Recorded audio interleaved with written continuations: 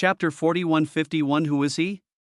6. The words landed with the force of revelation wrapped in conversation. His voice was calm, friendly even, having tone of someone discussing weather while standing in a hurricane, yet beneath that friendliness was something else. Something that felt like snakes crawling over exposed nerves, like reality itself developing an itch it couldn't scratch. Noah stared at this being with cold assessment.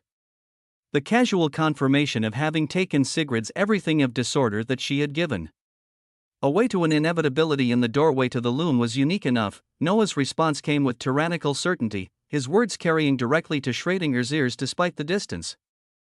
Despite the barriers, despite the impossibility, what notes could you possibly exchange? You are simply someone with a delusion of attaining a distinction of the from leftovers, are you not? The words buzzed in Schrodinger's ears with the particular resonance of truth cutting through paradox. For a moment, the beggar paradox's eyes widened with something that looked almost like delight. Then, in a display that drew attention from across the amphitheater, he began to laugh, a belly laugh. The laughter wasn't quiet or contained. It rang out across the gathered powers of existence with the kind of abandon that suggested someone had just heard the best joke in several eons.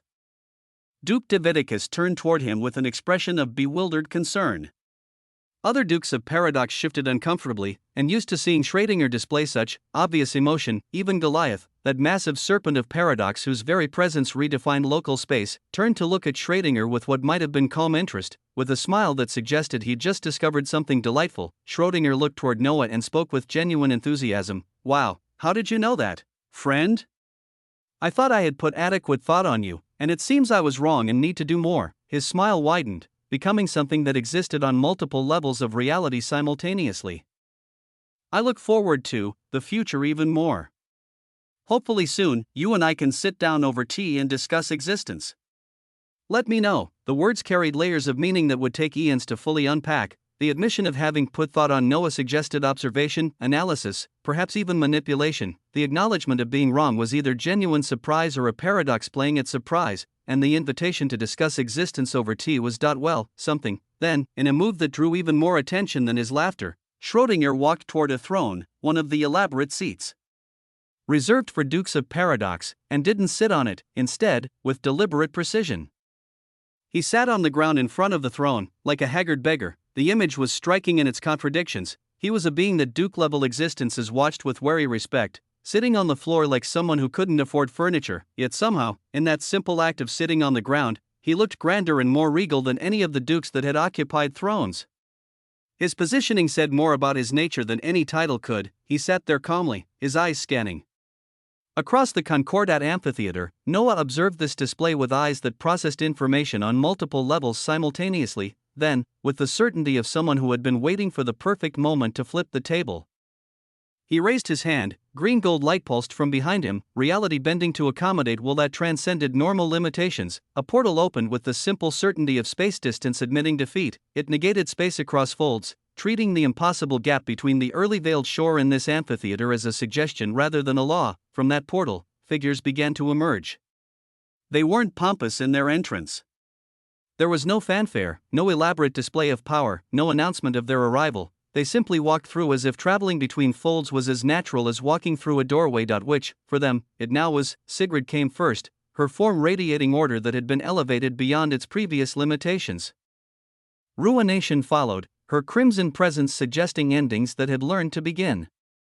The Infiniverse, Moiraine flowed through space like paradox-given form, and Titano's massive form somehow fit through the portal without difficulty, reality adjusting to accommodate existence that refused to be inconvenient. Kazuhiko, Erickson, and the Queen of Matter came last, golden books orbiting her form like planets of recorded possibility. Each one of them, without exception, emanated waves of complexity and purity that exceeded 10 trillion dukes. All of them, and there were still other figures coming out of the portal. The reaction across the amphitheater was visceral. In the section reserved for living paradoxes, Duke Davidicus and others turned toward Moiraine with expressions that cycled through disbelief, shock, and something approaching existential vertigo. They knew her and had known her as a prime living paradox, respected but not feared, powerful but not overwhelming. That had been a day ago. Perhaps slightly more. Now she stood as a duke, her power not just increased but fundamentally transformed. The impossibility of such rapid advancement broke against the reality of her standing there, creating paradoxes within paradoxes. How? Davidicus whispered, the word carrying across space despite its quiet utterance. How could an honored become a duke in mere days? She had a corpse of an early creature to do this. What did Moiraine have? But if the paradoxes were shocked, the reaction in the section of living origins was even more dramatic. Duke Gwendolen rose from her throne with a motion that shattered local space, her form trembling with shock, her eyes fixed on Sigrid with the kind of intensity that could have melted concepts. Her young Mississippi, the living order, the being she had sworn to protect. Now, Sigrid stood there radiating not just recovered power but power that exceeded anything she had possessed before, Duke-level authority wrapped around her like a mantle she had been born to wear. How? Gwendolen's voice cracked with emotion that Duke-level existence rarely permitted.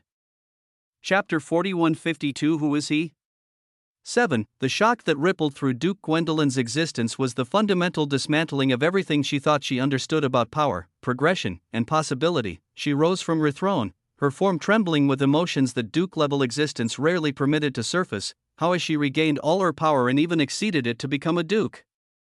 The words tore from her with the raw force of disbelief colliding with undeniable reality. Her eyes remained fixed on Sigrid, drinking in every detail as if careful observation might reveal this to be some elaborate illusion, some trick of perception that would dissolve under sufficient scrutiny.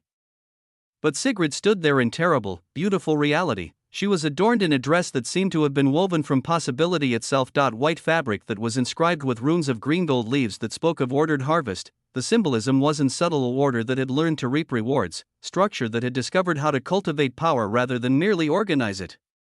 As Duke Gwendolen stared at this impossible transformation, movement behind her drew attention to a presence that had been observing silently until now. A woman floated upward, her ascent not dramatic but inevitable, rising above even Duke Gwendolen's position. The woman appeared to be in her 50s or 60s. An age that should have suggested decline in normal existence, but here spoke of accumulated wisdom that had transcended the usual relationship between time and power. Her beauty was unique for this apparent age. Beauty that had evolved, matured, become something that youth itself looked toward with envy. She was adorned in a golden robe which suggested that origin itself had chosen to take the form of clothing. Her hair fell in waves of white gold. But it was her eyes that commanded true attention. Pure white orbs that contained no iris, no pupil, just endless expanses of possibility that had chosen to manifest as sight. That is our weapon that we cultivated, she asked. That is the young Mrs. Current form? Duke Gwendolen was pulled from her stupor by that voice, turning toward the speaker with a respect that transformed her entire bearing. The shock fell away, replaced by something approaching reverence mixed with professional respect. Yes, origin ama, gias, origin ama, jama. The word carried weight. In its most basic form, it meant mother, but not in the biological sense alone. Ama was the one who nurtured when nurturing seemed impossible, who cared when care required sacrifice, who took responsibility for growth in ways that only someone who had born life into existence could truly understand. It was motherhood elevated to conceptual authority. The power to design the conditions for life to flourish. Duke Gwendolen looked toward this being with respect that went beyond mere hierarchy. Among the living origins, they had their own illustrious dukes, their own legends that made regular duke-level existence look like apprenticeship. The one who had come here, who had chosen to personally attend this gathering, was Origin Ama Gias herself. Gias nodded while keeping her gaze fixed on Sigrid, her pure white eyes reading information that existed in layers beyond normal perception. Then let us go get what is ours. The statement was simple, direct, and carried the particular certainty of someone who had never encountered a possession they couldn't reclaim. Yes, Origin Ama. Duke Gwendolen's response came with hesitation that she couldn't quite suppress, but she followed as Origin Ama Gias began moving toward Noah's section of the amphitheater. Other dukes fell in behind them, Duke Valen, Duke Albalos, Duke Septimus, Duke Marion. And others. More than half of the terrifying forces that the living origins had brought to this gathering moved as one toward that tiny sliver of the Concordat amphitheater that had been added almost as an afterthought. As they traversed the impossible architecture of the amphitheater, Duke Gwendolen's mind raced through everything that had occurred with Noah so far: the market in Eternitas Concordia, the display of impossible resources, the power displayed here. Each memory added another layer of complexity to the equation she was trying to solve. Origin Ama, she said carefully, her voice pitched to carry only to GIAs, we should proceed with caution. We do not know the true origins of Osmont. His capabilities suggest connections that interesting, Origin Ama GIAs interrupted, her tone carrying layers of meaning that would take epochs to fully unpack. We, living origins, do not know the origin of someone, and we even fear them while they take what is ours and showcase it before our eyes. Is that not interesting? The question wasn't really a question, it was an observation of failure, a notation of inadequacy that had been allowed to persist. Duke Gwendolyn fell silent at this, understanding that further advice would be taken as excuse rather than wisdom. She refocused on their destination, and that's when she saw him, Titano. The recognition hit her with the force of collision. This dot was a being she had held under her employ for years uncounted. Someone whose existence had been mutated with a lost forgotten principle that made him valuable despite his simple intelligence. She had cultivated him, protected him, used him as both weapon and tool. His loyalty had been absolute, his service unquestioned. She had released him for drops of milky golden treasure that Osmond had offered. A trade that had seemed more than fair at the time. The resources had been valuable beyond measure. It had been good business, sound strategy, optimal resource management, and they were all allies anyways, right? But now as she looked at him, standing among Noah's entourage with the casual confidence of belonging, he radiated the heavy pressure of a duke, Titano. A duke, the simple-minded titan she had treated as a useful but limited tool, now stood at the same level of existence she had spent eons achieving. The blank that overtook her mind was the complete failure of reality to align with expectation. Her heart.an organ that shouldn't have been capable of feeling at her level of existence, experienced a pain she couldn't explain. It was like holding a piece of gold for years, polishing it, protecting it, knowing its exact worth, then trading it for something that seemed grander, only to discover that the one you traded it to had found within that gold an entire mine of possibility you had never thought to look for. The gold you had held was now a meteor of precious metal, blazing across existence with light that made your careful polishing seem like willful blindness, luminous, glorious. Transformed, Duke Gwendolyn didn't know what to think as her eyes moved back to Osmond. Everything led back to him. Every impossibility, every transformation, every breaking of established rules traced its origin to that figure sitting on his throne with the certainty of someone who belonged there. Just who the hell was he? She gritted teeth that could have ground concepts into dust and continued following her leader, each step bringing them closer to confrontation that felt increasingly like walking into a trap that hadn't been set because the prey had never been considered worth trapping. On the other side of this approaching storm, Noah and his assembled dukes sensed the procession of living origins moving toward them with the inevitability of gravity. Sigrid had walked to the throne beside Noah's, but while he remained seated with tyrannical certainty, she stood not from deference but from readiness, her entire being coiled like a spring made from ordered violence. Her eyes flickered with sharp light as she kept her expression perfectly calm, watching the approaching origins with the attention of someone who had been expecting this moment, planning for it, perhaps even orchestrating it through an action. At the forefront of the procession, Origin Ama-Gias arrived with multiple dukes arranged behind her like weapons waiting to be deployed. She looked toward Noah and Sigrid in silence that stretched like a blade being slowly drawn from its sheath. The silence was immense, pressing against reality with weight that made existing feel like an act of defiance. Even Kor, who had been staring toward Schrödinger with that frustrated attempt at recollection, turned her attention to this confrontation, her ancient eyes bright with interest at what was about to unfold. On Noah's shoulder, Duke Whisker rose to his tiny feet, his stellar eyes taking in the arrangement of powers with calculation. In that heavy silence, he looked toward GIAs and spoke, Origin Ama, there is no need for all this. All of us here are allies, and HUUM. Before he could finish the thought that might have prevented catastrophe, Origin Ama-Gias turned her pure white gaze toward him. The look wasn't hostile, wasn't angry, wasn't even particularly interested. It was the gaze of someone noting an interruption that needed to be addressed before returning to important matters. Duke Whisker, she said, his name carrying the weight of complete knowledge, you have served the living origins with tremendous conviction for eons. You have my respect for that service, for the dedication you have shown to our collective cause. The praise should have been warming. Instead, it felt like the prelude to execution, but for how this entire issue has been handled. She continued, her tone remaining perfectly level, perfectly reasonable, perfectly terrifying. I won't admonish you. That would be beneath both of us. Instead, I am asking you, kindly, to stay out of the discussions for now. Your mentality does not seem decided on a side. WAA, Chapter 4153 Order. She paused, letting the weight of that observation settle before delivering the final cut, because currently, you are a living origin. But where have you been standing this whole time? The question buzzed in the air like a noose waiting for someone to notice they were already wearing it. Duke Whisker's tiny form went perfectly still, his mind thinking of those words, not just the words but the meaning behind them. The suggestion that his loyalty was in question, that his judgment had been compromised. He sighed, a sound that somehow carried despite his size, and when he spoke, his voice carried the weight of someone who had just realized that wisdom could come and go. Origin GIAs is indeed one of the leaders of living origins, he said, speaking clearly enough for all nearby origins to hear. I am certain she will be wise in her dealings with beings who have been aiding the young Mississippi, beings whose origins may trace to those terrifying fold dwellers from the wandering territories. Or perhaps beings that even living existences look up to. The warning couldn't have been clearer if he had painted it in letters of fire across the amphitheater. Don't make an enemy of Osmont. Don't assume you understand what you're dealing with. Don't let pride lead you into a confrontation you can't win. Origin GIA stared at him with those pure white eyes, and for a moment, it seemed like she might respond to the implicit warning with explicit action.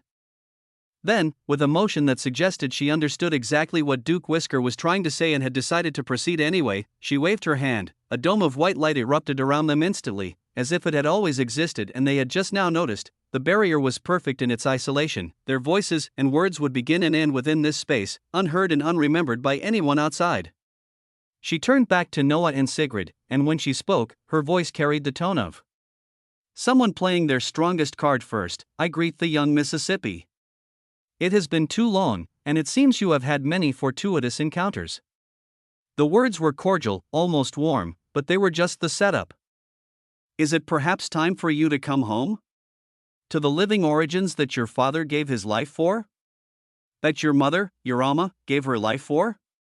That your sister gave her life for? The words landed like hammers made from crystallized loss. Each name, each relationship mentioned, was a wound that had never properly healed, a sacrifice that had been demanded and given for the sake of something greater. Sigrid's body trembled at the mention of her family. It was subtle, barely perceptible, but to those who knew her, who had seen her maintain perfect order even while giving away her everything of disorder, it was like watching a mountain crack, the pain at the heart of her existence.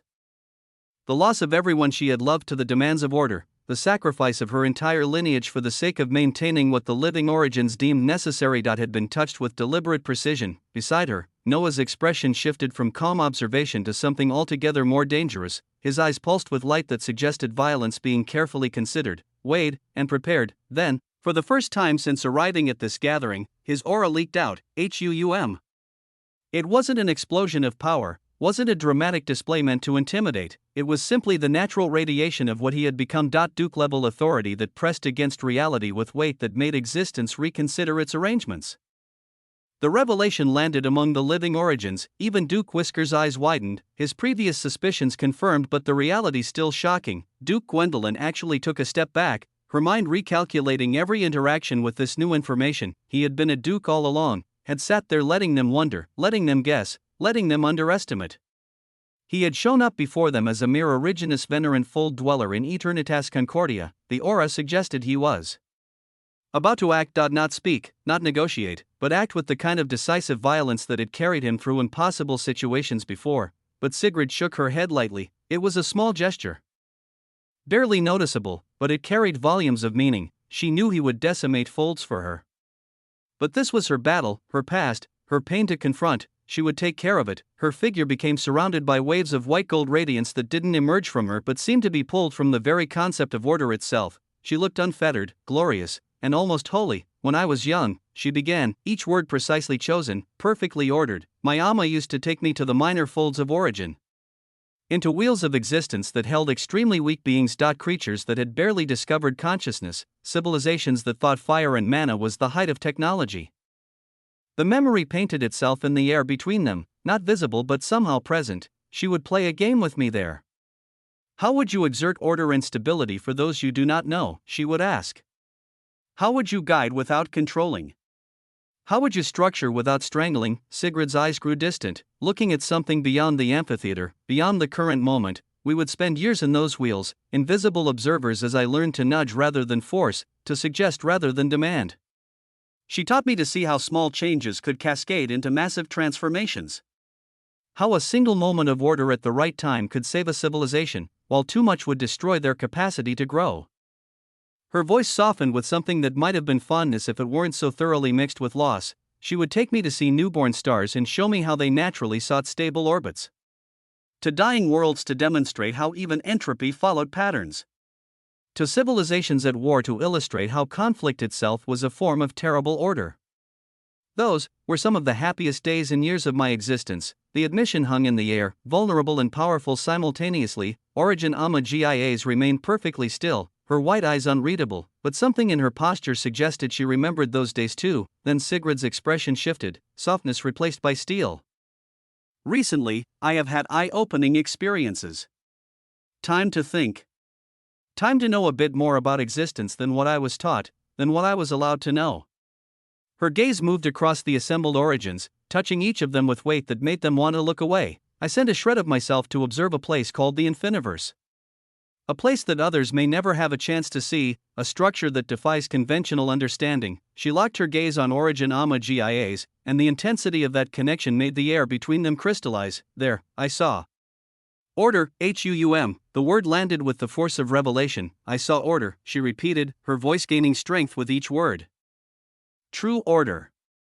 Not the rigid structure we impose, not the desperate control we maintain, but genuine order.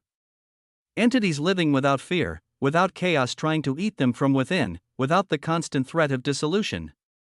Just pure order that arose naturally from proper foundation. Her body began to shine with radiance that made the dome of isolation tremble, and I told myself that was what I wanted to achieve, was it not? That was what my family died for. What your daughter, Origin sacrificed everything to protect. So I had time to think, the light around her intensified, order itself seeming to concentrate in her presence, for the sake of order. For the sake of origins. I would move along the same path to accomplish what needed to be accomplished. What my family, as you have so kindly brought them up, gave their lives to accomplish. The Origin beautiful features shifted minutely, something in her expression suggesting she sensed what was coming, that the trap she thought she was closing had somehow become a door Sigrid was about to walk through. But Sigrid continued, her words now carrying the weight of absolute declaration. Because of all that, I feel like my path is not to walk among the living origins. The statement landed like reality itself cracking. Duke Gwendolyn actually gasped. Other dukes stepped back as if physical distance might protect them from the implications. My path, Sigrid continued, each word a nail in the coffin of expectation, will establish order, but not with the help of living origins. Boom, the dome of isolation trembled from the weight of what was being declared within it, the living order, the ultimate expression of their authority, their carefully cultivated weapon. Their young Mississippi was rejecting them entirely, not betraying them. Not opposing them. Simply walking away from them as if they were irrelevant to her purpose. Fucking irrelevant. Oh, chapter 4154 Order. 2. The words buzzed in the air like the moment between lightning and thunder. That breathless pause where reality holds still, knowing that everything is about to change. She would establish order, but not with the living origins. The declaration rippled outward through the assembled origins like a stone thrown into perfectly still water, each wave carrying deeper implications than the last. Behind Origin GIAs, the collected dukes recoiled as if physically struck, their eyes stellar, crystalline, void-touched, burning, expressed a symphony of emotions, betrayal mixed with disbelief. Shock tangled with rage, and underneath it all, a current of something. That might have been fear. Not of Sigrid herself, but of what her rejection represented, the weapon they had forged turning away from their hand. The order they had cultivated choosing its own path.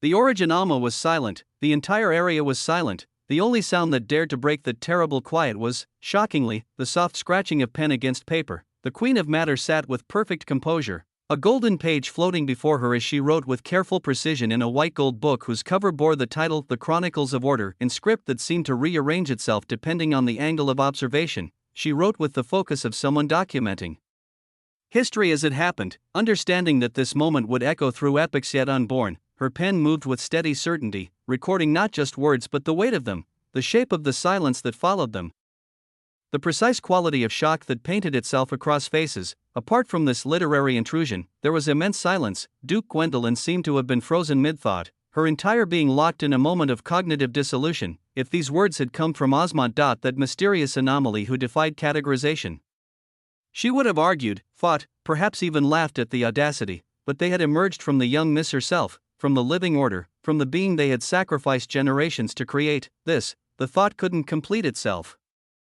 There was no framework for this betrayal that wasn't betrayal, this rejection that was somehow more insulting than opposition. At least enemies acknowledged your importance by opposing you, Sigrid was simply walking away. Sigrid remained calm after her words. The white gold radiance that surrounded her didn't flicker or waver. Order itself seemed to have accepted her decision. Perhaps it even been waiting for it. Origin Gias continued staring with those pure white eyes that contained depths suggesting she had seen the birth and death of concepts themselves. Then, with movement that managed to be both graceful and threatening, she began to float toward Noah and Sigrid. Her hand rose with gentle authority, a simple gesture that stopped all others from following. She descended until she stood directly in front of them. Close enough that the terrible power she contained, hundreds of trillions in complexity and purity compressed into form, created its own atmosphere. The air grew thick with potential violence carefully leashed, destruction politely declining to manifest. Her entirely white eyes were eerie and majestic simultaneously. She looked at Sigrid with an expression that might have been maternal if mothers could unmake existence with a thought, then shifted her gaze to Noah with assessment that seemed to be cataloging every possible way to end him. I also have a memory from childhood that I will share with you, she said, her voice carrying the particular tone of someone about to weaponize nostalgia. If you don't mind, without waiting for permission that wouldn't have mattered anyway, Origin Gias began. When I was young, and yes, even beings like us were young once, I would listen to the reports my Origin received. Every morning, without fail, lists of names, living origins who had fallen to inevitabilities. Living existences who had been consumed by paradoxes. The talented erased by chaos. The promising dissolved by disorder. Her voice carried the weight of accumulated loss, each word another grave in an infinite cemetery. Every day, there would be death. Not the clean death of age or the honorable death of battle, but the senseless death of existence simply failing to continue. Children who would never grow. Lovers separated by dissolution. Entire lineages erased because chaos had decided to express itself through their destruction. She paused, her white eyes growing distant with memory. One day, I was taken to witness truth firsthand. Near a doorway to the loom that held extremely unique resources. Materials that could elevate existence itself, but also an overabundance of inevitabilities. The expedition was supposed to be routine. 300 honored living existences. 50 royal living existences. Veterans all. Beings who had survived impossibility before. The temperature around them dropped, though whether from her power or the weight of memory was impossible to determine. I watched as they died. Not heroically, not meaningfully, just ended.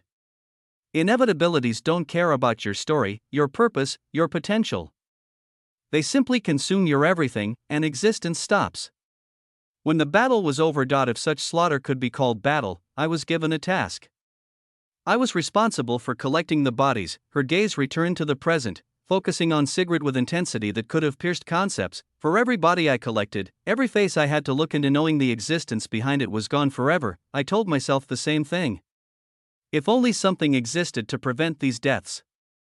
If only existence didn't have something missing that caused all this chaos. If only there could be order.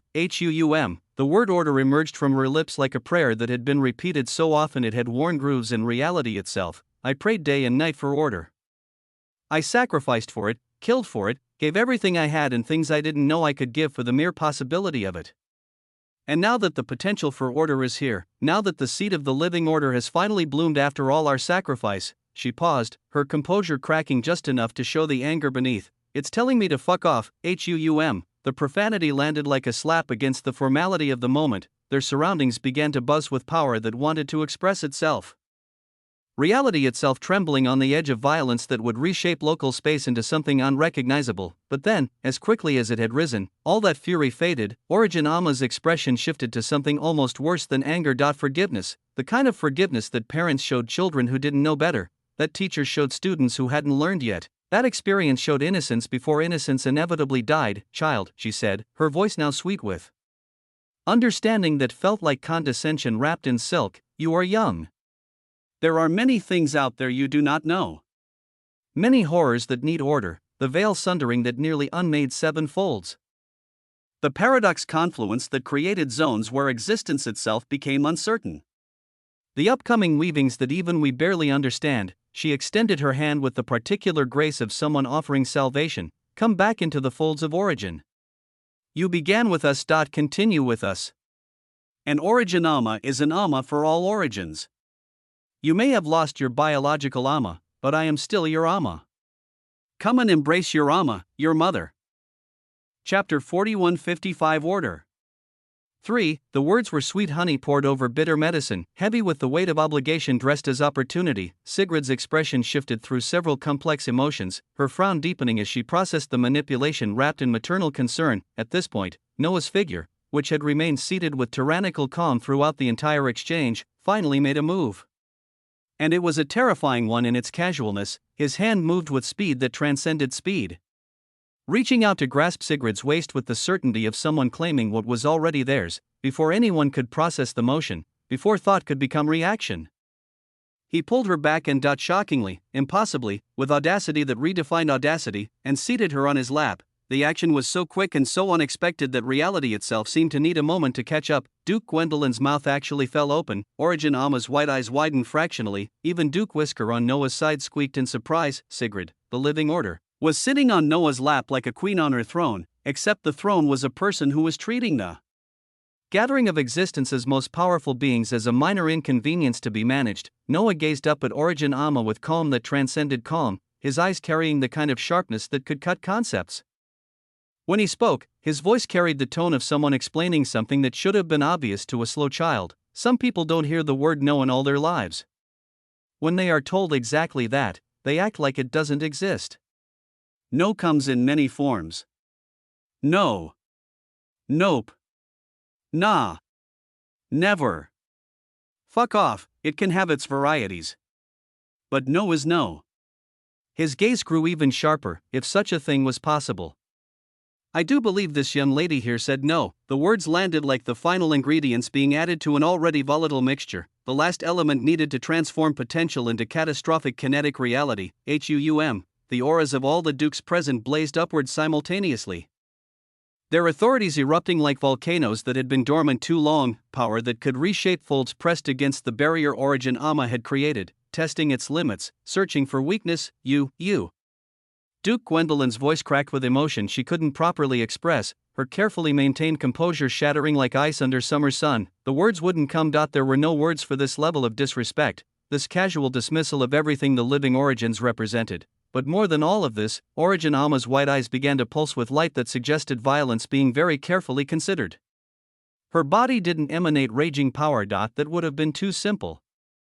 Too crude. Instead, she contained it, compressed it, refined it into something that would be absolutely decisive when released. Sigrid observed the volatile scene developing around them. The living origins behind GIAs burned with their authorities even higher, reality itself beginning to buckle under the combined pressure of so many Duke-level existences preparing for violence. Order, she said simply. The word should have carried weight, should have commanded attention, but nobody paid attention to it.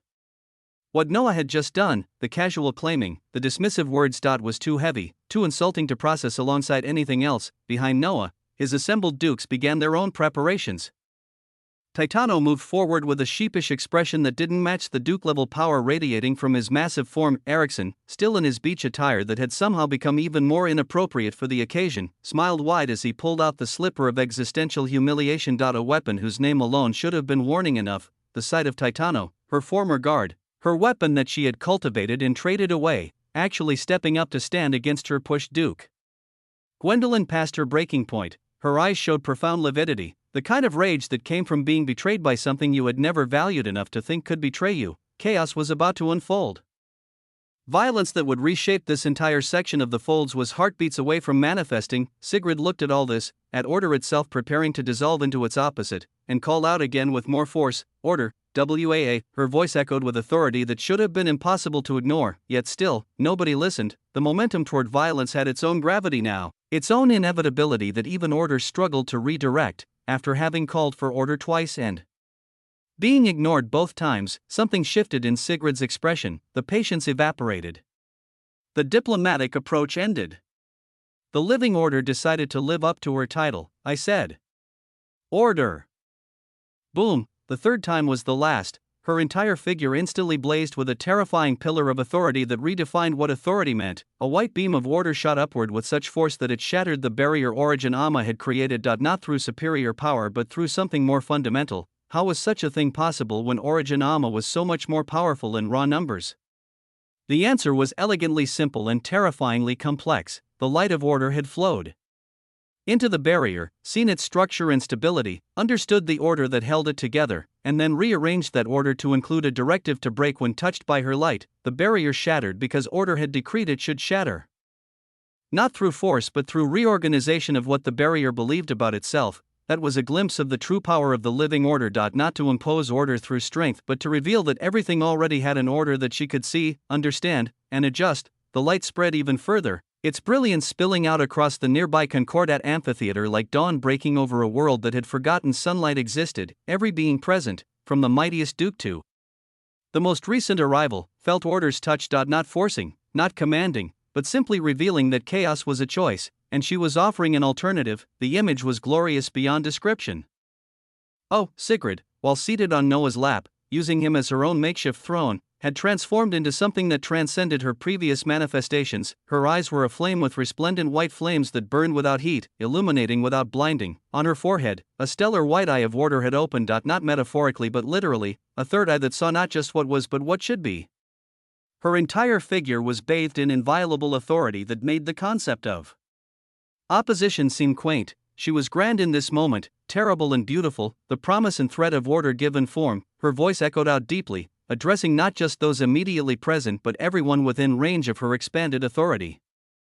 Before me, there will be order. The declaration didn't request or demand. Oh, it simply stated what would be, with the certainty of gravity declaring that things would fall. The scene was glorious in its composition. The elevated beings frozen in tableau of interrupted violence, Sigrid crowned with glorious authority while seated on Noah's lap as if he were her throne. The shattered remnants of Origin Amma's barrier falling like snow made from crystallized impossibility, magnificent in its implications. The living order had just demonstrated that raw power meant nothing if she could simply reorder its purpose, quintessential in its perfection. This was what it meant to truly embody a concept rather than merely wield it. Oh, what a moment to witness, what a declaration of independence through the very force she was supposed to use in service to others. Chapter 4156 Order. 4. The glorious beam of white light that spilled forth from Sigrid expanded outward like dawn breaking over a world that had forgotten what morning meant. It washed across the Concordat amphitheater, and where it passed, subtle changes rippled through existence itself. Above each section of the amphitheater, reality had already transformed to match the nature of the living existences gathered there. The space above the paradoxes writhed with uncertainty made visible. Storms of possibility that existed and didn't exist simultaneously. The area over the temporals flowed backward and forward through time like a river that couldn't decide which way was downstream. Each section bore its own signature of chaos, its own particular flavor of disorder that had been accepted as natural. Yet the moment Sigrid's light of order passed by, everything changed. Over the section of paradoxes, where contradictions swirled like storms trying to tear themselves apart, Schrödinger actually rose to his feet, his eyes widened with something that might have been surprise or delight or both simultaneously as he watched the waves of paradox that had been churning in endless conflict suddenly settle. The storm became ordered drops of rain that began to flow with certainty.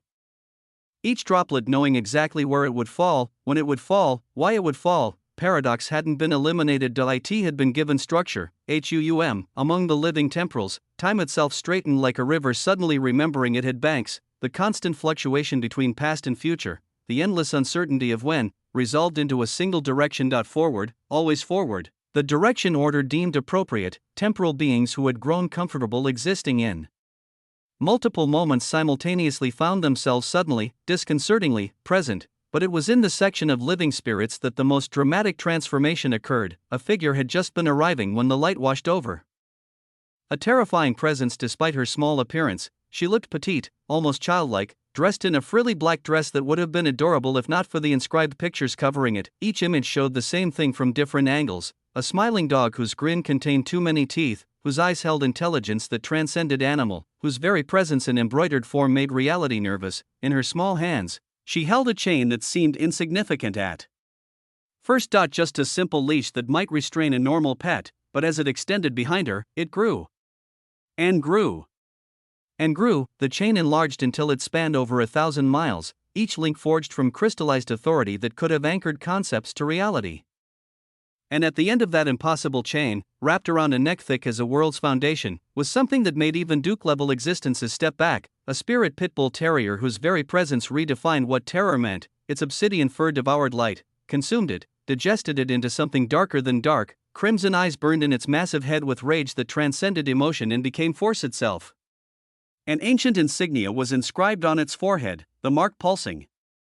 With power that predated current understanding of what power meant, as it should stem from the earliest folds, the dukes following behind the petite figure maintained careful distance, their wariness palpable.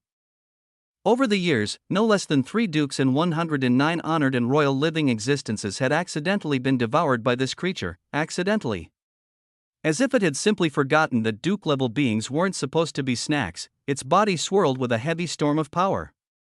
The complexity emanating from it near exceeded 1 quadrillion, the marker of a young early creature contained in the form of a pet. When the light of order washed over this area, something unprecedented occurred. The petite duke turned instinctively toward her terrifying companion, expecting to need to reinforce the chains, to exert her authority to keep the beast contained through this new stimulation. But what she saw made her eyes widen with shock. The ferocious crimson eyes, usually burning with rage that could melt concepts, actually loosened. The constant tension in the massive body, the readiness to destroy that defined its every moment, simply relaxed. The snarl that had been its default expression for eons softened into something that might have been contentment. It became calm. Ordered, Fluffy, the petite duke exclaimed, her voice carrying delight. The curse of rage lessened? Fluffy, this was the name of this terrifying creature, and she, its owner. She was known among the living spirits as the Beast Shepherdess. The only being who had successfully tamed spirits that shouldn't be tameable. Who walked nightmares on leashes and made pets of horrors. Her eyes shone brilliantly as she waved her hand, and the massive, terrifying pitbull actually bent its enormous head to gently nudge her with affection that would have been touching if it didn't come from something that could unmake folds with a bark. The Beast Shepherdess turned toward the source of the white light, her gaze honing in on the figure whose authority had accomplished what eons of effort hadn't, bringing true calm to her cursed companion. Her eyes found Sigrid, still seated on Noah's lap like a queen on the strangest throne ever conceived, radiating order that didn't impose but revealed. Across the amphitheater, similar scenes played out. Living concepts found their ideas suddenly organized into hierarchies that made sense. Living dimensionals discovered their spaces had coordinates that remained consistent. Living quantums realized their probabilities had collapsed into certainties without losing their quantum nature. Each environment experienced its own form of ordering as the light passed over, and many rose with stern eyes, recognizing that this white light was indeed living existential authority. But it wasn't any of the 10 they were familiar with. What was this? The question rippled through the gathering like waves through still water. This was new. This was unprecedented, on the side of the paradoxes. Schrödinger had risen with a smile that suggested he was about to do something characteristically grand and paradoxically straightforward. His hands began to move in patterns that existed and didn't exist, preparing something that would either clarify everything or confuse it beyond recovery. But then his expression changed. The smile that had been forming, that expression of someone about to reveal they had been playing a different game all along, simply faded. His gaze, usually focused on multiple points simultaneously, locked onto a single location. He looked up, toward skies filled with the purple-blue temporal river that had become more ordered under Sigrid's white light. Where nothing existed that hadn't been there before, but in the next moment, at the exact spot where Schrödinger's gaze had fixed, figures began to appear.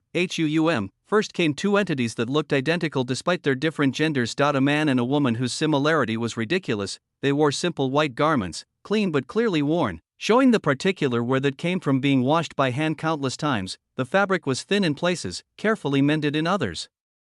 Carrying the dignity of those who maintained what little they had with pride, in their hands were not weapons of power, not artifacts of authority, not symbols of their elevation. They carried farming tools. Chapter 4157. Who do you represent? The man held a rake whose tines had been worn smooth by use. The woman carried a hoe whose blade had been sharpened so many times it had changed shape. Both had white-blue hair that seemed to contain the color of sky just before dawn, that liminal moment when night admitted defeat but day hadn't quite claimed victory. The moment they appeared, others materialized beside them, all wearing similar farmers' clothing, all carrying tools of cultivation rather than destruction. 7 more figures resolved from possibility into presence, until 9 stood in total above the gathering of existence's most powerful beings, and the moment all 9 had fully manifested.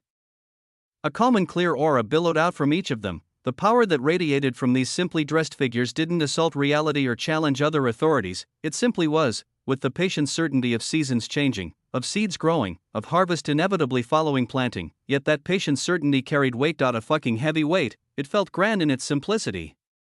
It felt like harvest in its inevitability. And undoubtedly, unmistakably, impossibly. It exceeded 1 quadrillion.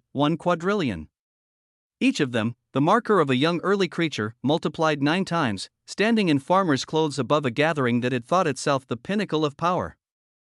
What was most shocking wasn't just the magnitude but the nature of their power. 5 of the 9 entities showed no living existential authority at all, marking them clearly as full dwellers. Beings who had achieved impossible height without becoming living existences, who had remained purely themselves while transcending what themselves meant. Among the other 4, the variety was telling. One radiated the authority of a living concept, another bore the signature of a living origin, the third existed as a living paradox. The fourth thrummed with the power of a living quantum, yet despite these different natures, they all seemed to come from the same place, shaped by the same philosophy. United in purpose that transcended their individual authorities, from among the twins, the man raised his rake with the casual gesture of someone about to make a point in friendly conversation. When he spoke, his voice boomed out, "It seems full dwellers were not invited to this exclusive meeting. We sincerely hope it won't be an intrusion to now appear." The words carried no threat, no challenge, no demand, they were simply observation and hope, stated with the patience of farmers who understood that some things couldn't be rushed, that proper timing mattered more than force. Down below, beings who had thought themselves at the apex of existence gazed upward in astonishment. Noah remained seated with Sigrid still positioned on his lap, but his eyes had sharpened to points of interest that could have cut through veils between realities. These were most likely full dwellers from the wandering territories. Beings who had achieved early creature-level power while maintaining their original natures, who had found a different path to transcendence, the legacy of the first farmer. Oh, legacy. Once something was gone, not what exactly did it leave behind? Such a question was hard to answer, but there was a conversation that took place in the earliest folds which talked about what a truly important something left behind. Once it was gone, it was a conversation between the living emotive and the living paradox. Back then, the living emotive stood before bars that weren't physical but conceptual, barriers made from the idea of containment rather than any material that could be broken. Behind those bars, the living paradox existed in its state of eternal imprisonment. Punishment for actions that had reshaped existence itself. The emotive's form rippled with colors that had no names, each hue representing a different emotional state cycling through its being. But at this moment, those colors had settled into something approaching calm, not the absence of emotion but the presence of all emotions in perfect, terrible balance. "You seem peaceful," the living paradox observed, its voice holding the particular quality of being both question and statement. Has the living emotive finally let go? Finally accepted what is? The emotive considered this, its form shifting through spectrums of feeling before settling on something that might have been acceptance. "Don't worry about me. I came to ask you something today." "The living order ceased because of you," it said, the words carrying no accusation, just observation. "How does that feel? What will existence be without order? What will it leave behind?" Laughter erupted from the imprisoned paradox. Not mere sound but the concept of amusement given voice. Is order really order if it collapses? Perhaps it was never meant to spread. Perhaps existence was meant to be without order. The laughter continued, growing darker, more certain. If order ever resurfaces, existence itself may inherently oppose it. Is existence not meant to be chaotic? Filled with ever-increasing wonder and disorder? Order is the anomaly, not chaos. Order is the mistake that reality occasionally makes before correcting itself. The living emotive listened to this philosophy with perfect stillness, processing the implications of existence that might be fundamentally opposed to structure. Then, with simplicity that cut through all the complexity, it responded, "I see." The living paradox's attention sharpened at this acceptance, and when it spoke again, its voice carried a different quality. Anticipation mixed with ancient wariness. "What of you, though? Out of all of us, I was always most cautious of you. I knew the day you snapped would be terrifying beyond measure. Have you snapped yet? Or are your emotions still ordered?" The question buzzed in the space between them like a blade waiting to fall. The living emotive's form began to shift, colors deepening and brightening simultaneously, creating patterns that shouldn't have been able to coexist. then it smiled. An expression that shouldn't have been possible on a being made of pure emotion, yet there it was, dangerous and beautiful and terrible all at once. Did you not just say the nature of existence was disorder? The smile widened, becoming something that made even paradox shine. So you tell me. What state is my existence now? That of order, or disorder, The question reversed everything, turned philosophy into weapon, made the living paradox confront its own logic. If existence was truly meant to be chaotic, then the living emotive embracing chaos wouldn't be snapping. It would be achieving its proper state. But if emotions without order were truly terrifying, then perhaps order had more value than paradox claimed. Against such a question, the living paradox did not reply. And only smiled devilishly. The silence stretched between them, heavy with implications that would take eons to fully unpack. In that prison outside normal existence, two fundamental forces of existence played a game whose rules were themselves part of the game, whose victory conditions changed depending on who was winning. It was unknown how that conversation ended. Another question that was never answered. Was exactly what legacy the living order left behind. Chapter 4158. Who do you represent? 2. Legacy. The word carried weight that exceeded its simple syllables, encompassing all that beings hoped to leave behind when existence finally forgot to include them in its calculations. Some legacies were grand monuments to achievement that stood as testimony long after their creators had dissolved into constituent particles. Others were modest. A recipe passed down, a story remembered, a kindness that rippled forward through generations who never knew its source. Consider the father who spent decades accumulating wealth, building an empire of gold and influence, only to leave his million-dollar legacy to a son whose primary talent was transforming assets into regrets. The old man spun in his grave. Metaphorically, since graves were more suggestion than requirement at certain levels of existence, watching his life's work become someone else's cautionary tale about the importance of teaching values alongside vault combinations, or the martial saint who carved his techniques into reality itself, ensuring his fighting style would endure beyond his bones. He selected a grand young master as heir, someone whose talent seemed to promise the art would reach new heights. Instead, that young master managed to offend a wandering protagonist on his third day of inheritance, and watched everything. Techniques, treasures, even the memorial tablet, get absorbed by someone whose primary qualification was being in the right place at the right time. The martial saint didn't just spin in his grave, he achieved rotational velocity that could have powered small omniverse. There were legacies of art that inspired ages, legacies of wisdom that guided the lost, legacies of cruelty that poisoned wells of possibility for eons uncounted, each one a bet on the future.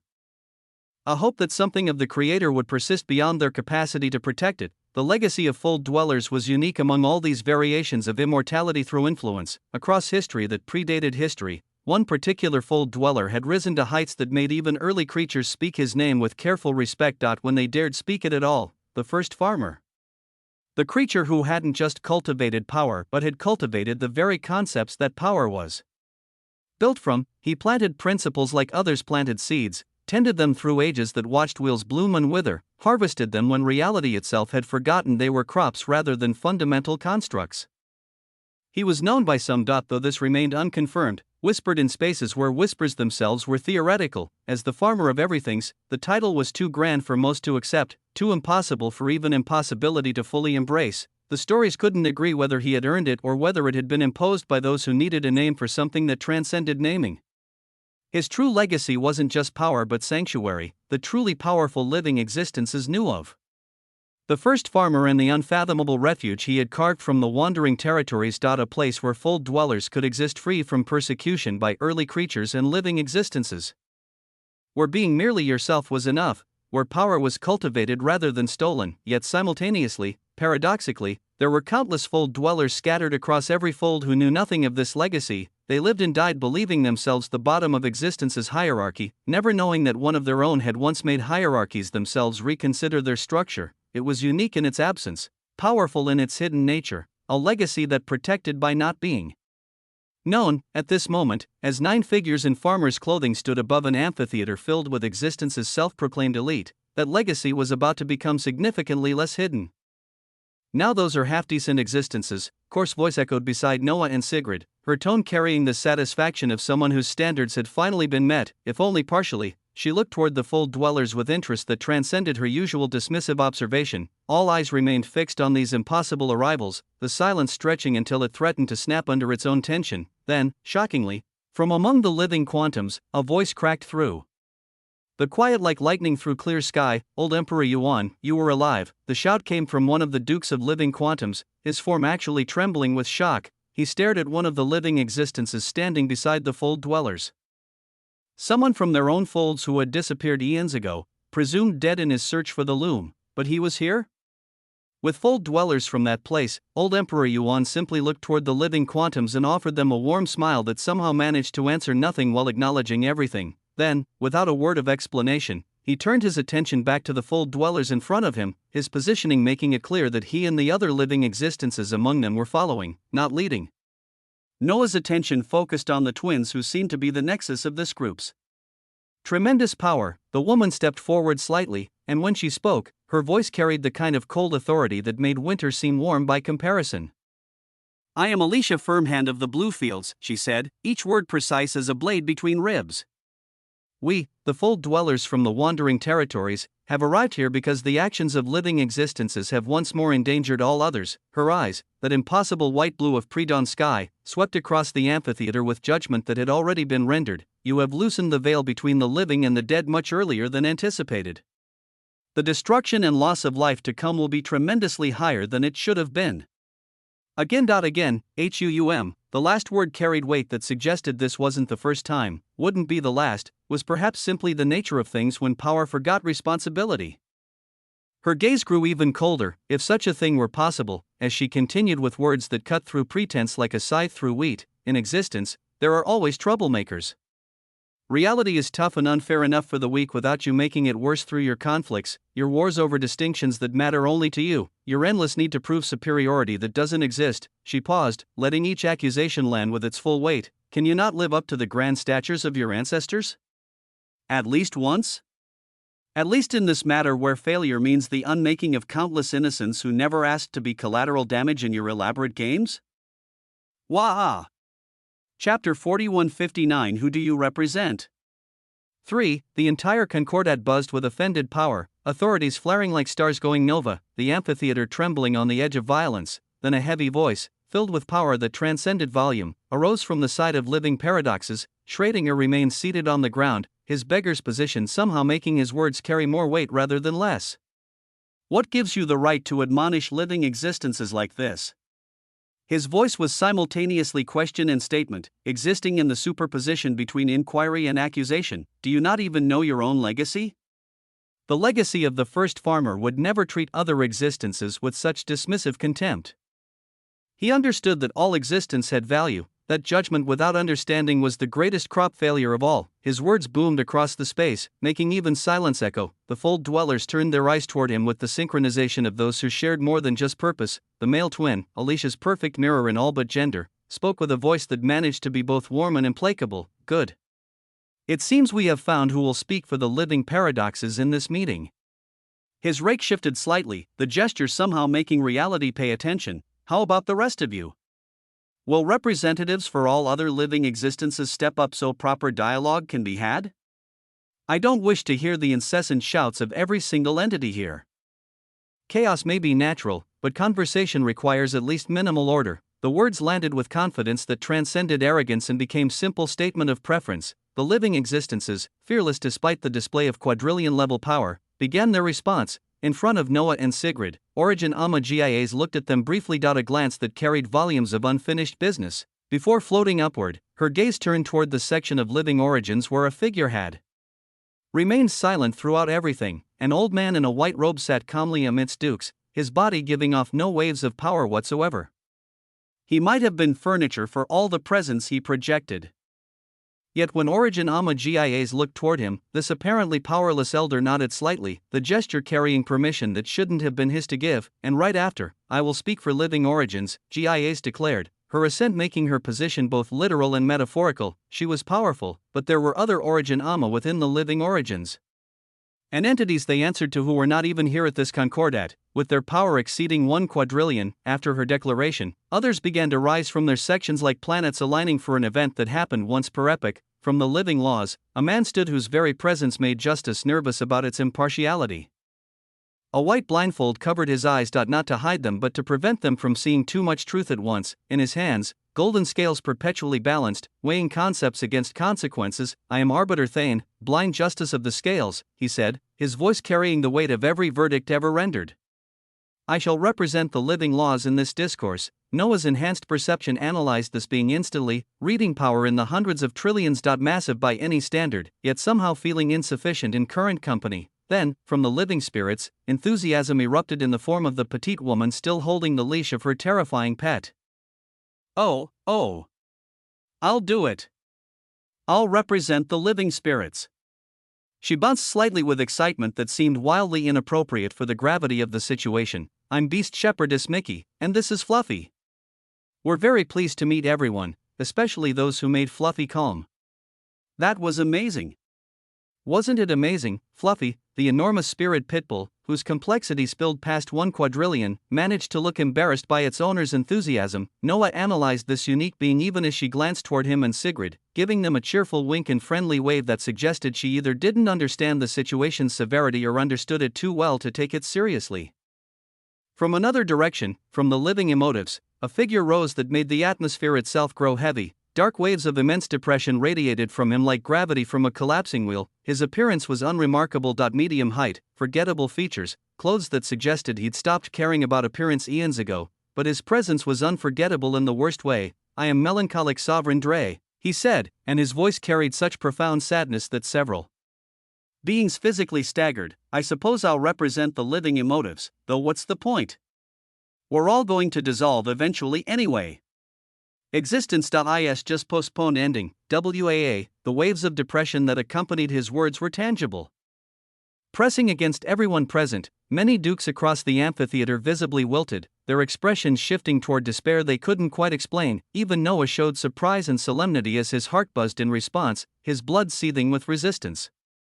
Prompts materialized before his vision. The seed of the principle of perpetual harvest senses your tremendous effort to not have your emotions manipulated. Mental defense will be increased for the next day. Resistance to emotional manipulation developing. Complexity gained. 50000000000. Purity gained. 50000000000. Noah gazed at this with stern eyes before looking toward the living emotive. This depressed-looking entity seemed more dreadful than many other dukes present.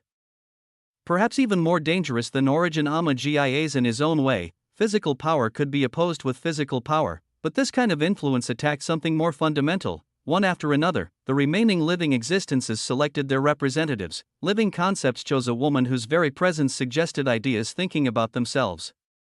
Living dimensionals selected a being that existed in 17 spaces simultaneously. Living temporals picked someone who had already potentially finished this meeting in 3 different timelines. And other living existences chose their representatives. When all was said and done, when every faction had declared their speaker, the fold dwellers turned their collective gaze toward an unexpected target, Noah and Sigrid. The weight of that attention was like reality itself asking a question. Alicia Firmhand voiced what everyone was suddenly thinking. And what exactly do you few represent? The question blazed in the air with deceptive simplicity. They weren't living existences. At least, Noah wasn't.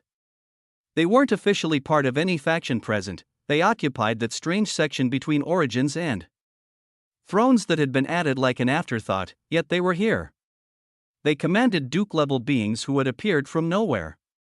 They sat in thrones while beings of immense power stood. What did they represent indeed?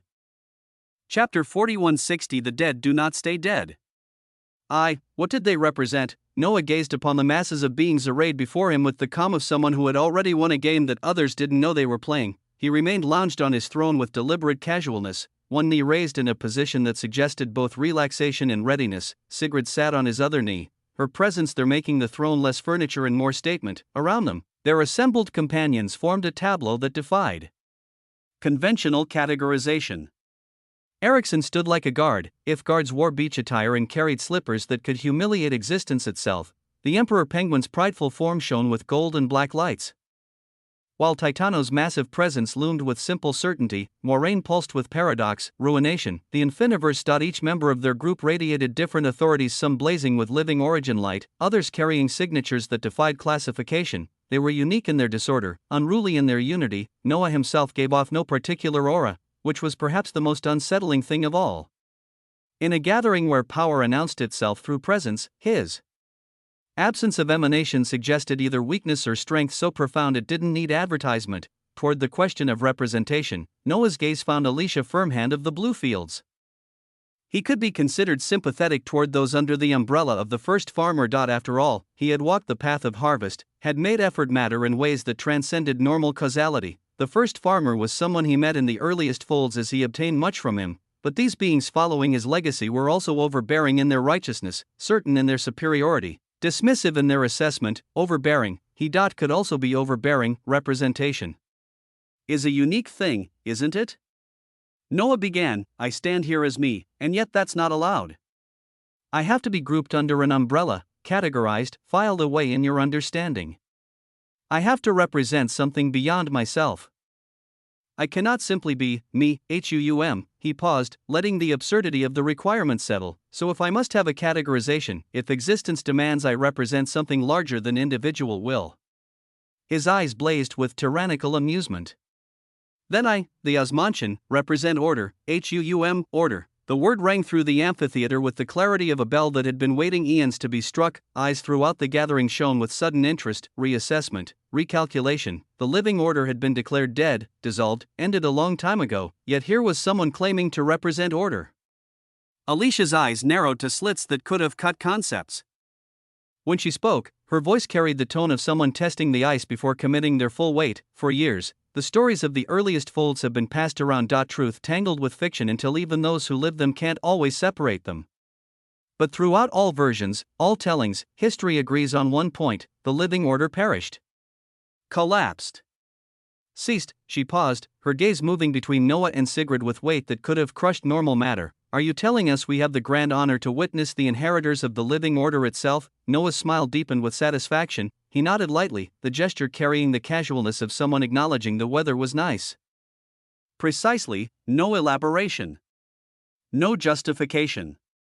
No proof offered or demanded, just that single word dropped into the silence like a stone into still water, creating ripples that would spread until they became waves. The assembled powers waited for more. For explanation, for demonstration, for anything that would let them categorize this claim as truth or delusion, but nothing came. Noah simply sat there, Sigrid on his knee, their combined presence making arguments seem suddenly unnecessary. Alicia Firmhand studied them for a long moment, her expression cycling through assessments that would have taken normal minds years to complete. Then, surprisingly, she smiled. An expression that transformed her cold features into something almost warm. Very well. So it shall be. The acceptance was simple, complete, and somehow more threatening than challenge would have been. She turned from them, her gaze sweeping across the Concordat amphitheater with renewed purpose. With a gesture that suggested reality was merely a canvas waiting for her brush, she waved her hand. The air before her shimmered, twisted, then resolved into a massive illusory screen that showed another region of the temporal folds entirely. The image that materialized made several beings pulse involuntarily. A massive obsidian skeletal form was emerging from a cloud of darkness that shouldn't exist. A dead existence of terrible proportion, followed by countless smaller versions whose heads were raised high, jaws gaping as they began devouring the very substance of existence around them. Life didn't just end where they touched, it ceased to have ever been, creating expanding zones of absolute negation. Noah's eyes sharpened with recognition that sent cold calculation through his mind. These were dead existences he knew. Beings that had been killed over a day ago by him and other living existences during that catastrophic battle. The primordial death that had required multiple dukes to stand against the creature he had decimated with Yashinami's power. They were back, on the screen Alicia had conjured. Response came swift and decisive, a massive illusory hole materialized above the dead existences. It descended with the weight of inevitability. Boom, the impact transcended mere physical collision. The primordial death. That being which had required coordinated Duke-level assault to be held back, was cut into decimated broken bones in a single sweep. Not killed or destroyed, he was harvested. The remnants of bone twisted and compressed, transforming into obsidian seeds that contained the essence of what had been. A massive hand manifested from above, fingers the size of buildings moving with delicate precision as they plucked these seeds. All that remained of the dead existences, their threat transformed into potential. The display of power was staggering. Alicia's gaze moved across all the living existences present, her expression carrying the weight of someone about to deliver truths that comfort had long hidden. Those were the dead existences you all killed a day ago, she said, each word precise as a scalpel cut. That reality I just showed was me taking care of them again not too long ago. She paused, letting the implication sink in. Let that be the first lesson for all those here on why this is such an issue. The dead do not stay dead. Chapter 4161. The dead do not stay dead. 2. The words landed like physical blows. The dead did not stay dead. Several dukes, honored, and royal living existences actually rose from their thrones, their understanding of victory suddenly revealed as delusion. They had fought, had won, had celebrated their triumph over death itself. But death, it seemed, didn't acknowledge defeat. Alicia continued, her voice growing colder with each word. The wandering territories had means prepared for the thinning of the veil. Contingencies developed over eons, tested through catastrophe, refined by necessity. Those preparations will now fall short because living existences, some or all of you, made the ridiculous choice to play with death and accelerated this entire process. The accusation landed in the air like a blade waiting to fall. Before it could fully settle, Origin Amagia's eyes blazed with white flames that made local space reconsider its temperature. The living origins and other living existences do not play with death, she declared, her voice carrying the righteousness of someone who had already decided their own innocence. The living paradoxes, on the other hand, made moves recently where, as always, through their hands, things become tainted and worse. She turned toward the section of living paradoxes, her gaze finding the terrible form of Goliath and the seated figure of Schrödinger. Living paradoxes are the bane of existence itself. Through them, endless inevitabilities have continued to rise, spreading chaos where there should be order. And now they called for this concordat after taking the corpse of an early creature and desecrating it. Her voice rose with each accusation. Once more, they give rise to endless agony and death. The only ones at fault, the only ones full dwellers should be aiming their weapons at or living paradoxes. Boom. The words were heavy with the weight of blame being firmly assigned, responsibility being deflected with the skill of eons of practice. After hearing them, Schrödinger only smiled. It wasn't a pleasant expression.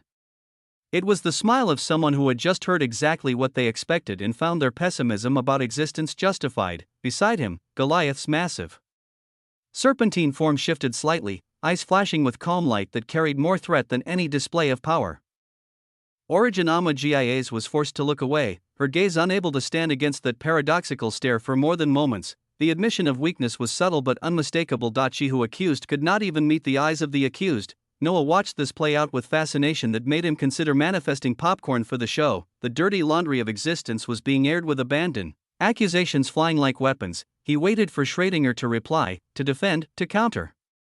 Accuse. But the beggar paradox simply continued smiling, looking upward as if the ceiling held something far more interesting than this predictable drama. Shockingly, it wasn't the paradoxes who responded. Alicia Firmhand's cold voice cut through the silence with the precision of someone who had been waiting for exactly this opening, who had the corpse of the early creature before the living paradoxes. The question landed like ice water on flame. She continued without waiting for an answer that everyone already knew. Did the coalition of living existences not hold this corpse in their enclaves? Did you not study it, feast upon it, benefit from its impossible flesh? And you say you do not play with the dead? You claim the living paradoxes have all the blame while your own hands drip with the same corruption. Immense silence followed these words. On his throne, even Noah leaned forward slightly. His interest genuinely piqued by this turn of accusation. Throughout the amphitheater, the faces of many living existences soured like milk left in sunshine. The living paradoxes brightened considerably, with Schrödinger actually chuckling. A sound that suggested he was watching a grand show that didn't even involve him, just happened to be occurring in his vicinity. Alicia's voice took on a philosophical weight as she delivered her closing argument. When one plays with the dead, they invite even more death to themselves. It's not a curse or punishment. It's simply the nature of things.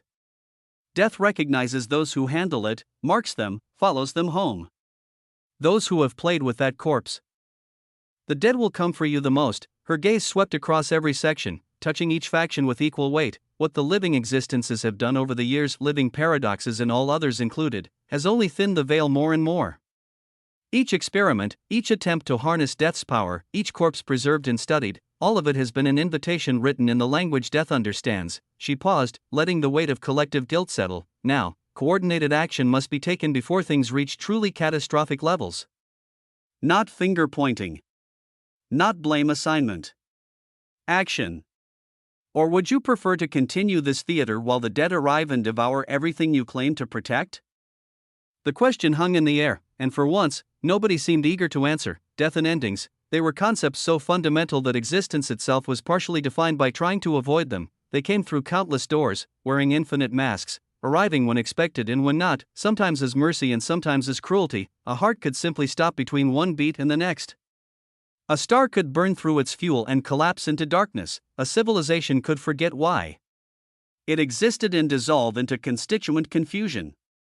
An idea could be proven wrong and cease to matter. Death was democratic in its inevitability, yet infinitely creative in its methods. In the earliest folds, many tales were shared among those who shaped reality, but there was one story that, for the most part, stayed with those involved in the events. Not from secrecy but from a kind of embarrassed hindsight that made all parties wish they had paid more attention. At an unfathomable moment in time, when concepts were still learning what they meant, the living emotive went to see the living concept.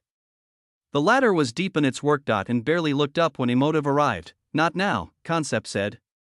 Its form flickering between abstract and concrete. I don't have time for your shenanigans today. The living emotive smiled at this dismissal with the particular brightness of someone who had already decided the conversation would happen. It radiated harmlessness the way a volcano might radiate warmth. Technically accurate but missing the essential danger. It won't be long, emotive said, its voice carrying every possible emotional inflection simultaneously. I simply wanted to ask a question. You're so wise about these things. Concepts form solidified enough to perform what would eventually be called an eye roll. Fine. What do you want to know now? The living emotive tilted its head with innocent curiosity that should have set off every alarm that existed and several that didn't. Let's say, hypothetically speaking, if one wanted to completely destabilize and cause chaos upon the folds, how do you think would be the most effective way to go about it? Chapter 4162 had walked away. The question landed in the space between them with the weight of something that definitely wasn't hypothetical, but the living concept, distracted by its work and used to emotive's strange questions, didn't think too deeply about the implications. Such a thing would be very simple, and even someone less astute than me could tell you this. Concept said, returning most of its attention to its problem. 3 words: isolation, disorder, and then the inevitability of collapse. Oh? Emotive's interest sharpened to a point that could have cut concepts. How fascinating. Could you elaborate? Concept nodded absently, its form continuing to work while it explained. Isolation is always first. You'd cripple communication between early creatures and living existences and all others across the folds. Make them unable to coordinate, unable to share information, unable to warn each other. Cut the threads that bind existence together into a functional whole. When no one can talk to anyone else, paranoia breeds faster than truth. Emotive nodded eagerly, like a student taking mental notes. Then comes disorder, concept continued, manipulating weavings that wouldn't be discovered for eons. Since the living order has collapsed, this is actually the easiest. Once isolated, you sow confusion and disorder. Spread contradictory information, stories, fables through the limited channels that remain. Create events that don't make sense, that violate expected patterns. Make existence doubt what it knows. When beings can't trust their own understanding, they'll act on fear rather than wisdom, and the inevitability of collapse? Emotive prompted, its entire form leaning forward. The inevitability of collapse is barely work at all. It is inevitable as all inevitabilities, concept said with certainty. Once you've achieved isolation and disorder, complete breakdown of order follows naturally. Conflicts arise from misunderstanding. Violence emerges from fear. Existence essentially destroys itself while you watch. Inevitable. And in this case, the countless hungers of inevitabilities. You might need to provide the occasional push, but mostly, you just let entropy do what it does best. Oh, and if something like those pesky existences still exists, I guess that could ruin your inevitability of collapse, so maybe get rid of those existences that can control inevitabilities, and you should be set thereafter. The explanation buzzed in the air between them, a blueprint for wonder delivered with the same tone someone might use to explain how to bake bread. The living emotive kept nodding with an earnest gaze that suggested deep appreciation for academic knowledge. Thank you so much. I knew I could rely on you to satiate my curiosity. Out of all the others like us, you're definitely the most magnificent. Concepts form solidified enough to express exasperation. Okay, I really can't waste any more time with you. Go on now, The living emotive nodded enthusiastically, actually humming as it departed. Its entire existence shone with excitement that the living concept really, truly, absolutely should have paid attention to, but concept was already deep in its work again, the conversation forgotten the moment emotive left. Coordination. Alicia Firmhand let the word settle into the silence before continuing, her gaze turning toward the living paradoxes with the weight of inevitability. For such coordination to work, we will need to secure the corpse of the early creature that you all have stolen first. The directness of it made Noah sit forward slightly on his throne. This woman, in her simple farmer's attire, holding nothing but agricultural tools, was commanding beings whose power could unmake reality, not requesting, not negotiating. She was stating what would happen with the certainty of seasons changing. When Noah looked toward the living paradoxes, he witnessed something that might have been comedy if the stakes weren't so monumentally high. Schrödinger blinked several times, his expression shifting into confusion so genuine it had to be performance. He looked around as if someone had asked him about something in a language he didn't speak. In his beggar-like appearance, ragged clothes making him seem less than the least of those present, he turned to Duke Elagabalus beside him, his whisper carried with theatrical clarity. Do you have a corpse of an early creature? Duke Elagabalus, whose very existence suggested endings given form, actually smiled wryly and shook his head. The gesture was almost apologetic, as if he was sorry for not having a fold-ending artifact in his pocket. Schrödinger then pivoted to a royal living paradox whose form existed in 3 states simultaneously. His voice took on a serious tone that was undermined entirely by the absurdity of the question. Do you have the corpse of an early creature? Perhaps tucked away somewhere? Under a throne, maybe? This living paradox naturally also denied any knowledge of such a thing, though their triple state existence meant they denied it in past, present, and future tense simultaneously. Above them, Alicia's frown could have frozen suns. Schrödinger turned up toward her with an expression of such earnest innocence that it transcended into mockery. I'm terribly sorry to say this, but it doesn't seem like any living paradoxes here know anything about the location of the corpse of an early creature. He gestured broadly at his confused-looking compatriots. And you saw me? I asked. Very thoroughly, I might add. His expression remained earnest and carefree, like a child proud of completing a simple task. Alicia's voice dropped several degrees when she responded, Is that right? Will the living paradoxes choose the most difficult route in all of this? The threat in those words was elegant in its simplicity. Schrödinger's frown appeared like a cloud crossing the sun, and he released a deep sigh that somehow contained multitudes of suffering. Okay, I was actually afraid and embarrassed to say this, but... He paused dramatically, ensuring every being present was hanging on his words. I was actually the one put in charge of overseeing and guarding the corpse of the early creature. Several beings literally gasped. Origin Amagia's white eyes blazed brighter. The corpse that we happened to obtain. Schrödinger continued, his voice taking on a storyteller's cadence, from the very giving hands of the coalition of living existences. You know, after they finally learned about concepts like friendship and caring? Sharing is caring, as they say. Or was it caring is sharing?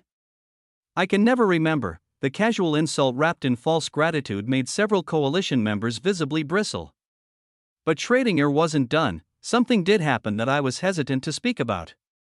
Because even to someone like me, and I've seen paradoxes that make reality question itself. It didn't make sense. He paused again, building tension with the skill of someone who had been telling stories since before stories existed.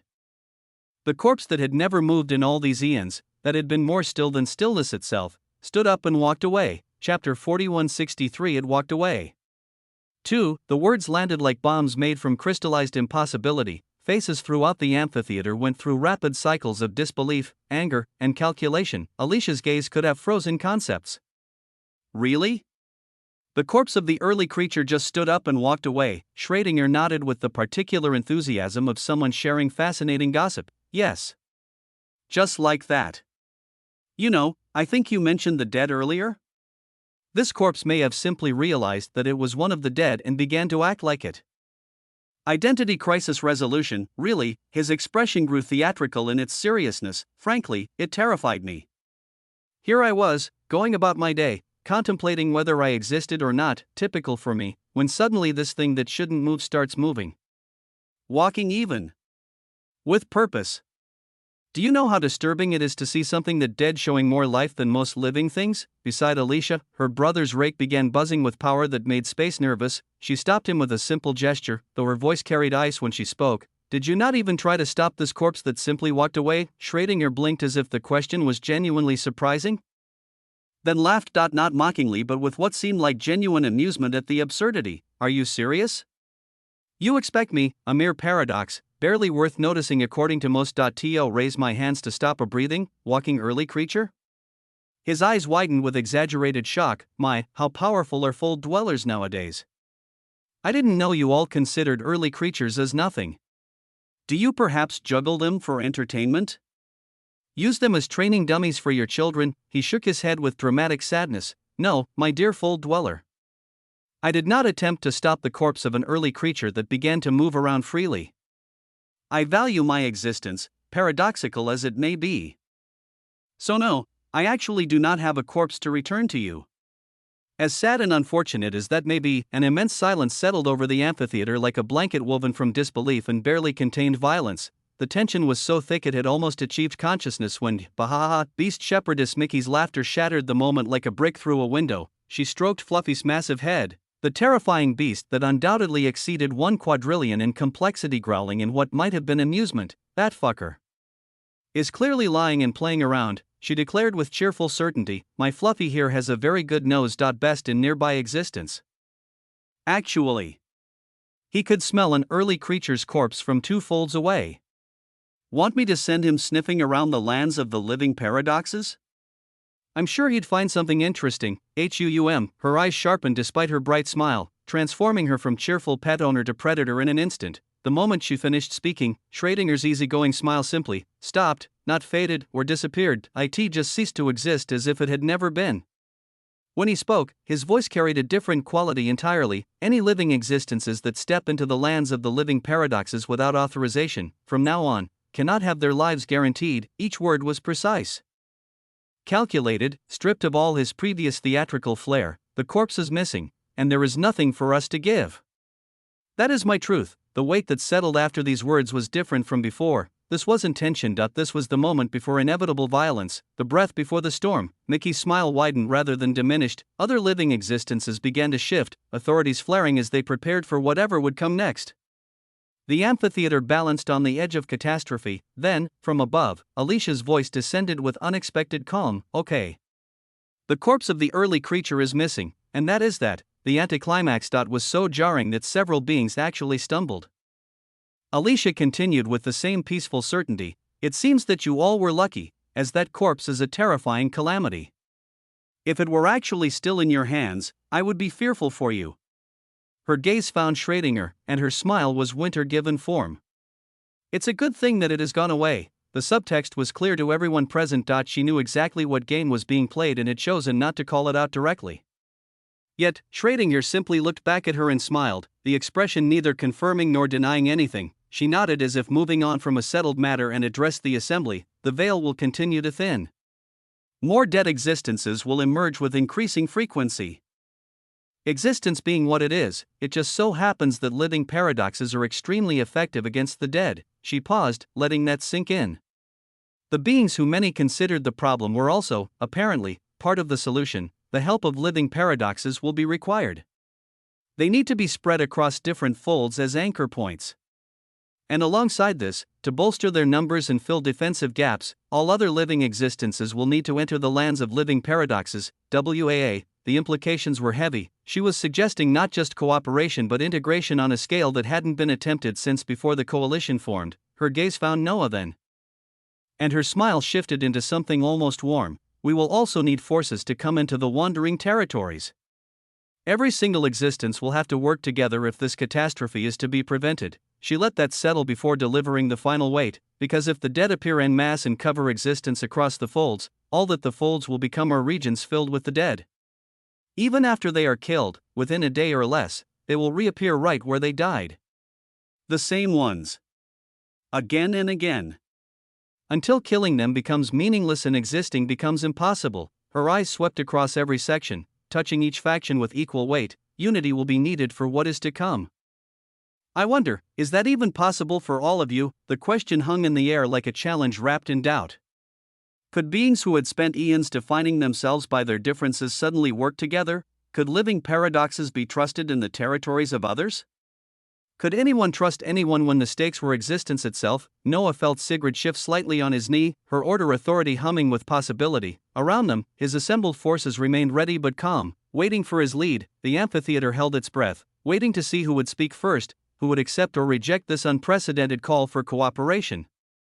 Because unity among beings who had made division into art form wasn't just difficult. It was the kind of impossible that even paradoxes found challenging, yet the alternative was worse. The dead didn't care about factional differences. They would devour paradoxes and origins with equal hunger, consume order and quantum with the same inevitable certainty, unity or oblivion. The choice was elegant in its simplicity and terrible in its implications. Chapter 4164 Unity.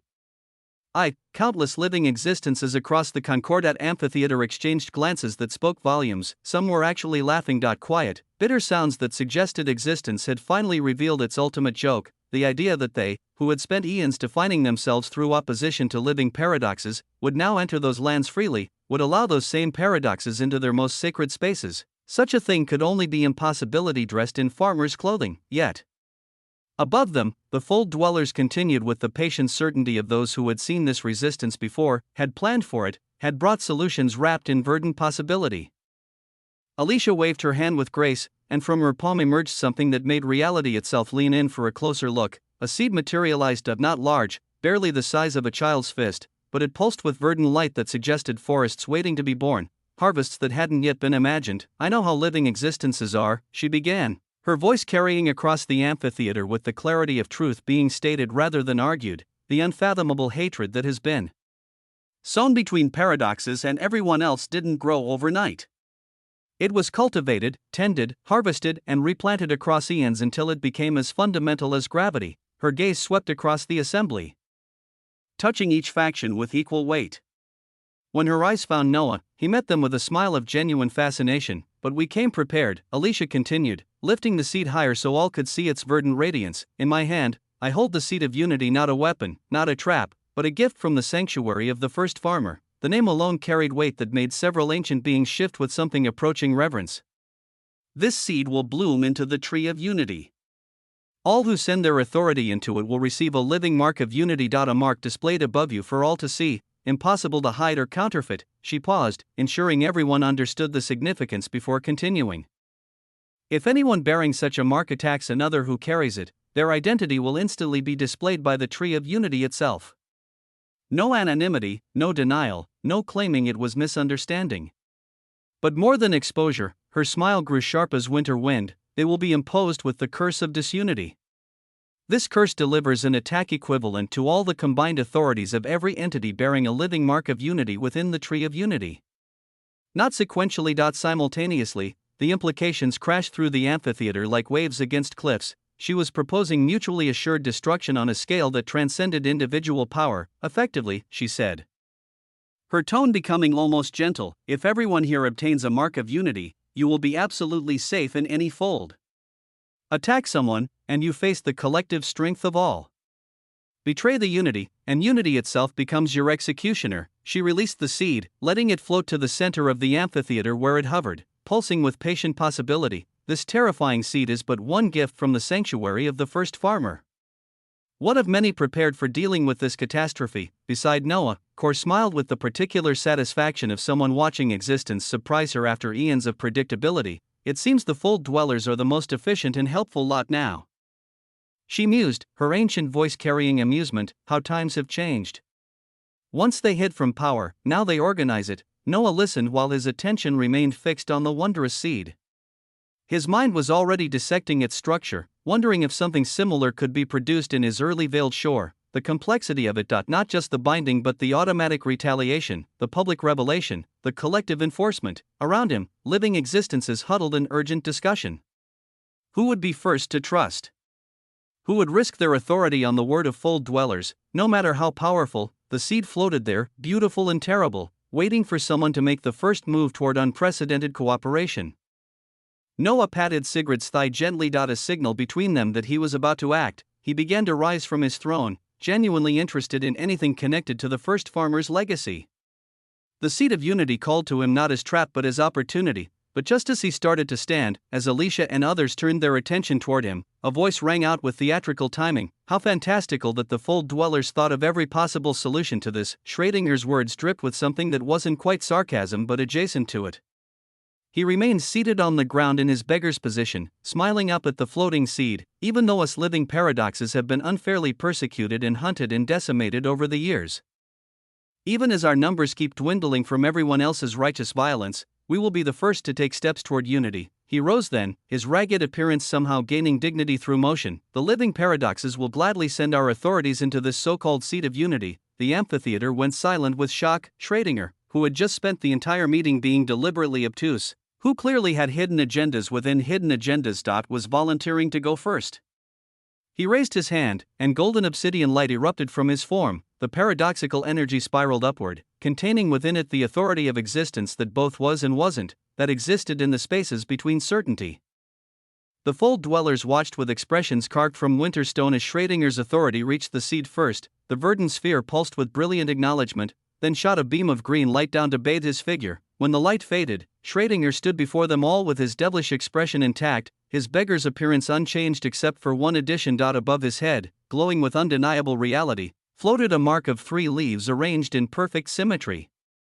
The living mark of unity. The first to bear it was the one least trusted, most suspected, absolutely certain to have ulterior motives that probably had ulterior motives of their own. After Schrödinger's demonstration, living paradoxes began rising in synchrony. Duke de Viticus sent her white-black authority upward. Goliath's massive form contributed power that made space reconsider its structure. One by one, every paradox present added their authority to the growing seed. The seed pulsed and expanded with each contribution, releasing feedback beams of green light that marked each paradox with the 3-pronged leaf. The sight of thousands upon thousands of paradoxes bearing unity marks was surreal enough to make several observers question if they were dreaming. In the somber atmosphere that followed, the next to move weren't the origins or laws as might be expected, but the living emotives. Duke Melancholic Sovereign Dre stood slowly, waves of depression rolling off him like fog from a cursed lake. When he spoke, his voice carried such profound sadness that several beings actively stepped back. Since we'll all die eventually anyway, he said with the certainty of someone who had seen every ending, there's no harm in being united in death. At least this way, our dissolution might mean something. His murky obsidian authority rose like smoke from a funeral pyre. Behind him, other dukes of emotive and royal and honored living emotives followed suit, their various emotional authorities creating a rainbow of feeling that spiraled toward the seed. Beast Shepherdess Mickey laughed brightly as she and Fluffy added their authority. The massive spirit beast's contribution making the seed visibly expand. Come on, everyone. Living spirits followed their representative, then living origins, with Origin Amma Gia's contributing authority that made the seed shine white gold. Living laws added their structured power, living concepts their idealized force, living dimensions their spatial authority. One by one, every single living existence in the amphitheater sent their authority toward the seed of unity. With such terrifying influx of power, the seed swelled beyond its original size. It grew brighter with each contribution until looking at it directly became difficult.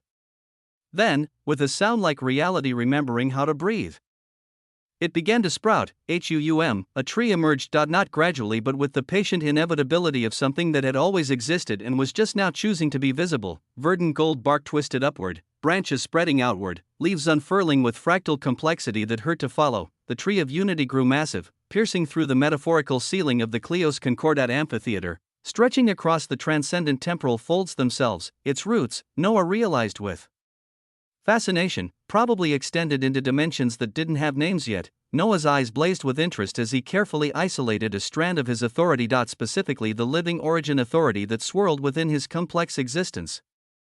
He had others, powers that defied classification, but for this purpose, he would contribute only what would be recognized. Seeing him move, Sigrid drew out her own authority of origin. Ruination added her ending-touched power. Moraine contributed paradox that somehow harmonized with what was already there. Each of Noah's forces sent their authority upward in controlled streams. Moments later, verdant light bathed them all. Above each of their heads, the 3-pronged leaf materialized. The living mark of unity binding them to this unprecedented agreement. Prompts cascaded before Noah's vision. You have received the living mark of unity. This mark binds you to collective defense agreement. Benefits: free passage through all marked territories, protection, attacking you triggers curse of disunity on aggressor, collective strike, aggressor faces combined might of all marked beings, combined authority level, exceeds measurable parameters, warning, your own attacks on marked beings will trigger retaliation, additional benefit, Tree of Unity serves as communication network, additional benefit, can sense general location of other marked beings, note, mark cannot be hidden, counterfeited, or removed while tree stands. Noah studied these prompts with careful attention before raising his gaze to meet the fold dwellers who had orchestrated this. They had arrived with solutions already prepared, contingencies already considered, unity already forged into agricultural form. The legacy of the first farmer was astoundingly grand indeed, not just in power but in foresight. Understanding that the greatest harvest required the most careful planting, that unity couldn't be forced but could be incentivized through mutual benefit and mutual threat. Chapter 4165 Unity 2. As countless living existences sent their authorities into the Tree of Unity, verdant brilliance gushed forth and bathed their figures in light that suggested belonging to something greater than individual power. The tree grew ever larger, its branches spreading across dimensional boundaries with each new contribution. Melancholic Sovereign Dre stepped forward, his perpetual aura of depression somehow lighter than usual. Though still heavy enough to make nearby space consider giving up. For an occasion such as this, he said, his voice carrying its characteristic weight of inevitable ending, even though my mood is not the best. And it never is, I would like to invite my colleague to set the appropriate atmosphere. Her disposition is considerably happier than mine, though that's not saying much. He gestured toward the living emotives behind him, where a figure stood that Noah had been discreetly observing with growing interest, a beautiful woman in a dark dress that seemed woven from midnight emotions. Holding a lute whose strings gleamed with crystallized feeling, Noah's enhanced perception read her power with careful assessment. Hundreds of trillions in complexity and purity, perhaps approaching the quadrillion marker. The living emotives, he was beginning to understand, wielded a different kind of terrifying strength, not the raw force of origins or the reality bending of paradoxes, but something that attacked the very core of what made beings exist as conscious entities. Melancholic Sovereign Dre waved toward her with theatrical melancholy, as if even the act of introduction exhausted him emotionally, for the sake of unity and to commemorate this grand occasion that will probably end in tears anyway. I present to everyone Duke Euphonium Mornsong, the bittersweet resonance of living emotives, WA. A moment later, Duke Euphonia floated forward with grace that made movement itself seem like music, while brilliant verdant lights continued to shine as the Tree of Unity gained thousands of new authorities with every passing second. She positioned her lute and began to play. Ding! Ding! Ding! The melody that emerged transcended simple sound. It was terrifyingly sweet and glorious, each note crafted from crystallized longing, each chord woven from the memories of things that might have been. All who heard it felt their existence beginning to burn with a sense of power and brilliance, as if they could accomplish anything. While simultaneously understanding that everything accomplished would eventually fade. Then she began to sing. Her voice resonated across the amphitheater and began spreading through the temporal folds themselves, carrying on frequencies that existed between sound and meaning. In the folds where first we wakened, when the concepts learned their names, 10 arose from formless nothing, each one different, each the same. Oh, remember how we danced then? In the light of unnamed stars, the living learned their purpose. Before we knew what purpose was, emotive taught the others feeling, paradox showed truth and lies, origin built the first foundations.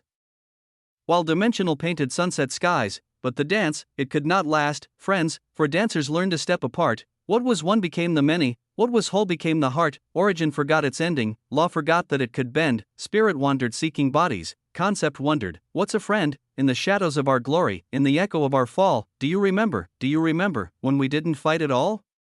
Now the creature lies in silence, some say sleeping, some say dead, while its children waged their battles, over words the creature never said. Paradox became the hunted, order crumbled into dust, emotive learned to hide its weeping, while the others learned mistrust. But tonight beneath this new tree, with its leaves of verdant gold, can we dance again, if briefly? Can the young respect the old? For the dead are always watching, and they remember how to dance. They remember all our stories, every ending, every chance. So we bind ourselves together, not from love but from our fear. That alone we face the darkness, that alone we disappear. In the folds where first we wakened, we were never meant to be, yet we were, and are, and will be. Till existence sets us free. Oh, remember, please remember, when the Tree of Unity falls, that we once stood here together, that we once were all HUUM, the song continued. verses weaving through the history of existence itself. The rise of the first living existences, their gradual separation, the wars that followed, the losses that accumulated like sediment at the bottom of an ocean of time. Nearly all the living existences froze in place as they listened, their eyes flickering with the particular light of being, seeing memories they didn't know were theirs, shared memories, inherited from the very fabric of what they were, rose to the surface under Euphonia's voice. Noah remained perfectly still throughout, though his mind raced with analysis. The song wasn't just emotional, it was archaeological, excavating layers of existence that had been buried under eons of conflict. As the last notes faded into silence that felt heavier than worlds, prompts materialized before his vision. You have experienced the mornsong of unity. Emotional resonance has awakened dormant false memories. Effect: temporary understanding of living existential origins. Effect: 100 billion complexity from processed memories. Effect: 100 billion purity from emotional catharsis. Warning: memories may not be entirely accurate. Emotion colors recall, benefit, resistance to emotive manipulation increased by 200%. Benefit: can now perceive emotional undercurrents and authorities. Special note: the mornsong has marked you as witness to history. Duration of effects: permanent.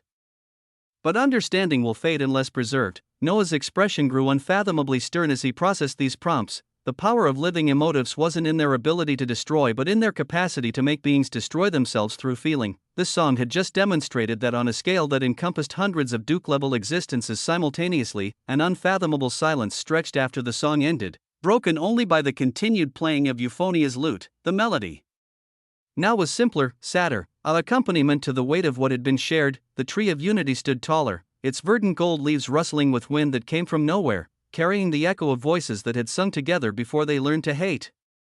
Chapter 4166 Heavy Weight. While a glorious tree of unity bloomed in the transcendent temporal folds, elsewhere in existence, darker seeds were being planted with equal care. In the transcendent paradoxical folds, space itself existed as suggestion rather than certainty. Here, reality folded in on itself repeatedly, creating passages that led everywhere and nowhere simultaneously. Obsidian mirrors lined these impossible corridors, but they showed possibilities of what might be, what could have been, what would never be allowed to exist. Through this maze of potential walked Schrödinger, or rather, another body of his, for beings of his nature rarely confined themselves to singular existence. This version moved with the same certainty as the one attending the Concordat, his beggar's clothes somehow remaining consistently ragged despite passing through spaces that should have transformed or destroyed them entirely. He entered a vast domain where the obsidian mirrors formed cathedral walls, their surfaces angling inward to focus on something that made even paradox itself nervous about existing in the same space. At the center of this impossible cathedral lay the corpse of an early creature. It sprawled across dimensions with the casual disregard for space that only something of its magnitude could achieve, even in death, or what passed for death at such levels. It radiated power that made the mirrors crack and reform continuously. Unable to fully contain or reflect what lay before them, floating before the corpse's massive chest was Duke Davidicus, her form wreathed in tendrils of deathly obsidian radiance that flowed between her and the early creature in a display of morbid ritual. The energy pulsed with sickening regularity, like a heartbeat that had forgotten it was supposed to stop after death. She hung there in concentration so complete that the rest of existence might as well have ceased to matter, which was why Schrödinger's sudden appearance sent shock cascading through her entire being as she rose up. Moment she saw him, she had thought this domain was hers alone. At her level of power, she should have sensed anyone approaching long before they arrived. The paradoxical mirrors themselves should have warned her, shown her the possibility of intrusion before it became reality. Yet Schrödinger stood there as if he had always been there, as if the space recognized him more than it recognized her, as if he were coming home rather than invading. Duke Davidicus turned slowly, the tendrils of deathly energy continuing their work even as her attention split. Hesitation colored her movements. Not quite fear but the careful consideration of prey that had just realized it might not be the predator in this scenario.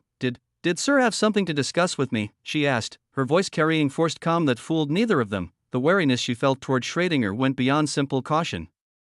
The mystery surrounding him, the power he wielded without displaying, the way he seemed to know things that knowledge itself hadn't discovered yet. All of it combined into a presence that made even Duke-level existence want to step carefully. Schrödinger smiled at her question, but his gaze never found her.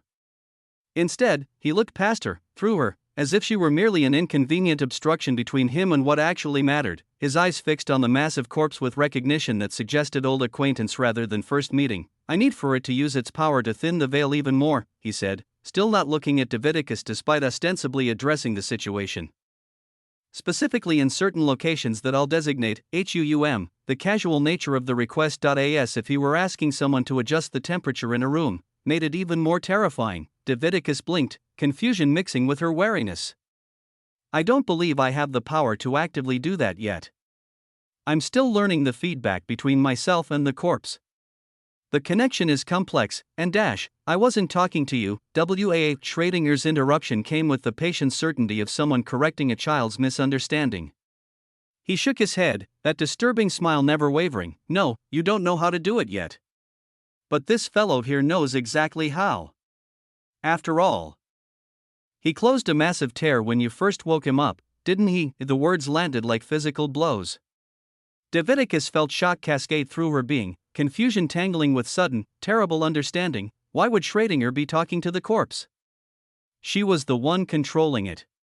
She was the master here, the one who had claimed this power, who had spent hours establishing dominion over Behind her, something changed. She couldn't see it, focused as she was on Schrödinger. But if she had turned, if she had looked at what she thought was her puppet, she would have witnessed something that would have shattered her understanding of their relationship entirely. The massive eyes of the corpse of the early creature, which had been staring blankly across the vast distances of paradox with the empty gaze of true death, suddenly gained sharp light, not the mechanical response of something being controlled, but genuine cognizance. Awareness that had been there all along, hiding, waiting, watching, and in those terrible eyes, as they focused on Schrödinger with perfect clarity, there was something even more frightening than awareness. There was amusement. Davidicus, still facing Schrödinger, began to respond to his impossible suggestion when he raised his hand with casual dismissal. Light erupted from him instantaneously, paradox given form and purpose. The speed of it transcended speed itself.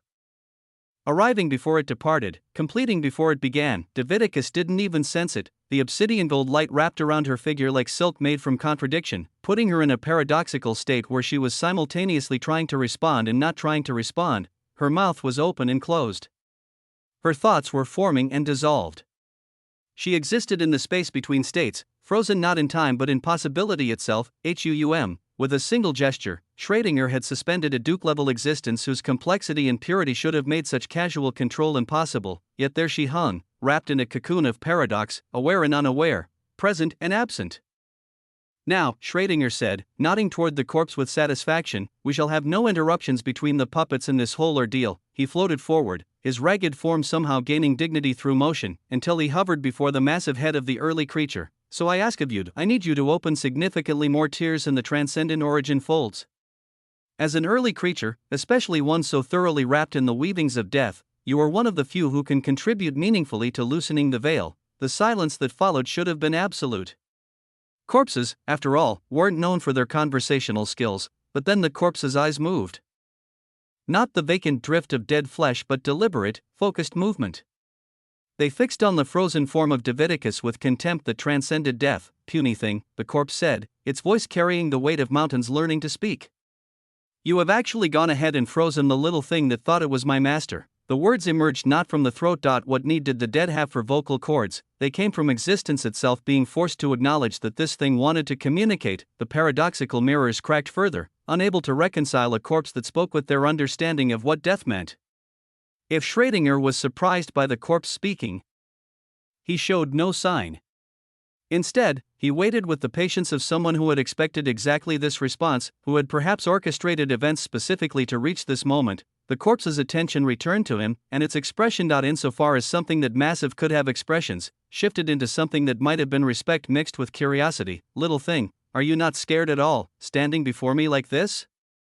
As if you knew everything?" Chapter 4167 Heavy Weight. 2. The question carried genuine interest rather than threat. This corpse of the early creature was something that had existed since the earliest folds, that had witnessed the birth of concepts and the death of impossibilities. And it was genuinely curious about this ragged paradox floating before it. Schrödinger nodded with appreciation for the question. "How could I not have known the power of an early creature? I am not like these children who actually think of utilizing a corpse of something as grand as you without considering the repercussions. He paused, ensuring his next words carried their full weight, or the fact that even if an early creature dies, it is never truly dead. The corpse's laugh shook the cathedral of mirrors, a sound that suggested mountains finding humor in avalanches. It moved then, its massive body stretching with movements that should have been impossible for something dead. As it moved, power began radiating from it. Not the careful, controlled authority that Duke-level existences wielded, but raw complexity that simply was. The measurement was staggering. It had been recovering while playing dead, and its power had climbed above single-digit quadrillions. More terrifying still, it was recovering by trillions of complexity with every passing moment, each moment making it exponentially more dangerous than the last. Living existences in fold dwellers, the corpse mused, its voice carrying the particular tone of an elder discussing children who thought themselves adults. During my time, most I met were always fearful, scurrying about, never letting their existences feel even a moment of superiority before me. Its massive head turned to focus more fully on Schrödinger. And yet why is it that you seem to know many things that others do not, and yet you still stand before me fearlessly? The question wasn't threat but genuine curiosity. This early creature, ancient beyond measure, powerful beyond comprehension, wanted to understand what made this paradox different from the countless beings who had trembled before it across eons. Schrödinger's smile widened with genuine pleasure. I always did like how early creatures were straightforward and got to the point. It saves so much explanation and wasting of time. Then, with the casual motion of someone reaching for a handkerchief, he pulled something from the impossible spaces where paradoxes kept things that shouldn't exist. A leaf, simple, white, unremarkable in every way except for how reality itself seemed to recoil from it. The moment it appeared, the corpse of the early creature, which had been stretching and expressing its terrifying power with the confidence of something that had never met its equal, stumbled. Its massive body, which could have crushed folds through sheer presence, fell onto the obsidian paradoxical mirrors below. Boom! The impact sent cracks racing through dimensions, but neither Schrödinger nor the corpse paid attention to the structural damage. The early creature's eyes blazed with shock that transcended surprise and entered the realm of primal recognition. It looked at the leaf with the kind of horror reserved for things that shouldn't exist but did anyway. Schrödinger floated down with unhurried grace, positioning himself above the weakened corpse like a conqueror above the conquered. The image was absurd. His small, ragged form hovering over something that could have been mistaken for a fallen mountain range.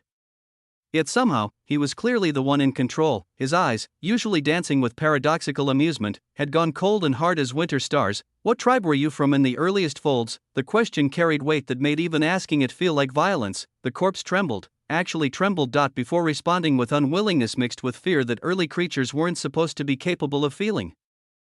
The Blue River tribe, it said, then added with formal precision that suggested old habits. I was known as Gargantos, born from the third spawning of the earliest waters of the creature, its massive eyes fixed on the leaf with recognition that went beyond memory into racial knowledge. Where did you get that? The question emerged as barely more than a whisper, which from something that size still shook the mirrors.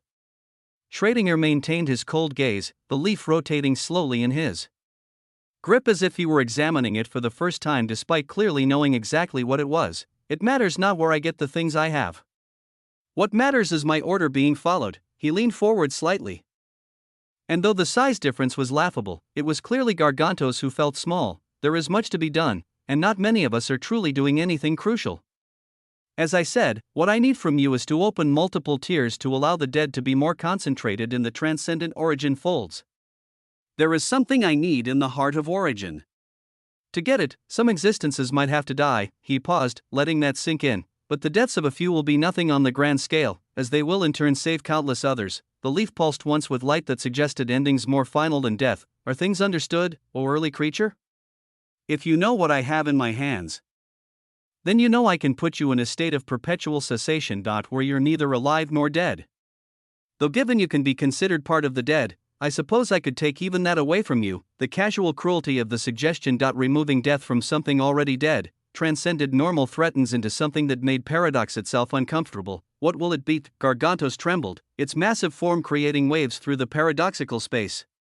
When Schrödinger finally put the leaf away, tucking it back into spaces that shouldn't exist, strength began returning to the early creature's form. But it was strength tempered by understanding of its position. Who are you? Gargantos asked. The question carrying weight that suggested it was asking about more than identity. Schrödinger shook his head with something that might have been disappointment. It matters not who I am, only what my legacy will be at the end of all this. Whether I will stand as nothing but ash like countless others, or potentially as someone who used the power he has to save countless more. The corpse heard these words with confusion that made its massive features scrunched. An expression that would have been comical if it weren't happening on something that could unmake existence through irritation. That doesn't make sense, it said, but then shook its massive head as if clearing thoughts that had gotten tangled. But fine. The veil shall be thinned even more in the transcendent origin folds. Can you tell me exactly where you want me to concentrate my aura? The capitulation was complete, absolute, and somehow more terrifying than resistance would have been. This early creature, this thing that had existed since before existence knew what it was, had been brought to heel by a leaf and the knowledge of what that leaf represented. Schrödinger began specifying locations with the precision of someone who had planned this conversation before the participants were born. He spoke of dimensional coordinates that shouldn't have names, of weaknesses in the veil that only something already dead could properly exploit. Through all of this, Duke Davidicus remained frozen in her cocoon of paradox, suspended between states while others discussed her fate and the fate of countless beings. She who had thought herself the master, the controller, the one who had claimed power over death itself, hung there unaware that she had never been more than convenient camouflage for a game being played on scales she couldn't perceive. It put into perspective how one might never truly know, in any relationship, whether they were the master or the servant, whether they were the player or the piece, whether they were writing the story or simply being written into someone else's narrative. The paradoxical mirrors reflected this truth endlessly, showing Davidicus as master in some reflections, servant in others, and in most, simply absent, as if she had never mattered to the real conversation at all. Oh. Chapter 4168 Heavy Weight 3. In the transcendent temporal folds, beneath the sprawling canopy of the Tree of Unity that now stretched across dimensional boundaries, Noah stood in contemplation. The verdant gold leaves above cast shifting shadows that moved independently of any wind, creating patterns that suggested meaning just beyond comprehension. What the tree represented was indeed grand. Forced cooperation through mutual destruction, unity achieved through the promise of shared annihilation. But if one truly stopped to think about it, the weight of such a solution pressed against consciousness with disturbing implications. As these thoughts wove through his mind, movement in his peripheral vision drew his attention. He turned his gaze toward a specific direction, and what he saw sent ripples of interest through his carefully maintained calm. The subject of considerable intrigue and mystery, Schrödinger himself, was floating away from his section and moving directly toward Noah's position. The beggar paradox wore his usual calm smile, the three-pronged leaf of unity glowing above his head like a crown that mocked the very concept of alliance. But he wasn't the only one approaching.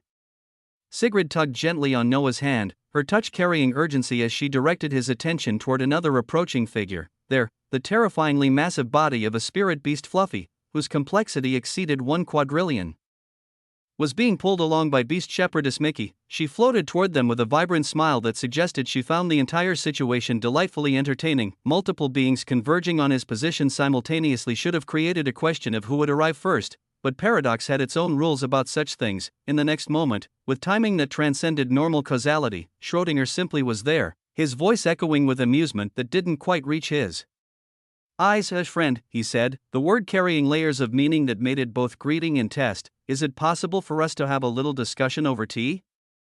I find you absolutely fascinating compared to many others here. I wanted to get to know you a little bit. He paused, his smile widening as he pointed to the three-pronged leaf shining above him. And hey, look at this. With this in place, I cannot harm you, and you cannot harm me. Effectively making us allies in these complex weavings of existence. The casual dismissal of the living mark of unity as merely preventing harm rather than creating genuine alliance wasn't lost on anyone present. Core materialized beside Noah with her characteristic curiosity, both of them studying Schrödinger with the careful attention one might give to a potentially venomous creature that hadn't yet decided whether to strike. Noah's response came with calm tyranny, his gaze sweeping the amphitheater before returning to the paradox before him. Was this one of your aims when you came here? To obtain a form of distinction where the living paradoxes would be allies of all other living existences? Was that one of the goals you had for this concordat? His eyes blazed with sharp interest as he posed the question, and Schrödinger's eyes opened wider with what appeared to be genuine delight. He actually nodded, the gesture somehow both admission and deflection. See? I knew I was right to come and discuss existence with you. You're also straightforward, like a few other existences I know. He gestured vaguely at the space around them. Can we sit down and ponder upon existence together? Before those full dwellers above begin to steer things in whatever direction they wish anyway. Every word, every gesture, every breath screamed for caution. Moraine and Sigrid had already begun moving toward Noah, positioning themselves as shields against whatever machinations this being might be planning. But Noah raised his hand, the simple gesture stopping them and all others in their tracks. He turned toward Sigrid with an expression that mixed amusement with calculation. See what the terrifying little being with the pit bull wants, he said, his tone deliberately casual. I will ponder existence with this harmless beggar here. The descriptor harmless applied to Schrödinger was so absurd that several beings actually blinked in confusion, not far from their position. The living Origins still floated nearby. Origin Amagias and Duke Gwendolyn watched this scene with eyes that burned with interest and concern in equal measure. Noah floated to a region of his section in the amphitheater, creating distance from the main gathering. The only one who followed was Cordot, who simply ignored his implicit instruction to stay back, while Duke Whisker and all others remained behind with Sigrid. They stood watching as Beast Shepherdess Mickey arrived, waving enthusiastically while pulling her quadrillion. Complexity pet behind her like a balloon on a string. In the air above the thrones, in their isolated bubble of space, Schrödinger waved his hand with theatrical casualness. A simple white table materialized, complete with empty cups and a steaming teapot that shouldn't have been able to exist in this space but did anyway. He looked toward Cor with interest that seemed genuine, then smiled at Noah. What makes your companion here so unique that others may stand back, but she is able to simply follow in our discussion? Noah floated opposite Schrödinger, Cor beside him like a guardian that didn't need weapons to be threatening. He reached out and patted Cor's head with deliberate condescension that would have been insulting if applied to anyone else. She's my emotional support animal. Don't worry about her. The words caused Cor to raise her eyebrows and blink with an expression that suggested she was filing this away for future discussion. Schrödinger's smile widened as he waved his hands, causing tea to pour itself with the precision of ritual. This tea, he said conversationally, supposedly stems from a tribe of early creatures. Though I don't know how authentic and true that claim is. So much gets lost in translation across the eons. 3 cups filled with sparkling stellar white tea that seemed to contain crushed stars in liquid form. Then Schrödinger proceeded to smack his head with exaggerated realization, as if he'd forgotten something crucial. From nowhere, or perhaps from everywhere simultaneously, he pulled out a simple white leaf. A leaf, chapter 4169 heavy weight. 4. A glorious leaf appeared in Schrödinger's hands. He pulled it out while looking directly at Noah, clearly watching for any reaction, any sign of recognition or fear. Noah continued to gaze at Schrödinger with perfect calm, as if the being had pulled out nothing more interesting than a napkin. The lack of reaction caused Schrödinger's eyes to shine with even grander waves of amazement. He nodded appreciatively and proceeded to add the leaf to his teacup with the casual air of someone adding sugar. Noah showed no external reaction, but he felt Cor tense beside him. Her mental voice reached him on a frequency only he could perceive. Be careful, outsider. This Schrödinger is not simple. Noah simply nodded as he picked up his teacup, analyzing its contents with his enhanced perception. Prompts materialized before his vision, analyzing, tea of contemplative unbinding, origin, verdant eternia tribe of early creatures, source, leaves from the transcendent cogitation tree, effect, grants unique mental state free of restrictions and limitations, benefit, consciousness enters optimal state for cultivating everything's, duration, variable based on Dringer's complexity, warning. Mental barriers temporarily lowered, note, traditionally used before attempting. Breakthrough comprehension, the verdant eternia tribe? Something stemming from them in the hands of Schrödinger. How? Questions without answers arose. Noah read these details with calm assessment before taking a sip. The liquid was simultaneously hot and cold, bitter and sweet, existing in multiple states until observed by drinking it. What exactly did someone like you have to discuss with me? He asked, his tone suggesting this was merely polite conversation rather than potentially epic-defining interaction. Schrödinger leaned back, despite floating and having nothing to lean against, and his expression grew thoughtful in a way that might have been genuine. Existence has many things to ponder and discuss, but the most important one is how. Nobody seems to know what is really coming. He paused, swirling his tea in a cup that showed different contents from every angle. Many haven't even bothered to wonder that maybe the creature and the living existences are not missing at all, just purposefully isolated for a reason. He took a sip, the leaf in his tea dissolving without trace. None of them know just how close they are to becoming the dead. None seem to be paying attention to the sheer gravity of existence as he looked directly at Noah. Do you know, did he know? Noah considered the question, the tease effect making his thoughts flow in directions they normally wouldn't explore. After a moment, he responded with measured certainty, I know many things. And I always prepare for what is potentially coming. As for the living and the dead, they are simply two sides of the same coin. I will move how I need to in order to ensure my safety and the safety of those under me. He paused, meeting Schrodinger's gaze directly, but you seem to have come here to share something that you know specifically. So what might that be? Schrodinger's smile widened with what appeared to be genuine pleasure. Man, you really are straightforward, just like them. The reference to unnamed others hung in the air like smoke from a fire that hadn't been lit yet. Yes, Schrodinger continued. The concordat here has proven useful. At this time, all living existences are seemingly aligned together and will be getting ready to fight against the dead as the veil continues to thin. The wandering territories with the fold dwellers is a whole different ordeal, but, he leaned forward conspiratorially, I have heard that the transcendent origin folds are about to experience the most havoc. That the dead might appear there en masse. Living origins will be hit hard. It would be nice if there were more forces to protect them. Noah's eyes sharpened at these words, his mind racing through implications and possibilities. The chess match between them intensified, each word carrying multiple meanings, each pause suggesting volumes. You heard that this would happen, Noah said, his tone making it clear this wasn't a question, or were you the one to make it happen? Schrodinger raised his shoulders in an innocent shrug that fooled absolutely no one. How could I have possibly made such a thing happen? All I am is a beggar moving across existence, trying to do all that I can to save as many as I can. Noah took another sip of tea, the liquid helping him see patterns in Schrodinger's words. And what exactly are you trying to save all those you can from? Because it cannot possibly just be the dead. Schrodinger's eyes flashed with delight again, the expression of someone whose expectations had been exceeded. Once more, you have gotten to the heart of it. He nodded with something approaching respect. Yes, the dead are only part of the equation. In wondering what else is out there, you are asking the right questions. But I'm afraid I do not have the answers right now. He raised his hand as the tree of unity pulsed with brilliant light, and in the distant space above, Alicia's voice began echoing once more. With the living marks of unity, living existences can reinforce each other across their folds. The wandering territories would also like to have more defenders. Who here will make the trip with us? Noah kept his gaze locked on Schrodinger's calm visage as the paradox waved his hand, causing the table and tea set to dissolve back into possibility, so it seems. I must bring our discussion and pondering of existence to a close. Schrodinger said with what might have been genuine regret. I wish we had more time, but time, it was relative. Noah understood this with clarity that transcended the tease effects. There were countless weavings of existence unfolding, fold dwellers, early creatures, living existences, and mysteries that even paradox couldn't fully contain. He had to ensure that when dealing with all these beings, he expected unfairness, challenges, and possibly failures, but through it all, the end result had to be his existence bathing in the light of quintessence. The end result had to be success, regardless of how many failures would occur before that success, for the weight he carried was heavy.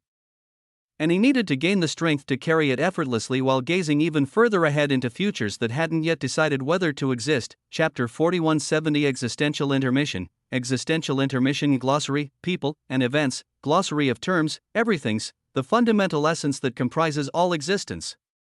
Inevitabilities devour everything's. But there are inevitabilities and mutated inevitabilities. What's up with that? Do they consume the same? Early creatures and powerful beings can consume, manipulate, and harvest the everythings of other entities, gaining their complete essence including memories, power, and potential. Would have been nice if the technique to harvest everythings was learnt. Early veiled shores, primordial sanctuaries existing outside normal dimensional constraints. Noah's early veiled shore was transformed from the infiniverse herself and serves as a cultivation ground where sacred waters flow, land and marine lifeforms have begun to gather, sacred herbs and trees generating unfathomable produce, inevitabilities can be planted, and even death itself can be farmed, early tools, items of impossible power from the earliest folds. Examples include the rearing stick, which forcibly educates through violence, slipper of existential humiliation, various farming implements wielded by fold dwellers that can harvest concepts, and the mysterious white leaf that Schrodinger possesses which can humble early creatures. The first folds/earliest folds, the primordial layers of existence where early creatures still dwell, or complexity is measured in quadrillions, and where the fundamental laws of reality were first established. Time moves differently here. The loom, a mysterious destination/artifact/concept that many seek but few understand.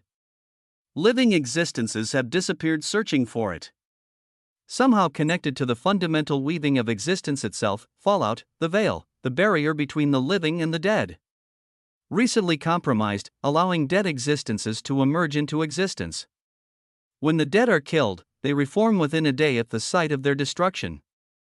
Terrible stuff, inevitabilities, entities of pure consumption that exist to devour. Can be controlled, planted like seeds, or fed specific essences to grow in particular ways for the truly powerful.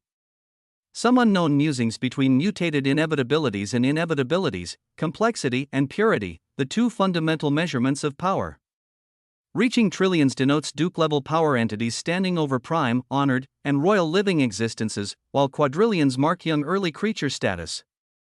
Can be accumulated, gained, harvested, or granted through various means, living existential authorities, the fundamental forces, origin, paradox, order, law, emotive, spirit, concept. Elemental, temporal, dimensional, and quantum. The living existences were the original wielders of these authorities at conceptual levels. Where are they at though? The wandering territories, a vast and unknown place. Within it is a sanctuary created by the first farmer where fold dwellers can exist free from persecution. Source of the Tree of Unity and other impossible agricultural solutions originate here. Key figures: Noah Osmont, the early creature, the Osmantian. Possesses infinite mana. Currently commands multiple Duke-level beings and has completed the seed of the principle of perpetual harvest at 10% maturity. A farmer, spammer, and someone that needs more control over the true source of harems. Schrödinger, the beggar paradox whose true power remains unmeasured. Possesses knowledge that shouldn't exist and a white leaf that terrifies early creatures. Orchestrates events on incomprehensible scales while appearing as a harmless vagrant. Recognized by Core from memory she cannot remember. Core, the first hunger ancient entity from the earliest folds, temporarily, permanently, contained in Noah's shore. Treats Duke-level beings as weak and can consume folds casually. Why was her existence ended? What did the living paradox mean by fallout? Sigrid, the living order chose Noah over the living origins. Resurgence of a collapsed the can impose order on reality itself? Including reordering the structure of other authorities. In her notes regarding fables, the Queen of Matter heard weavings that Sigrid may have been the only one to manhandle the early creature, Osmont, but these notes are unverified. Ruination, the living ruin. Noah's ride or die focused on endings and destruction. Duke-level existence crafting weapons that scale with Noah's advancement. Embodies the concept of endings that become beginnings. Just needs to enact a strong enough affix that isn't left behind. The Infiniverse, a tiny little spiritual land that has now transformed herself into Noah's early veiled shore, the infinite early Osmantian shore. First to unearth the failed seed that became the principle of perpetual harvest. Can endow others with her own glyphs. Stemmed from a fractured piece of a shattered early veiled shore. In her, the resurgence of the living order saw a glorious ordered state of being, Moraine, arch-living existence wielding paradox and origin. Elevated to Duke level by Noah. Exists in multiple states simultaneously and can borrow power from future harvests. Likes the word Sir, the peacemaker, Alexander Asmodeus. Owner of the Enneagram. Current location and agenda unknown. Last known to be chasing down an early tool of the living law from clues gained in a desiccated sleeping shore. Is he carrying the head of a corpse of an early creature on him, the great usurper, owner of the My Idol gaming system? Scattered across transcendent spirit folds after being destroyed by Duke Vale Render. Discovered that being decimated while idle actually increased his loot quality by 1,000,000%. Currently existing at 10% coverage of all transcendent spirit folds. Monster, Bob, former protagonist who locked away Thoron, the Null Monarch, inside an inevitability. Now a supposed living origin following an enthusiastic prime living law with pink hair inside a judicial prison. His daughter, Leora, may just be getting more powerful than him in the early Veiled Shore, Origin Ama Gia's, leader figure among living origins. Attempted to reclaim Sigrid but was rejected.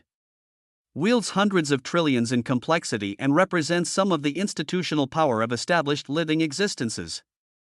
Goliath, scary fucking guy, Duke Whisker, mouse-form Duke of living origins who befriended Noah. Sits on Noah's shoulder and provided commentary briefly. Warned others against making an enemy of Osmont, but who the fuck listens? Alicia Firmhand of the Bluefields, twin-fold dweller from the Wandering Territories. Wields power exceeding 1 quadrillion. Brought the seed of unity and orchestrates cooperation against the dead. It's a good thing, right? Right, the living collapses, really hate the sin of paradox. Where are they? The forces under Noah's command, Ozymandias, the purest hunger, total purity, 27 trillion, complexity, 0, converted entirely to purity, special, can digest concepts and everythings directly. The primordial stone ape, classification, dead existential inevitability, complexity, 150 trillion, special, first successful undead creation, the dead creation, learning tyranny under Arazon, Archlich Arazon, classification, unknown. The dead, complexity, 50 trillion, special, can collapse any type of living existence to transform them into the dead, currently trying to plant death in the early veiled shore, status sheet, Noah Osmont, 1 million drops of blood of the early creature, Osmont, current status, total complexity, 19 trillion, total purity, 20 trillion, classification, the early creature, Osmont, key weavings, infinite mana, principle of perpetual harvest, 10% maturity. 10 seed glyphs of perpetual harvest can grant 4-7 trillion per use daily, complete resistance to fear and doubt, access to earliest folds, 24 hours possible, Towers of Osmont achieved stage 3, quintessence, existence, protagonist, cheats, infinity, veritarch, loot, entropy, cooking, and many others. Note, 100 stage 3 towers can form blank template seed of a principle, weavings of existence. At the apex of existence stand the creature, the living existences, and the early creatures, beings from the earliest folds whose complexity starts in the quadrillions. The living existences, 11 fundamental forces including order, paradox, origin, and others. Once shaped existence itself before most fell or vanished into mystery. The veil between the living and the dead has been compromised. Dead existences now emerge into existence. This catastrophe, accelerated by living existences playing with forces beyond their understanding, threatens to transform all folds into realms of perpetual death. The corpse of an early creature, fought over and hidden by various factions, stands at the center of this crisis. Duke Davidicus of the Living Paradoxes believes she controls it. Unknown weavings of existence, what truly occurred in the earliest folds with the creature, the living existences, inevitabilities, and others. Will the early creature, Osmont, truly become a farmer and rest over a peaceful existence? Will he spam fireballs to end all conflict? Surely. There cannot be an increase to his harem after this. What is Schrodinger's true nature, and why does Core from the earliest folds remember his face? What lies in the heart of origin that Schrödinger needs badly enough to orchestrate mass death to retrieve? Why is the living emotive so suspicious? Was the living paradox responsible for the chaos currently unfolding? What is the true relationship between the creature, that primordial force that even early creatures speak of with reverence, in current events, scale of existence? How does Noah's weavings of existence continue to unfold, and just how rapid will his complexity and purity rise in the face of oncoming dangers? Can he protect his early veiled shore, his family, and everything he holds dear when fundamentally, he is an unfathomably young existence in a playing field that has already been set up for countless years? The patterns are clear for those who look. Someone is orchestrating events on a scale that transcends factional conflicts. The question isn't whether catastrophe will strike, but whether the unity forced by mutual threat will hold when the true enemy reveals itself. After all, in existence where effort always matters, where order can be imposed by will alone, where paradox makes impossibility into certainty, yet who can say what constitutes victory anymore? Existence is no longer about who has the most power, but who understands the actual rules. And a weak, rank F hunter is doing his best to go through all of this, only holding infinite mana in these grand weavings of apocalypses. Chapter 4171. Bound and free, in existence, a question echoes through every layer of reality, whispered by the weak and pondered by the powerful. Do beings have free will? This question has been asked since consciousness first recognized itself as conscious, since the first being looked at its own actions and wondered, did I choose this, or was choice merely the illusion I was permitted to experience? In the earliest folds, when time still debated with itself about which direction to flow, there came a moment that those who witnessed it would never forget. Though none could agree on why it had occurred, countless early creatures had been gathered together in the early veiled shore of the creature itself. That primordial being whose nature transcended classification. The shore stretched endlessly in all directions, its waters so blue they made the concept of other colors seem like failed attempts at approximation. The gathered early creatures, each one powerful enough to unmake reality through irritation alone, stood or floated or existed in whatever manner suited their nature, all drawn by summons that none could quite remember receiving. The creature stood at the shore's edge, gazing out at waters that reflected not sky but possibility itself. Its form, if form was even the right word, suggested contemplation so deep that thoughts themselves had to evolve to accommodate it. It was then that a young early creature approached. Young being relative to it had existed for merely millions of years rather than billions, had only witnessed the birth and death of a few rather than countless infinities. The young one's form trembled with something that early creatures weren't supposed to feel: doubt. Do we have free will? The question tumbled out, as if it had been building pressure until it had to escape or unmake its holder. In existence, are we free to make our own choices, or is everything actually predetermined? The young early creature's features showed increasing distress as words continued pouring forth. Is existence already set for early creatures to act certain ways, to make certain choices? The living existences. Are they trapped by their very nature? Did the living order have a choice except to order? Can the living paradox be anything but paradoxical? Its voice grew more frantic, each question spawning three more. Do even inevitabilities have choice, when their existence is nothing but hunger? They consume because that's what they are. Is that choice or programming? Are we all just following scripts written into the fabric of what we are? The young one's form actually shook now, experiencing what would later be called an existential crisis. Though at this point, existence itself hadn't been properly defined enough to have crises about it. Is choice real for any of us in these folds, or is it actually an illusion? A comfort we tell ourselves while we perform the roles that were always going to be performed? The questions hung in the air with weight that made several nearby early creatures step back. The young one looked at the creature with eyes that contained something no early creature should experience: fear, not of destruction or ending, but of the answer itself. As if knowing might be worse than wondering, the creature turned from its contemplation of the endless waters. When it smiled, reality itself relaxed slightly, as if a tension none had noticed was suddenly released. When the creature spoke, its voice didn't travel through air or space or time. It simply was, loud and silent, a communication that transcended the concept of communication. You and I live on entirely different scales of existence. The words were simple, but their implications rippled outward through dimensions that hadn't been named yet. The answers to your questions will differ depending on whether you are you or I am me. The young early creature's trembling intensified, confusion mixing with its fear. This wasn't the clear answer it had desperately wanted, the reassurance that would end its doubt, but the creature continued, and its next words would echo through existence long after this moment had been forgotten by all but a few. But at the end of all of it, I will tell you that you are free. That I am free. That in existence, every choice that is made is free. The young one's form stilled completely, processing this declaration that seemed to contradict the very questions it had asked. The creature's smile deepened, becoming something that suggested it understood the paradox it had just presented. Your nature shapes your choices, yes. And inevitability hungers because that is what it is. Living order orders because that is its truth. You make the choices you make because you are who you are. It paused, letting this sink in. But who decided who you are? At every moment, with every choice, you are deciding who you are. Your nature shapes your choices. And your choices shape your nature.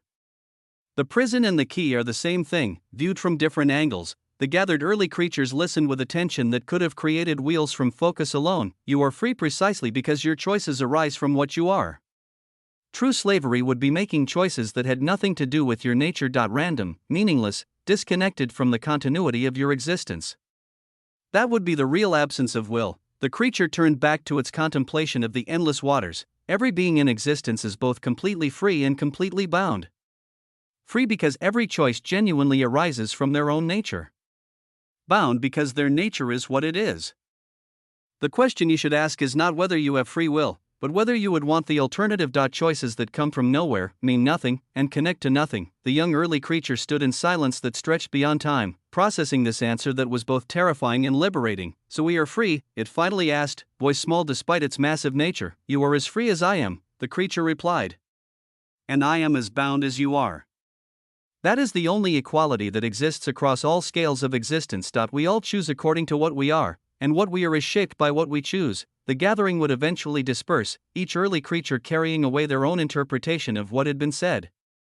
The young one would spend eons contemplating the answer, sometimes finding comfort in it, sometimes finding horror, because the truth that the creature had shared was perhaps the most terrifying and beautiful paradox of all. Every choice was both inevitable and free, predetermined and spontaneous, bound and liberated. In existence, every being was writing a story that had already been written, while simultaneously writing it for the first time. That was the nature of choice in a reality where time, causality, and consciousness were all aspects of the same fundamental mystery, and that mystery?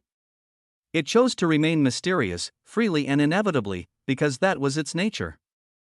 Or perhaps it had no choice at all. The answer, like all true answers, depended entirely on who was asking. Chapter 4172 Progression. In the transcendent temporal folds, beneath the ever-expanding canopy of the Tree of Unity, Noah watched Schrodinger's retreating figure with eyes that processed information on multiple levels simultaneously. The beggar paradox moved through the crowd with that particular gait of someone who had just confirmed something important, though what that something might be remained locked behind his perpetual smile. Beside Noah, Core shifted slightly, and when she spoke, it wasn't with her voice, but directly into his consciousness. A private communication that bypassed sound entirely. In the olden times, her mental voice carried weight that suggested first-hand memory rather than historical knowledge. When it had gotten to the point where early creatures were unruly and spreading chaos and decimation across the earliest folds, the living law had sought a weapon in order to keep them under control. Noah's attention sharpened, though his expression remained unchanged. Around them, the amphitheater buzzed with discussions of unity and cooperation, but this private revelation cast everything in a different light. I may be wrong, Core continued, though her tone suggested she rarely was, but based on what I remember, the tiny leaf that the existence you call Schrödinger pulled out should possibly be a part of that weapon that was utilized by the living law at that time. She turned to face him directly then, her ancient eyes containing depths that had seen the rise and fall of concepts themselves. Though, what is even more astounding is the fact that a weapon that is highly effective against early creatures was pulled out against you, and yet, you did not even falter or sense anything. A pause, heavy with implication. Outsider, you are an early creature, right? The question hung between them with daring that transcended simple inquiry. It was the kind of question that could reshape understanding of everything. Noah's mind raced through the implications with the speed of someone who had long ago learned that survival often depended on understanding what others truly wanted before they knew it themselves. Schrödinger had pulled out that leaf specifically because he believed Noah was an early creature.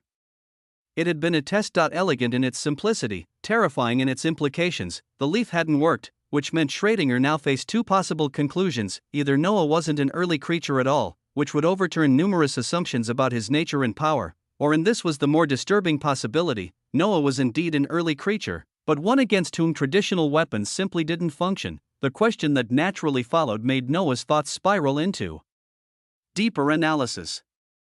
Why exactly would a weapon utilized and effective against early creatures not work against him?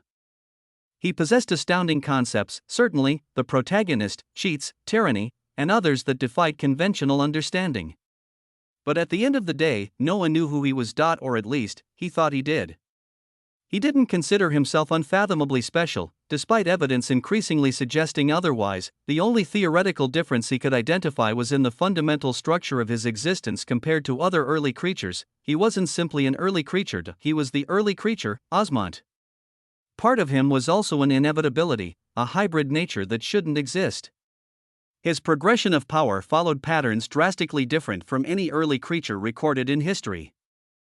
None of them held the towers of Osmont that rose within his being like monuments to impossible achievement. None possessed the early atlas of the folds that provided pathways to temporal traversal of the earliest folds themselves. His very physiology, his way of existing, was fundamentally distinct from traditional early creatures.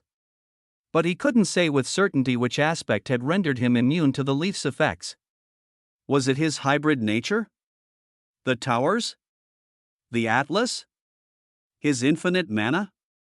Or perhaps something else entirely? He filed these questions away for future contemplation as more immediate matters demanded attention. Returning to where Sigrid stood, he found her wearing an expression of barely contained annoyance while Beast Shepherdess Mickey bounced enthusiastically nearby. Fluffy's massive form creating its own gravitational field of terror and oddly endearing loyalty. Beast Shepherdess Mickey here, Sigrid said with the particular tone of someone delivering a report they found personally irritating, and her supposedly sweet spirit beast Fluffy seemed to want to bask in the light of order. Fluffy is apparently cursed with rage, and my authority helped calm it earlier. Noah raised his eyebrows at this, glancing at the enthusiastic Mickey who was practically vibrating with excitement. Her smile could have powered small civilizations with its brightness. He shook his head slightly, then looked up at the radiant tree of unity that continued to grow with each new contribution of authority. A decisive light flashed in his eyes as he made a choice that would ripple through the gathering. His voice rang out with clarity that cut through the ambient conversations. We shall reinforce the forces in the wandering territories against the dead. WAA, the declaration landed with weight that made numerous beings turn their attention toward him. He wanted to expand his field of knowledge, certainly, but more than that, the sanctuary of the first farmer hidden in the wandering territories was of great interest to him. This was the entity who had, through whatever chain of causality, provided him with the failed seed that had become the principle of perpetual harvest. Understanding that connection felt crucial to understanding himself. His words created a cascade effect. Origin GIAs, not to be outdone and allow the living order to slip past her, raised her voice with authority that made space itself stand at attention. The living origins shall also reinforce the wandering territories. We will not allow the dead to gain foothold there. Beast Shepherdess Mickey practically exploded with enthusiasm. Oh yes. Yes. Fluffy and I will definitely help. The wandering territories sound amazing. Plus, Fluffy needs more meat, don't you, boy? She patted the quadrillion complexity beast like it was a regular dog, which somehow made the scene more terrifying rather than less. Melancholic Sovereign Dre rose with his characteristic aura of depression that made nearby beings unconsciously slouch. Since we're all going to die eventually anyway, might as well die together in the wandering territories. At least the scenery might be different before the inevitable end. His words were fucking depressive. Among the living paradoxes, a more subtle exchange was taking place. Schrödinger had sidled up to the massive form of Goliath, whose serpentine body redefined the local geography simply by existing. Hey, scary guy, Schrödinger said with casual familiarity that would have been suicidal from anyone else. You might benefit more to send one of your bodies over to the wandering territories. Many more exquisite things to eat there, and you could keep an eye on that. Osmanchen for me. Goliath didn't even turn to acknowledge Schrödinger, his voice emerging from everywhere and nowhere simultaneously. Do not cause too much chaos. Otherwise, you will add me to your list of enemies. Chapter 4173 Progression 2. The threat was delivered with such certainty that several nearby paradoxes actually stepped back. Schrödinger only smiled and nodded, then turned his attention upward. O powerful fold dwellers, he called out with theatrical humility, us living paradoxes are weak, but we will have one of our most steadfast soldiers, Goliath, join in to support with a few others. Alicia Firmhand gazed down with eyes that could have frozen concepts. Her response came with the weight of someone who had already calculated every possible outcome. For those coming to reinforce the wandering territories, we leave in 5. Make your decisions by that time. She gestured to her twin beside her. My brother, Selim Firmhand of the Bluefields, will stay here with others to coordinate any movements for living existences across the folds. Selim nodded, his rake shifting in his grip with movement that suggested entire harvests being planned. This time when the dead are not prevalent and barely any tiers of existence have opened, Alicia continued, will be the most critical. The stage was set. Noah's eyes burned with possibilities as the Clio's Concordat had led to unexpected results and meetings, but he would keep moving forward with his own preparations. The game had become more complex, the players more numerous, but the goal remained the same: survival and transcendence. In whatever order proved necessary, behind him, a voice filled with indignation broke through his thoughts. Master, we didn't even get to show off. The Emperor Penguin raised his beak with pride that seemed personally offended by the lack of combat. Noah smiled while patting the bird's head, the gesture both affectionate and condescending in the way that only Emperor Penguin seemed to appreciate. He looked at Kazuhiko, whose hand rested on his sword with the patience of someone who knew violence was inevitable. Erickson stood in his beach attire, the slipper of existential humiliation tucked casually in his waistband. The Queen of Matter had already begun documenting everything in one of her floating books. You'll get to play soon enough, Noah assured them. Come, let us finish preparations. He turned to Kor, and her eyes lit up with anticipation that made reality nervous. Is it that time, outsider? Is it that time? the unspoken completion of the question hung in the air as truly it was time to swallow an entire fold, the casual impossibility of it, stated as if discussing lunch plans, made several nearby beings edge away despite not hearing the actual words. Noah nodded, his authority wrapping around core with precision that had been refined through impossible practice. In one moment she was there, in the next, she simply wasn't. Transported to wherever folds would be devoured. Sigrid moved beside him with grace, ruination, and the infiniverse flanking them as they all gazed up at the fold dwellers and the ever-growing tree of unity. The sight was magnificent in its implications. Forced cooperation on a scale that existence had never before witnessed. Noah's expression grew cold with solemnity that made the temperature around him drop as he looked ahead. Sigrid, sensitive to his moods, asked quietly, "What is it?" He turned to her, and his words carried weight that made her straighten instinctively. "We will have to send one of your bodies to the transcendent origin folds. It seems soon, a catastrophe is coming to it. It should be a good place to cultivate your order." The words landed with the force of prophecy. Sigrid nodded without hesitation.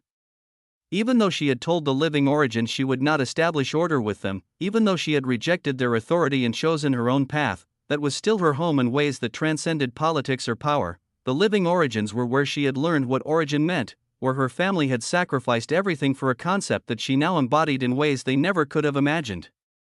If chaos was coming to that place, she would be there for it, not for them, but for what they had once represented. For the memory of her Amma who had taught her to guide without controlling, for the echo of possibilities that had been sacrificed on order's altar. "I'll go," she said simply, the words carrying certainty that made them more than agreement. They were declaration, promise, and threat combined. Noah nodded, already calculating deployments, contingencies, and the very real possibility that Schrodinger's warnings about the origin folds weren't warnings at all, but promises of chaos he had orchestrated himself. The only question was for what purpose?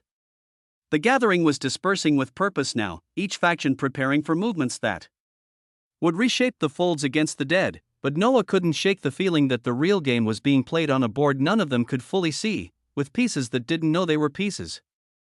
Toward an ending that might not be an ending at all. Above them, the tree of unity continued to grow, its roots spreading through dimensions that didn't have names, its branches reaching toward futures that hadn't decided whether to exist, in Eternitas Concordia, deep within the golden streets of the marketplace where weak fold dwellers haggled alongside beings who could unmake reality with a thought. Noah sat upon a radiant throne that he had manifested from pure authority. The morning's trade had been particularly profitable. Not in terms of resources gained, though those were substantial, but in information gathered. "All right, that's all the trading for now," his voice carried across the marketplace with finality that brooked no argument.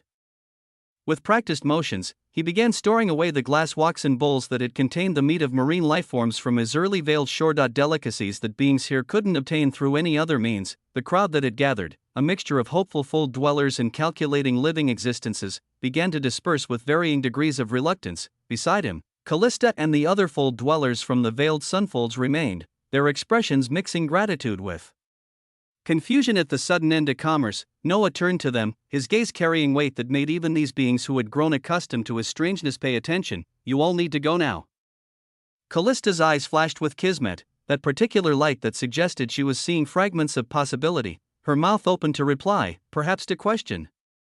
But before sound could emerge, Noah's hand moved with certainty. White gold light erupted from his gesture with the patient inevitability of sunrise. It wrapped around Callista, the originous venerant entities, and every being connected to the veiled sunfolds.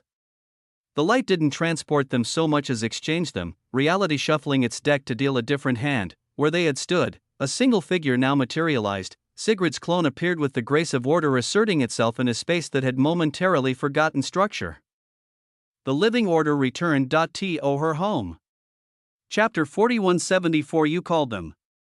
Her dark and white hair fell in waves that seemed to exist in perfect symmetry, each strand knowing exactly where it belonged. The white robe she wore was authority given form, her eyes lit with complex recognition as she looked around, taking in the familiar yet different architecture of this nexus where all living existences mingled. Then her gaze rose higher, piercing through dimensional barriers with the ease of someone looking through clear glass. She stared across the vast expanse of the transcendent origin folds, her attention fixing on a distant point that pulled at her with gravity that transcended the physical.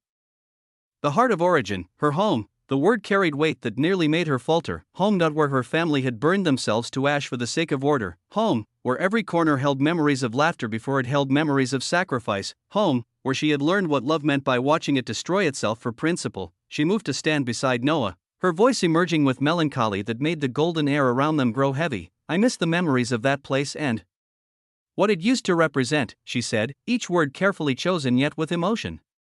But I hate the people there. The royal living origins who made that choice. The dukes who convinced my ama that sacrifice was the only path.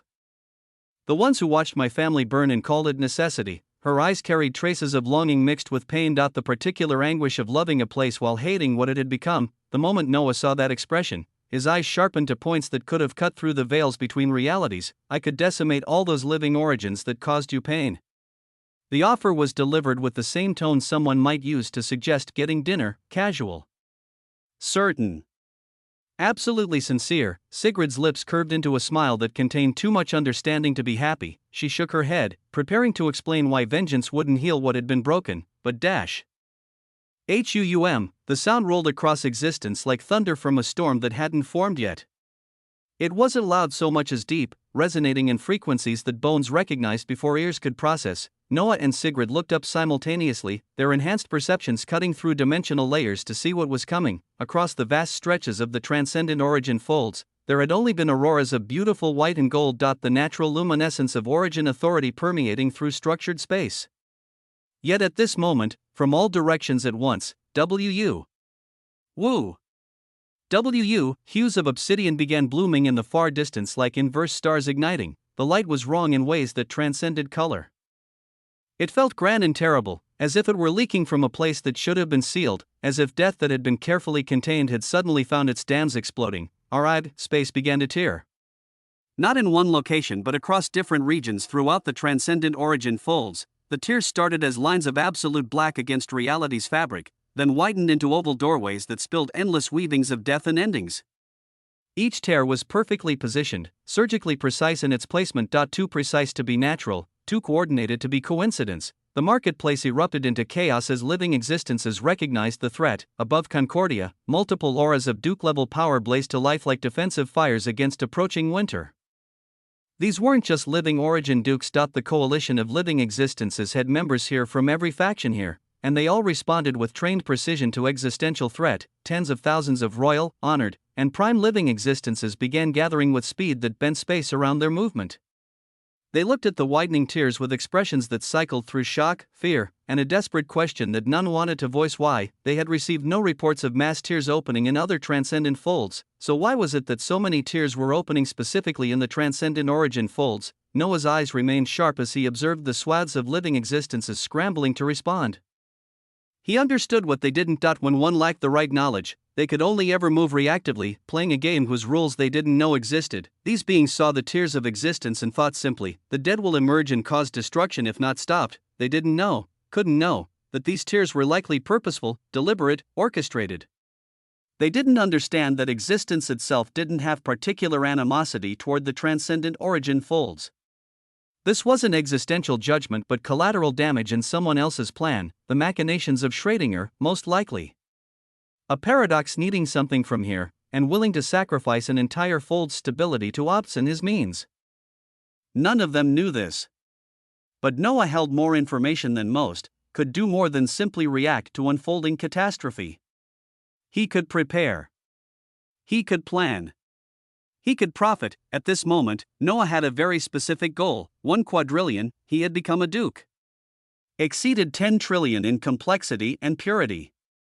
By most measures, this was magnificent achievement, but so what? Young early creatures, not even mature ones, but they're young, were born with 1 quadrillion, 1,000 trillion as their starting point. How could he be satisfied with a mere 10 trillion when he was supposed to be an early creature? When he bore the title of the early creature, Osmont, the disparity gnawed at him with mathematics that demanded resolution.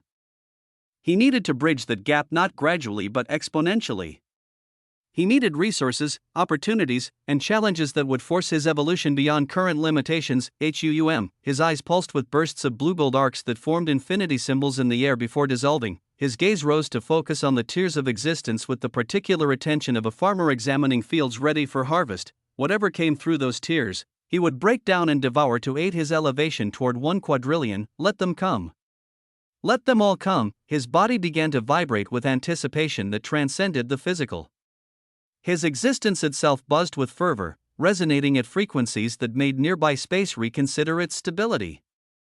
Prompts materialized before his vision. Your existence senses weavings of unfathomable danger and opportunity approaching. The seed of the principle of perpetual harvest recognizes the effort you wish to exert. Analyzing optimal support configuration, the principle of perpetual harvest throws its support wholly toward your weavings of loot. Loot probability increased by 1000%.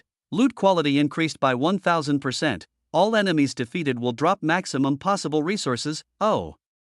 Chapter 4175. You called them. 2. Golden arcs of loot light erupted across Noah's body, wreathing him in radiance that suggested wealth about to be forcibly extracted from reality. His eyes pulsed with glory that made several nearby beings step back instinctively.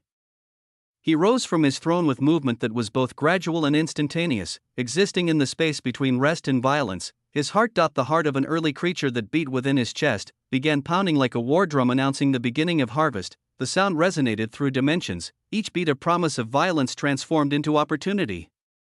He opened his mouth, and what emerged wasn't quite a word but pure expression of desire. Come, Huum. The howl boomed across the transcendent origin folds like a glorious commandment. Every duke in the vicinity turned toward him with expressions of incredulous horror. What did he mean, come? Did this madman actually want whatever lurked behind those tears to emerge? This fucker, as if responding to his invitation, change erupted from the largest tear directly above Concordia. A massive mummified head emerged first, wearing a golden crown that had tarnished with age that predated the proper invention of time. The skull was wrapped in bandages that might have once been white but had yellowed and blackened with accumulated death. Eye sockets that should have been empty blazed with unholy light that made existence itself want to look away. Mummified hands followed, each finger the size of a building's foundation, moving with speed that large things shouldn't possess. They grasped the edges of the tear and pulled, ripping reality wider with the casual strength of something that had been waiting too long to be gentle. The full creature that emerged made several dukes actually pale. A physical response that beings of their level shouldn't have been capable of experiencing. Noah's enhanced perception immediately began calculating, measuring the waves of power that radiated from this first arrival, 500 trillion.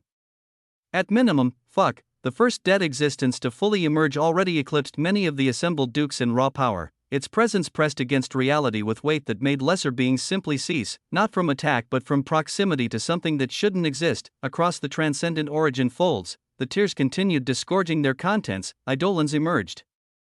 Beings of pure death force that had forgotten they once had bodies. Whites crawled through, their forms constantly shifting between what they had been and what death had made them. Each tear revealed new horrors, new impossibilities, new opportunities for those brave or foolish enough to seize them. Then, from one particular tear that seemed deeper than the others, something different emerged. A winged head poked through first. Not attached to a body but floating independently, supported by wings that had too many joints and moved in directions that space didn't normally permit. Tentacles surrounded it like a living crown, each one tipped with eyes that saw in spectrums existence hadn't named. Noah's gloriously burning figure was forced to focus on this particular emergence because from it, he felt something that made his blood sing with recognition and challenge. The aura of an early creature. Among the dead, a winged head of an early creature had actually spilled across the veil. Not a duke, not a mere powerful existence, but something that had walked in the earliest folds before walking became a concept that needed definition. Oh, the exclamation escaped him as pure expression of delighted recognition. This wasn't catastrophe, this was opportunity wearing catastrophe's mask. This was existence delivering exactly what he needed, wrapped in packaging that would terrify anyone sensible enough to refuse the gift.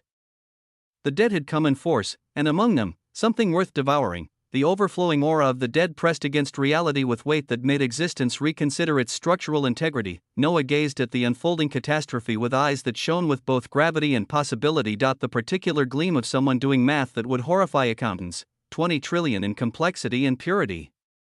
It was nice, certainly, the kind of power that could reshape folds. That made him a duke among weaker dukes. But when faced with dead existences measuring in the hundreds of trillions, when an early creature's winged head was emerging with power approaching a single quadrillion markers, it wasn't entirely up to the task, but he wasn't alone. He had another body, Ozymandias, whose purity had been refined to impossible heights. And he had something else, something that most here couldn't imagine, a legion of the dead himself. the masses of Eternitas Concordia had gone pale. An achievement for beings whose complexions ranged from crystalline to void-touched. Many turned toward Noah with expressions of expectant anticipation in their fear. He had bellowed, "Come," with such magnificent authority. Surely now he would charge forward. Leading the defense against these monstrosities, Noah met their gazes without changing expression, then, with the casual certainty of someone who had just remembered he'd left something behind. He floated back down beside Sigrid. He settled into a comfortable hovering position with his arms crossed, wearing the particular expression of someone waiting for his show to begin. The silence that followed was deafening. "What in the collapsed folds are you doing?" A Duke of living origins actually shouted, dignity forgotten in confusion. "You called them here," accused another, pointing at the emerging horrors. "You literally invited them," Noah continued, watching with polite interest, as if the accusations were happening in a language he didn't speak. Sigrid beside him had to suppress her expression as she was also somber. She knew that expression, had seen it before when he was about to do something that would make everyone reassess their understanding of possibility. What they didn't know, couldn't know, was that Noah wasn't retreating. He was simply allowing another part of himself to shine. In the next moment, as terrifying dead existences began fully emerging from tears that shouldn't exist, Ka. The cackling cut through the chaos like a scythe through wheat, from a blooming portal of obsidian light and bones that materialized with theatrical precision in the same above Concordia. Archlich Arezon made his entrance. His skeletal form was magnificent in its terrible glory. Bones of obsidian gold that caught light in ways that suggested they existed in more dimensions than were strictly necessary. His skull blazed with green gold flames that danced with genuine amusement.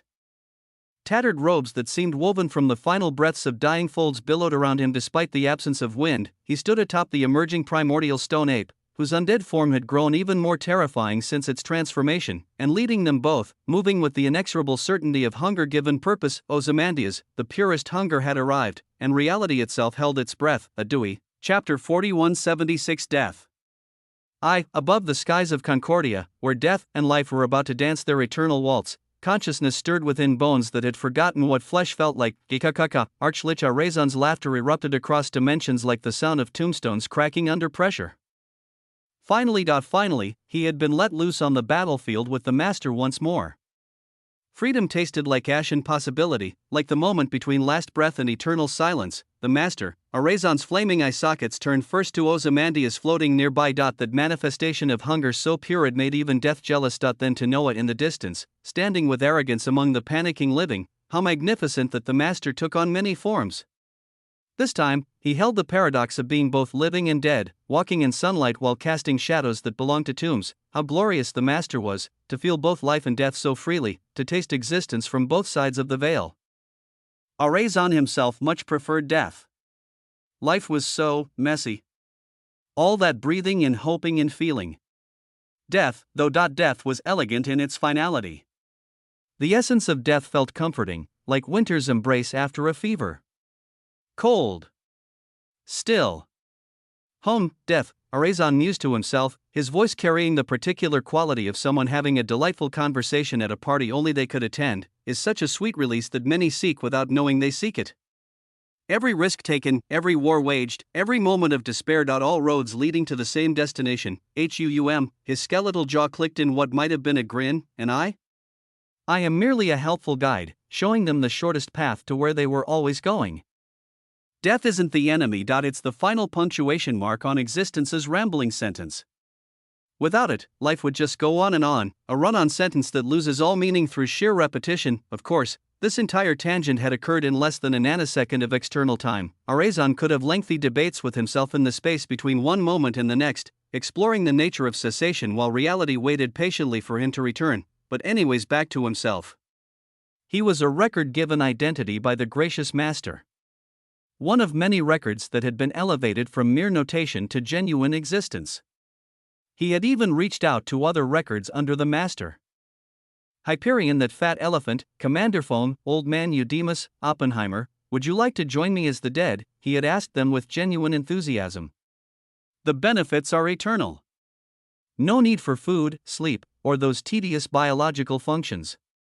Plus, you get to experience existence from its most honest perspective. The end, WAA, but those flimsy records were too prideful, too indecisive. They wanted to be called out on their own terms, to maintain their precious individuality. Let them rest in their delusions of independence. He would stand by his master's side, delivering death with the dedication of an artist painting their masterpiece, and his master right now wanted more power. Which meant, naturally, more death. Yes, his master wanted endless death, not just any death. His master wanted him to build a legion, not a mere collection of undead puppets, but a true legion of the dead. A force that could withstand the dead passing through the veil, that could stand against the chaos about to unfold, and that Arezon could give. His gaze swept across the battlefield being born, taking in the tears of existence and the dead emerging like poets from inspiration. Sudden, dramatic, and likely to cause problems. He also noted the astonishment of the living, their faces painted with horror as they witnessed their worst nightmares taking physical form. He sighed wistfully. If only the master allowed me to taste these living. How their life force would dance on my non-existent palate. But no, we're supposedly allies. For now, he knew that at any moment, allies could become enemies. Such was the nature of existence. When that time came, he would love to sense death permeating across a living origin, watch it spread through a living elemental, taste the unique flavor each type of existence produced when it ceased. Some deaths tasted sweet, like candy dissolving on a tongue he no longer possessed. Some were bitter, like medicine that cured the disease of being. Others were simply euphoric, transcendent experiences that made even an undead consciousness dizzy with sensation. But for now, he turned his flaming sockets away from the living and toward the dead emerging from tears that shouldn't exist. His analysis was swift and methodical. The massive mummified existence above Concordia. 500 trillion complexity, possibly more, noted for later consumption. The floating head of an early creature with its wings and tentacles. Approaching quadrillion levels. Definitely a delicacy to be savored when the time was right. He categorized each emergence with the efficiency of someone who had been organizing death for longer than most beings had been alive. High priority targets, medium priority targets, and then, his skull snapped to the side, focusing on a particular tear that had just begun to widen. Through it emerged an obsidian Neanderthal, its form primitive yet terrifying in its simplicity. 1011, death swirled around it like a personal atmosphere, a storm of ending that made even other dead existences maintain respectful distance. 166 trillion complexity, more powerful than a common dupe by 16 times, yet this was the first dead existence that Arezon set his sights on. Not the strongest, not the most impressive, but the most suitable. Oh, little ape, he whispered through his link to the primordial stone ape beneath him, his voice carrying the excitement of a child who had just spotted the perfect toy. We have found the first minion for the Master's Legion. Let us go. But as he prepared to launch himself toward glorious violence, something unprecedented occurred. Through his bond with the Master, he sensed an exuberance of existence and power that made his flames burn brighter. Prompts materialized before his vision, not the standard notifications but something grander, something that made even death pause to read. The early creature, Osmont's weavings of existence resonate due to confluence of factors, unique authorities of all living. Existences contained within impaired with distinction is both living and dead. The heart of an early creature is resonating with seed of principle of perpetual harvest, unprecedented event manifesting, birth of festival unseen even in the earliest folds. Through the early creature Osmont, harvest festival of death shall bloom, festival parameters straight face, all dead existences under banner of the early creature, power doubled, mark of perpetual harvest of death granted to allied dead. Every creature, living or dead, turned to join ranks will have their existence partially siphoned. Siphoned portions will be accumulated in deathly cache of perpetual harvest above folds. At festival's end, accumulated weavings amplified and distributed. Prize pools will result in a harvest of complexity and purity for the early creature, Osmont, and all participants. Chapter 4177 Death. 2. The euphoria that flooded through Arezon's consciousness was beyond description. Brilliant obsidian green light erupted through his form, through the ape beneath him, spreading across the entire fold with subtlety that made it invisible to those not already marked. His 50 trillion complexity instantly doubled, 100 trillion, just like that. The primordial stone ape beneath him grew even more terrible, its capability to kill and permeate death elevated beyond previous limitations. Arezon's skull tilted back, and his voice rang out with titles that came from somewhere deeper than memory. O Ninth Infernal Lord! O Tyrannical Lich Emperor! O Demon of the Seven Ionic Havens! O Seeker of Apocalypse! O True Emperor of Necromancy! His declaration made several nearby living existences stumble despite not being aimed at them. I shall deliver to you a glorious festival of death, W.U. Woo!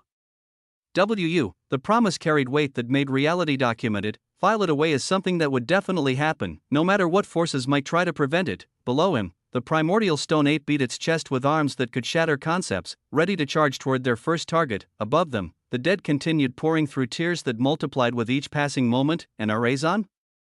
Arazon was gloriously in his home element. The harvest festival of death had bloomed, and with it, Arazon felt purpose crystallize into action. His flaming gaze turned toward the obsidian Neanderthal, studying it with the particular attention of an artist selecting their canvas. "I shall give us a nanosecond to handle that," he said to the stone ape beneath him, patting its massive shoulder with skeletal fingers that clicked against stone. A nanosecond. For beings of their level, it might as well have been an eternity. Death is everywhere, Arazon mused as he prepared to move. In the space between heartbeats, in the pause between breaths, in the moment between thought and action.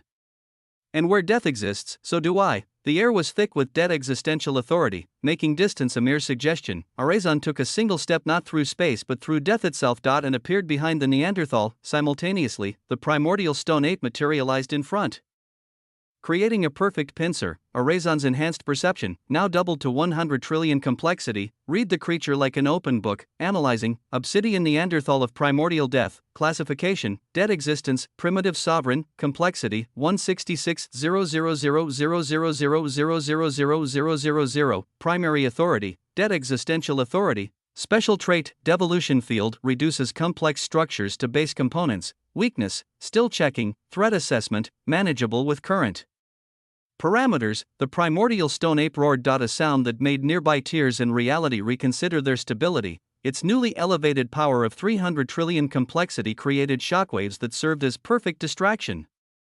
The Neanderthal turned toward the obvious and most powerful threat, raising primitive fists that could unmake concepts through brute force alone. Behind it, Arazon moved with the silence of endings that hadn't been noticed yet. His skull staff materialized in his grip. A weapon that was less object and more concentrated absence.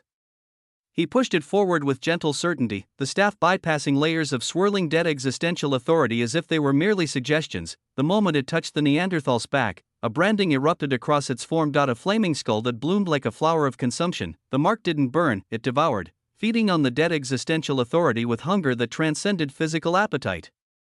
The Neanderthal tried to turn, to fight, but the stone ape's massive arms clamped down in a bear hug that redefined the concept of restraint. The ape's body erupted with its own devouring light. Hunger meeting death in an embrace that neither could escape. "While you are the dead," Arazon said conversationally, as if discussing whether while reality writhed, "we are dead existential inevitabilities.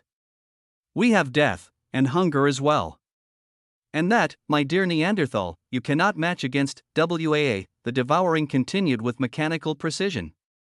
Authority flowed from the Neanderthal into its attackers like water finding its level. The creature's form began to dim, its primitive features becoming translucent as existence itself was being negotiated away. "Stop!" Arazon's command halted everything. The stone ape released its grip, stepping back as the nearly collapsed Neanderthal swayed but remained standing. Barely. Prompts cascaded before Arazon's vision, successfully hungered and devoured. 40 trillion transferable complexity, distribution, 15 trillion to Archlich Arazon, 15 trillion to primordial stone ape, 10 trillion to the early creature, Osmont. Current complexity, Arazon 130 trillion, amplified. The numbers were glorious, but Arazon wasn't finished. The Neanderthal stood there, unable to move, one push away from perishing. Which meant returning in a day, starting the cycle anew. "No," Arazon said, his voice carrying the weight of revelation. "I will not let you or any of the others die. After all, it is not really death since you will come back. That's not death. That's just inconvenience." He raised his staff, its tip glowing with purpose that transcended destruction. "I will use you. I will transform you. You see, I have an ability which allows me to summon dead existences. But they would be weak echoes, or I would have to give them portions of my power." His skull tilted with what might have been discussed. "And I do not want to give. In this grand symphony of death, I take HUUM." The staff plunged into the Neanderthal's chest with the certainty of fate acknowledging itself. "So I shall take your existence and transform it as the base. Come. Arise.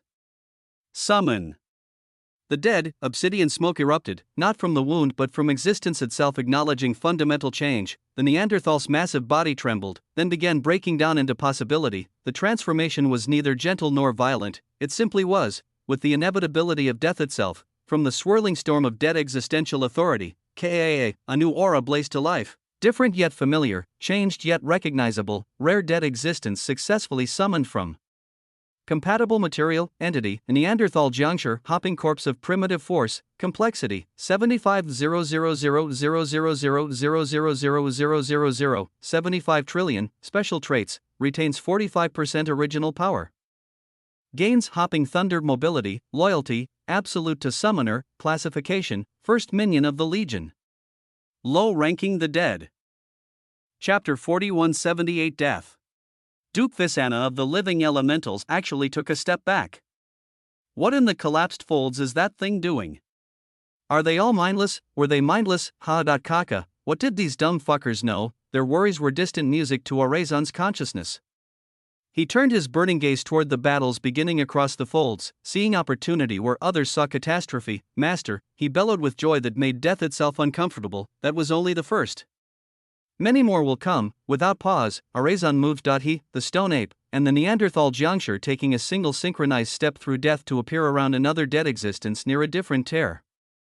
This one radiated 250 trillion complexity, its form a writhing mass of tentacles and regret. The second target writhed with tentacles that redefine geometry, its squid-like body pulsing with colors that shouldn't exist. Orazon studied it with the appreciation of someone examining a particularly interesting corpse. Before making it one, analyzing, Thonian horror of the sunken depths, classification, dead existence, abyssal sovereign, complexity, 250,000,000,000,000,000,000. Primary authority, dead existential majority, curse-woven death, miasmic corruption, special traits, reality decay field, corpse manipulation, warning, some intelligence detected. This one had noticed them. More concerning, other dead existences throughout the folds had begun to take notice of them. The element of surprise. Such a living concept anyway, was gone. The Thonian horror moved first, its tentacles whipped through space, but not to strike. To right. Each movement inscribed curses into reality itself, making the air become poison, making space become trap, making time become molasses. The miasma that erupted from its form wasn't merely toxic, it was the concept of corruption given gaseous form. Oh, how delightful! Orazon exclaimed as his bones began to dissolve at the edges. The primordial stone ape roared and charged, but walls erupted to block its path. Not stone or metal, but flesh. Carcass inducement manifested as waves of corpses that had never lived, bodies that existed only to have died, surging forward in putrid tsunamis. The ape's fists connected with wet impacts that made reality gag. Master always said, Orazon mused while dodging a tentacle that rewrote the definition of his location, that death should be artistic. But this? This is just showing off. The Neanderthal juncture attempted to hop through. Its primitive form enhanced with thunderous impacts, but each landing spawned more corpse waves. The nearby battlefield had become an ocean of endings that hadn't happened to anyone specific, death without the courtesy of prior life. Orazon's skull tilted as he analyzed the situation. Raw power wouldn't work here. The creature had turned the entire area into its domain. But domains were just another form of structure, and structure could be understood, exploited, devoured. You know what your problem is? Orazon called out conversationally while his staff manifested.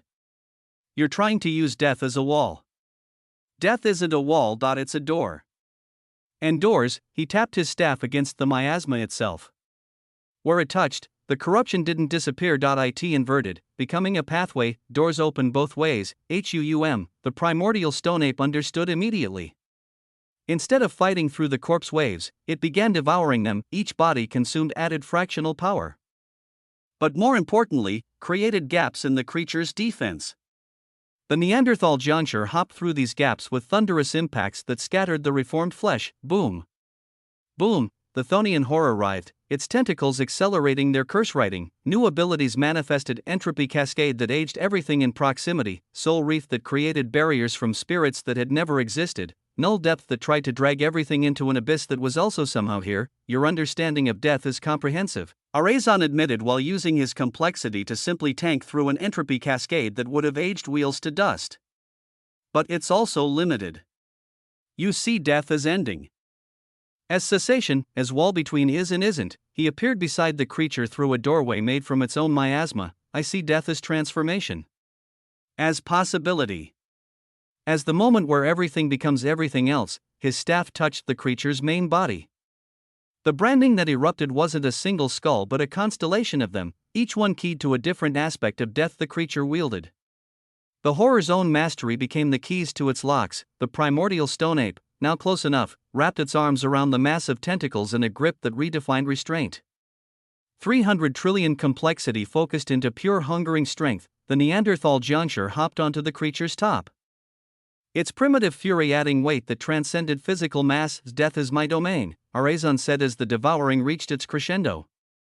You're just visiting, boom, successfully hungered and devoured. 100 trillion transferable complexity, distribution, 35 trillion to Arch-Lich Arazon, 35 trillion to primordial stone ape, 20 trillion to the early creature, Osmond, 10 trillion to Neanderthal juncture, current complexity, Arazon, 200 trillion. The Thonian horror's form had dimmed to near transparency, its tentacles barely maintaining cohesion. Arazon studied it with the particular attention of someone about to perform delicate surgery with a sledgehammer. Your curse-weaving capabilities are exquisite, he said, raising his staff. It would be a shame to lose them. So let's not. Summon the dead, HUUM. The transformation was more violent this time. The creature had more complexity to restructure, more abilities to preserve, tentacles writhed and reformed, the squid body compressing and expanding simultaneously. When the smoke cleared, a glorious dead existence has been summoned. Entity, abyssal lich kraken of cursed depths, complexity, 125,000,000,000,000,000. Special traits, retains curse weaving, gains lich's magical arsenal, unique ability, can transform between squid and humanoid lich forms. Loyalty, absolute to summoner. The new creature that emerged was magnificent in its impossibility. In one moment it was a kraken of shadows and curses, in the next a robed lich with tentacles for fingers. It knelt, somehow, despite its ever-shifting form. Welcome to the Legion, Arazon said cheerfully. Below, the weak living existences and fold dwellers had gone from horror to something beyond. A kind of numb acceptance that reality had decided to stop making sense. Dukestad had somber expressions as they were already forced to move. With the more powerful dead existences, the mummified creature and the head of an early creature had begun devouring everything around them. Arazon surveyed his growing Legion .2 members, the fat ape, and counting. His gaze swept across the battlefield where hundreds more dead existences emerged from tears that kept multiplying. Ah, so many candidates. So many possibilities for transformation. Chapter 4179. Do not fear, young one. Noah gazed at the darkening space above Concordia, his eyes pulsing with delight at the systematic harvest Arazon was conducting. Each transformation, each addition to the Legion, represented exponential growth in a game where exponential was the minimum acceptable rate of advancement. This place, this moment of chaos and emergence, was a grand weaving of possibility. Where others saw catastrophe, he saw opportunity wrapped in violence. Prompts materialized before his vision, documenting the accumulating benefits. Harvest Festival of Death Progress. Straight face, dead existences joined ranks. 2. Existential weaving siphoned to deathly cash, 28% of original essences, cash accumulation rate, increasing. Current participants, you, Arazon, primordial stone ape, Ozymandias. His gaze rose to track what the prompts described. Far above, barely visible through the tears and chaos, an illusory chest floated. The deathly cache of perpetual harvest. It pulsed with obsidian gold light, each pulse seeming to whisper that he simply needed to outperform, to harvest more, and the rewards would scale beyond current imagination. Power coursed through his body with each successful hunt Arazon completed. Every decimated dead existence sent trillions of complexity flowing. Half to him. Half to Ozymandias, though it was all designated under the early creature, Osmond. The distribution was automatic, efficient, perfect. His complexity had already grown by factors that would have taken other Zeons to achieve. Things were proceeding smoothly, perhaps too smoothly, which should have been his first warning. But as someone had said recently, someone whose name carried weight, existence is unfair. Existence was unfair. Always, the words had barely formed in his thoughts when boom, space fractured. No, space surrendered. The sound was wrong, carrying frequencies that predated the invention of sound, that made reality question whether it wanted to continue existing in proximity to whatever had just arrived. Noah's heart hammered once. A single beat that his enhanced perception stretched into eternity. His eyes flashed with solemnity as understanding crystallized. Something beyond current parameters had arrived.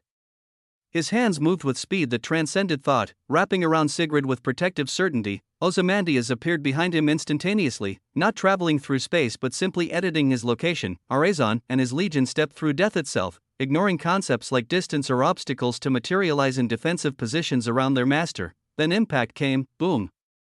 They didn't see what caused it. That was perhaps the most terrifying part. It ignored speed because it had already arrived before departing. It ignored distance because it existed in many places simultaneously. All Noah perceived was a column of obsidian light shooting down from a crack that shouldn't have existed, carrying within it the weight of endings that had been waiting too long to be gentle. Then came decimation. The word was insufficient. Languages hadn't evolved terms for what happened when existence itself was used as a weapon against those existing within it. Noah felt his body subjected to battering that came from all directions and none, impacts that existed in past, present, and future simultaneously. Warning, affected by overpowering hockey, source complexity of hockey, greater than 10 quadrillion, all abilities and power reduced by 50%. Decimation attempt on surrounding environment detected, 1 quadrillion complexity deployed against your existence, mitigation occurring straight face, 40% absorbed by dead existential inevitabilities hunger, 15% dispersed by order's eruption, 20% negated by your own complexity/purity, 25% unmitigated. Brace for impact. Boom, boom. The battering continued, each wave trying to convince his atoms they had never been properly assembled. His bones creaked with pressure that could compress wheels into singularities. Beside him, Sigrid's order authority blazed in desperate defense, trying to maintain structure against pure decimation. More prompts, each one worse than the last.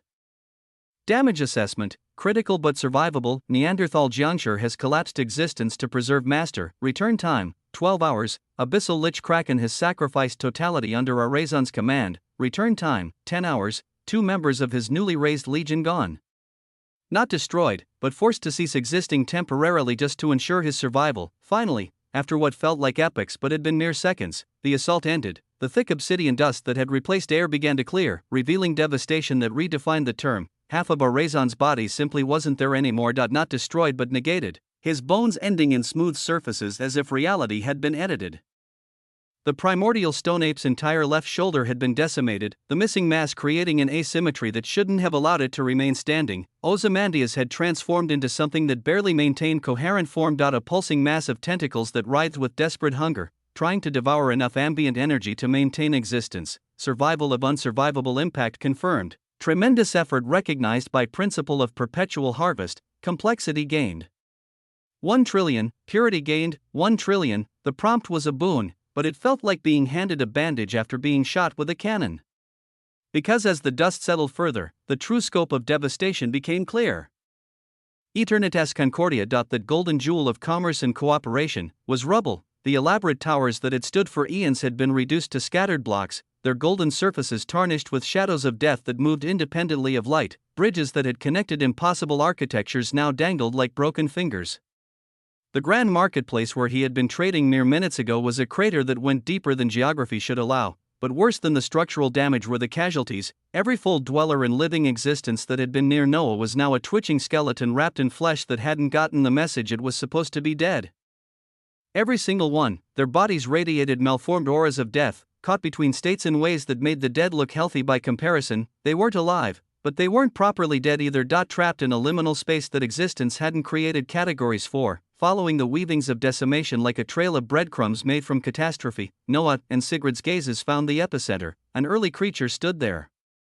Oh, an early creature radiating trillion of complexity stood in the midst of utter devastation as her arrival alone killed everything. Chapter 4180. Do not fear, young one too. She was beautiful in the way that natural disasters were beautiful. Awesome, terrible, impossible to look away from. Her body was adorned in tribal attire, obsidian gold patterns that moved across the fabric like living things. Her face held a beauty with features so perfect they made perfection seem inadequate. Eyes of pure obsidian that contained depths suggesting she had seen the birth of darkness and found it amusing. Skin of polished bronze that caught light that didn't exist. Her dark hair danced with its own wind, moving like countless serpents that had learned to cooperate. In her hands, held with the casual grip of someone who had never needed to grip tightly, was an obsidian club that looked simple until you noticed reality bending around it. Trying to get away, her face held an expression of tremendous innocence mixed with euphoria. The look of a child who had just discovered candy after a lifetime of vegetables. The air feels so fresh, she said, her voice carrying the particular quality of sounds that had existed before language decided to organize them, alive. Just like before. Before the endless years. Before that useless shore that held no life. She breathed deeply, and several more buildings simply ceased. After so long, I can finally smell living air again. Her words landed with weight that made the surviving dukes above. Those few who had weathered the initial assault, taken voluntary steps back, some were gravely injured. Reality still debating whether they should exist, others had died but hadn't realized it yet, their bodies going through the motions while their essences departed. The early creature looked around with the bright interest of a tourist in a new city, her gaze sweeping across the devastation she had created with no more concern than someone noting they had tracked mud indoors. Her eyes found the dukes above, catalogued them with dismissive interest, then turned toward Noah's direction. Her smile brightened to levels that made local space consider implementing sunglasses. "Do not fear, young one," she said with the particular tone of an adult addressing toddler when she looked at Noah. For the early creature, Nysteria, is here. The name landed like another impact. Nysteria. Even without context, the word carried weight that made reality acknowledge something significant had been labeled. Her haki pulsed outward again, not as attack but as existence. The natural radiation of something too powerful to fully contain itself. Beside Noah, Sigrid's eye of order blazed open, taking in the endless waves of death and decimation with growing fury. Her entire form began to shine with white gold radiance as she prepared to dash. Noah held her close, his arms tightening with protective certainty. His eyes flashed with solemnity as his perception tried to process what stood before them.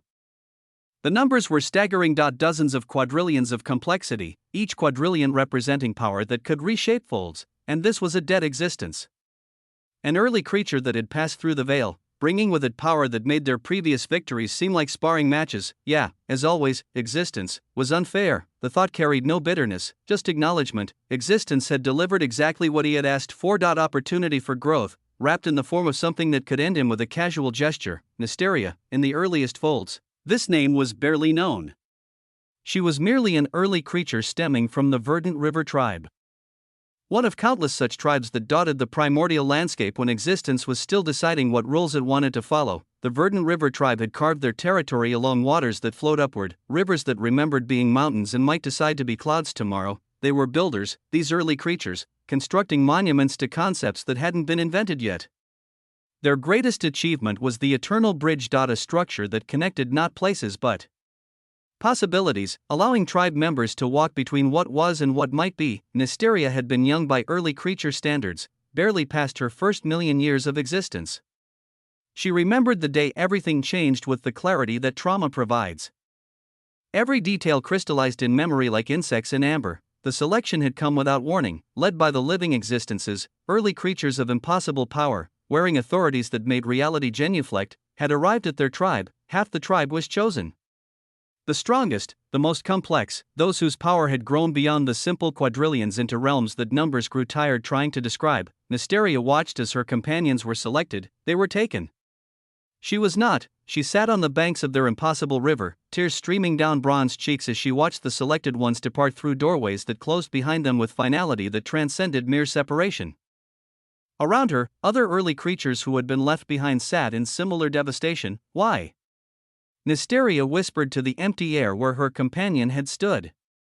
Why is it like this? Beside her, an early creature whose stone skin couldn't hide his hollow eyes, turned with the bitter wisdom of rejection. "We were too weak," he said, each word a nail in the coffin of their worth.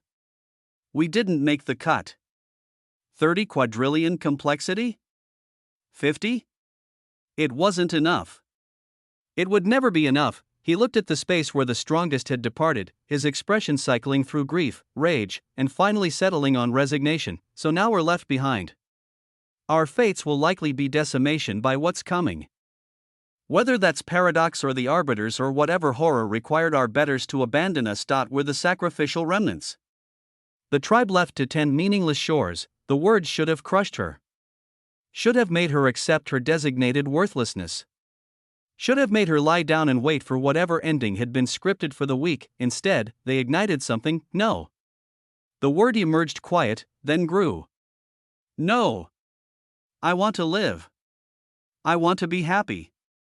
I want to see what becomes of existence, not be discarded as insufficient before it even properly begins. She stood, her club materializing in her hands. Still primitive compared to others. I will never let others decide for me my own worth. They think 40 quadrillion isn't enough?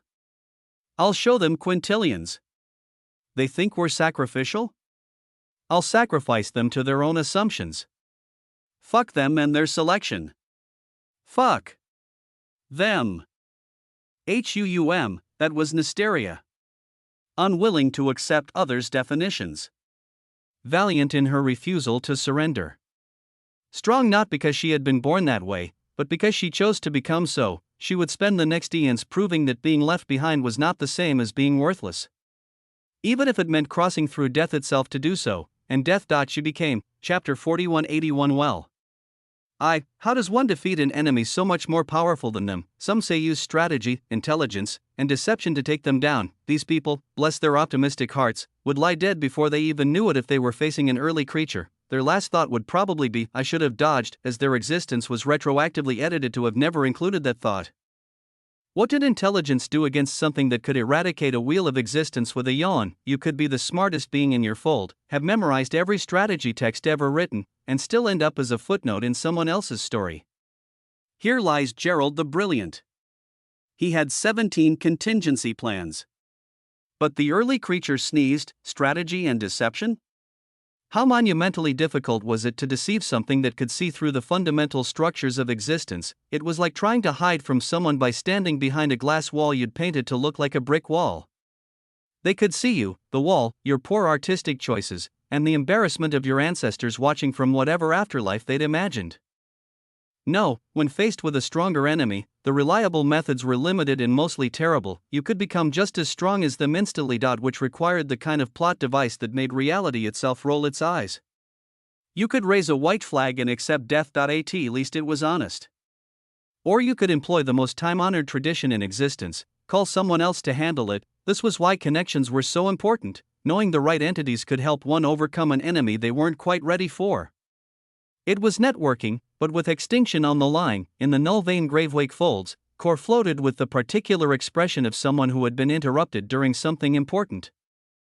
Another body of Noah appeared beside her, his expression heavy with the weight of immediate crisis. Core turned to him, covering her body with her hands in exaggerated modesty despite being fully clothed, and frowned with theatrical indignation. Outsider, don't look at me like that. I know your tendencies, and I'll tell you now that I do not have the same physiological makeup as your women. The teasing would normally have earned a response, but Noah remained somber, his urgency cutting through attempted levity. A dead early creature has appeared in the transcendent origin folds. Things are perilous beyond current parameters. I may need to bring you in. Core blinked, the playfulness evaporating as she processed the implications. She sighed with the weight of someone whose plans had just been catastrophically interrupted. She had intended to relish the meal of an entire folds, but existence was rarely fair. Since these are folds I'm meant to swallow to shatter the first seal, it will be fast, outsider. She gestured at the sprawling impossibility around them, as instructed. I've already mapped these entire folds and marked all wheels of existence and domains with signs of life, living things and dead things, for transport to your infiniverse. Her efficiency was terrifying in its casualness. There seem to be a few living laws floating around here, so those shall simply be left behind. WAA. She had already taken care of everything with the thoroughness of someone who treated consuming entire dimensions as light work. Since time was an issue, she would move fast. Her version of fast, which existed in timeframes that made light feel sluggish. Outsider, she asked with the particular tone of someone about to demonstrate something memorable, have you ever swallowed an entire fold in an instant? The question landed with weight that made local reality nervous. Noah shook his head calmly, though his eyes sharpened with interest. Core nodded with the satisfaction of someone about to show off. For the first hunger, it is akin to opening and closing my mouth. She opened her small mouth. Whap, she closed. Light flashed. Not gradually but instantly, as if existence had blinked, and that was it. Boom. The rumbling that followed wasn't sound but reality trying to figure out what had just happened. The environment transformed into weavings of collapse, that particular state between existence and void where things went to die, between folds and the emptiness where folds used to be. Authorities mixed with collapse in patterns that would have been beautiful if they weren't so fundamentally wrong. Past these weavings of collapse, gaps revealed themselves. Doorways that led to the Wandering territories, spaces between spaces where normal rules politely excused themselves. Terrifying to cross, deadly for the weak, in that instant. Literally the time it took Cor to open and close her mouth. She had swallowed the structure and all that composed the null vein gravewake folds, every wheel of existence, every domain, every being whether pulsing with life or emanating death, had been simultaneously transported into the infiniverse. An unknown number of wheels of existence bloomed in Noah's transformed shore, their inhabitants probably very confused about the sudden change of scenery but undeniably alive or dead, depending on their original state. The magnitude of this action should have warranted celebration. An entire fold, consumed and relocated in less time than it took to think about it. Yet as a seal shattered within her, Cor's eyes became luminous not with joy but with growing somberness. "Oh," she said, the word carrying weight that single syllables shouldn't possess. "Fuck," she added, upgrading the concern to profanity. Noah's expression soured like sunlight made of disappointment. "What?" Cor turned to him with eyes that had seen too much and just remembered it all. Breaking past the seal is allowing back an influx of memory, outsider. Her voice carried the particular quality of someone delivering news they wished they didn't have, and I remember now what the living paradox said as it collapsed my existence. That its actions toward me were actually merciful. She paused, letting that sink in. The living paradox, showing mercy, because I wouldn't be there for the fallout. The existential fallout that would follow whatever was coming. Because the living paradox and a few others would be inside a grand fortification. A monument built to survive what was coming. Her expression grew even graver. They would be inside. The Loom, Chapter 4182. Well. 2. The words were heavy, and they stayed in the space between them like a death sentence. Cor had dropped this revelation with casualness, then fallen silent as if giving him time to process the end of everything. She waved her hand with practiced efficiency, and an obsidian field of authority materialized around them. Not as a barrier but as something more fundamental. The space they occupied simply opted out of time's governance. Prompts materialized in Noah's vision, though they seemed almost mundane compared to what had just been revealed. The first hunger has laid out a small domain of hunger that eats away at time itself. No time passes while inside this domain. External reality, effectively paused, internal reality, continuing at user discretion. After establishing this temporal sanctuary, Cor sighed with the weight of someone who had just remembered why they'd chosen to forget, even though she didn't really choose. Man, existence really sucks for you and everyone else here. She paused, considering. Well, I guess that includes me too now. Whatever was triggered is something that not even the living paradox and others at that level can survive. And these are entities at an entirely different scale of existence. So far beyond current understanding that they felt the need to lock themselves away in the loom. The implications were heavy in their simplicity. If beings like the living paradox. Entities that could collapse early creatures with thought, that existed as fundamental forces rather than mere beings, couldn't survive what was coming, then what chance did anyone else have? Her words painted a future with only one color, ending. No living existences would survive. Not the Dukes with their trillions of complexity, not the coalitions with their combined might, even dead existences, those beings that had already passed through death and emerged changed, would not survive. There would be no resurrection, no return after a day's rest, simply cessation. Complete. Final. Absolute. Noah's gaze grew heavy with weight that had nothing to do with gravity and everything to do with comprehension. Without ceremony, without his usual flair for dramatic positioning, he simply sat down in this domain of collapse. The gesture was startlingly human. A man receiving news that made standing seem pointless. He sighed and looked with bitterness towards the horizon. The sound carried exhaustion that transcended physical tiredness. He had always done so much, pushed every boundary, exploited every loophole reality carelessly left accessible. He had turned unfairness into advantage, transformed disadvantage into opportunity. But this wasn't even something he had control over. It had been unfolding since the earliest folds, a sequence of events set in motion before he had existed, before perhaps even the concept of existence had been properly defined. He had no agency in this story. He was simply another paragraph in an ending that had been written eons ago. He had constantly strived to improve, to advance, to accumulate power, not from greed but from a drive that went deeper than fear. Though fear no longer touched him, it was the drive to ensure that someday, somewhere, he wouldn't meet an end alongside his family without even understanding what had happened. The need to at least comprehend his own ending, to face it with eyes open rather than confused ignorance. Yet at this moment, that exact scenario seemed to be precisely what awaited. An ending without understanding, cessation without comprehension. The cruelty wasn't just in the inevitability but in the uncertainty. Whatever was coming had been expected for an unknown number of years. 4 eons, Core had said, it hadn't occurred in the earliest folds. It hadn't occurred now. He didn't know if it would arrive in months, years, or centuries. The sword hung above all their heads, but no one knew when the thread would snap. Outsider, you have not said anything, Core's voice pulled him from his spiral of thought.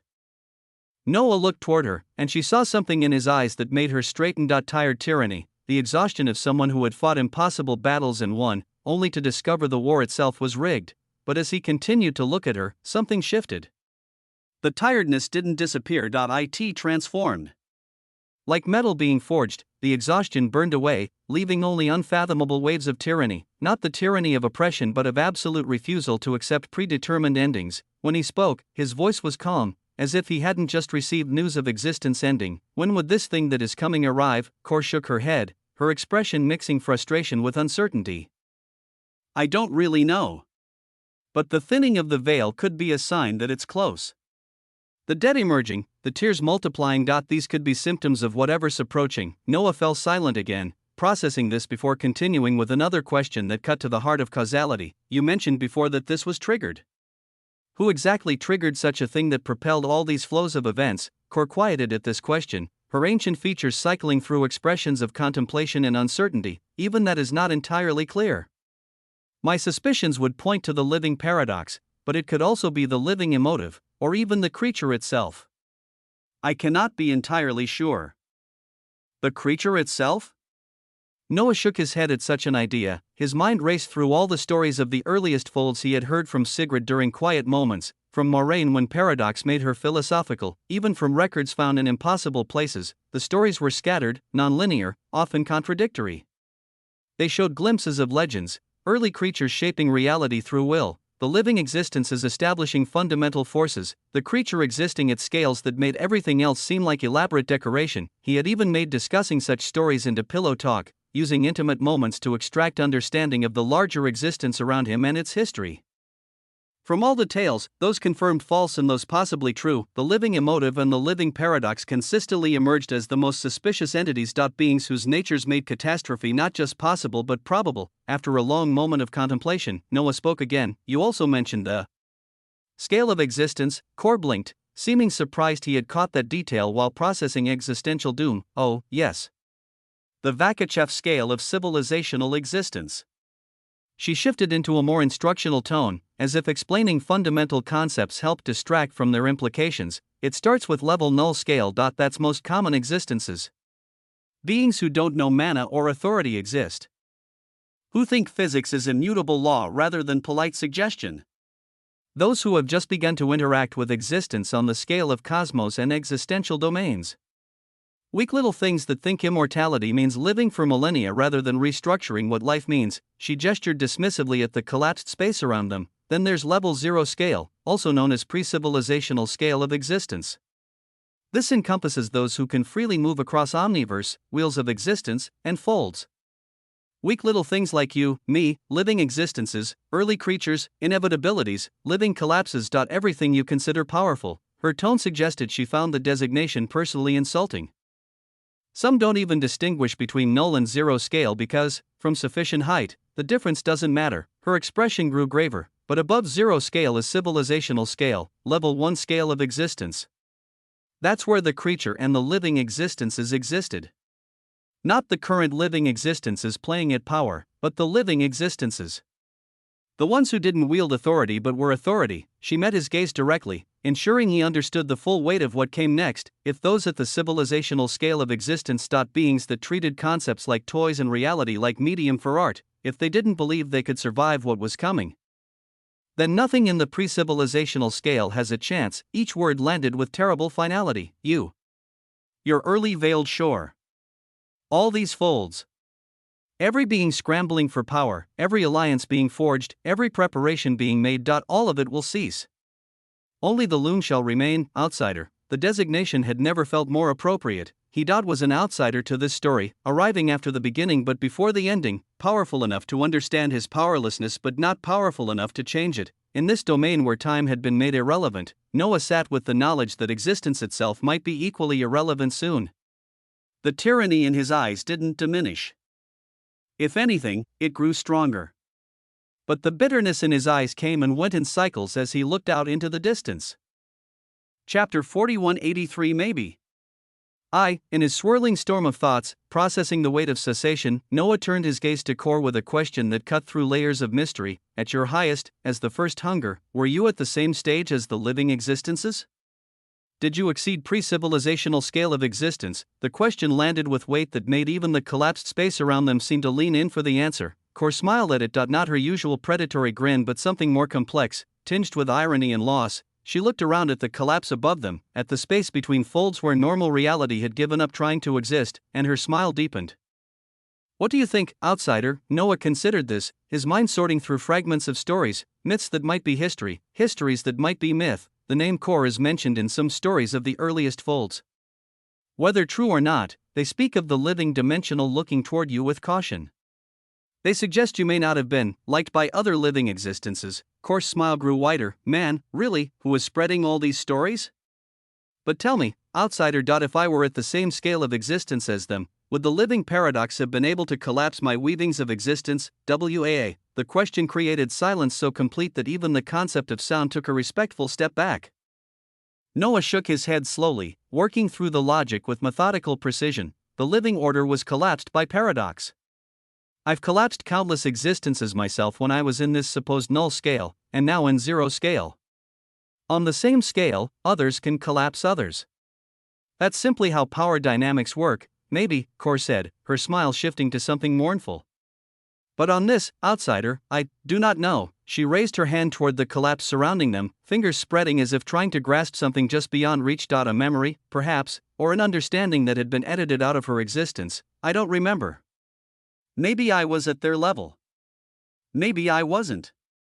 But what I am now is just like you, outsider. She stood there, hand extended toward nothing and everything, and spoke words that seemed to come from somewhere deeper than memory. The hunger eats and eats and eats, never satisfied, never complete. Each morsel consumed becomes need for more. Each feast finished opens hunger's store. It devours stars and swallows space, consumes the time that time misplaced. Yet with each bite, the void grows wider. The appetite becomes its only guide. Here, until its hunger caused collapse, the snake that swallowed its own maps, the mouth that ate the very ground on which its endless feast was found, but even collapsed, even ended, the hunger lived. Just amended, smaller now, but still it yearned for lessons that could not be learned. It rises, lives, but living's brief, a momentary strange relief. For everything must have its end, even hunger cannot transcend. As the first, it should have seen the hunger that should not have been, yet was, yet is, yet will not stay. For even hunger fades away. What the hell? The words buzzed in the air like smoke from a fire that had burned before fire was invented. Core's smile grew softer, more genuine. That was something a young inevitability told for me eons ago. When I heard these words, I laughed and stroked that young inevitability for its mischievous nature. Her expression grew thoughtful. I wonder if it was really a young inevitability now. Sometimes, the creature loved to take on different forms. Maybe it was trying to warn me then? Her words caused an immense silence to descend as Noah thought about many things. Noah reflected on the poem, its layers of meaning suggesting histories that had been carefully erased, the hunger that consumed itself, that survived its own ending only to face ending again. It painted a picture of cyclical destruction and rebirth that transcended simple death. He shook his head with sudden conviction, pieces clicking together in his mind with the certainty of someone solving a puzzle they hadn't known they were working on. 1009, you had to have been on the same scale as the living paradox and others. After all, they came to collapse you specifically, and yet, here you stand. His voice grew stronger with each word. I brought you back, HUUM. The sound resonated through the domain as Noah rose to his feet, his eyes blazing with profound glory. Power and lividity warred in his expression as understanding crystallized into determination. If I can reverse the actions of the living paradox with my actions and my tools, then in existence, nothing is impossible. His voice rose, not in volume but in intensity, each word burning with conviction that could have ignited reality itself, even surviving what they all hide from. If the living paradox's collapse could be undone by someone at zero scale, then their assumptions about what can and cannot be survived are fundamentally flawed. HUUM. They locked themselves in the loom because they believed survival outside was impossible. But beliefs aren't facts. Impossibility isn't absolute. If I could bring back something the living paradox personally collapsed, then their understanding of permanence, of finality, of what can and cannot be done. It's all fucking suspect. Cor looked toward him with a smile that contained equal parts admiration and pity. She sighed, the sound carrying weight of ages that had been forgotten and remembered and forgotten again. On this, outsider, I actually cannot comment with certainty. She met his burning gaze with ancient eyes that had seen too much and remembered too little. Maybe you can survive what's coming. Maybe not. The nature of what approaches might be different from simple collapse to it might be cessation on a level that makes collapse look like a pause between breaths. She paused, seeming to wrestle with how to explain something that language hadn't developed words for. But you're right about one thing, that if you could undo what the living paradox did, then the accepted limitations might just be accepted. Not absolute. Maybe you may just have your way, outsider. Maybe, chapter 4184 maybe. 2.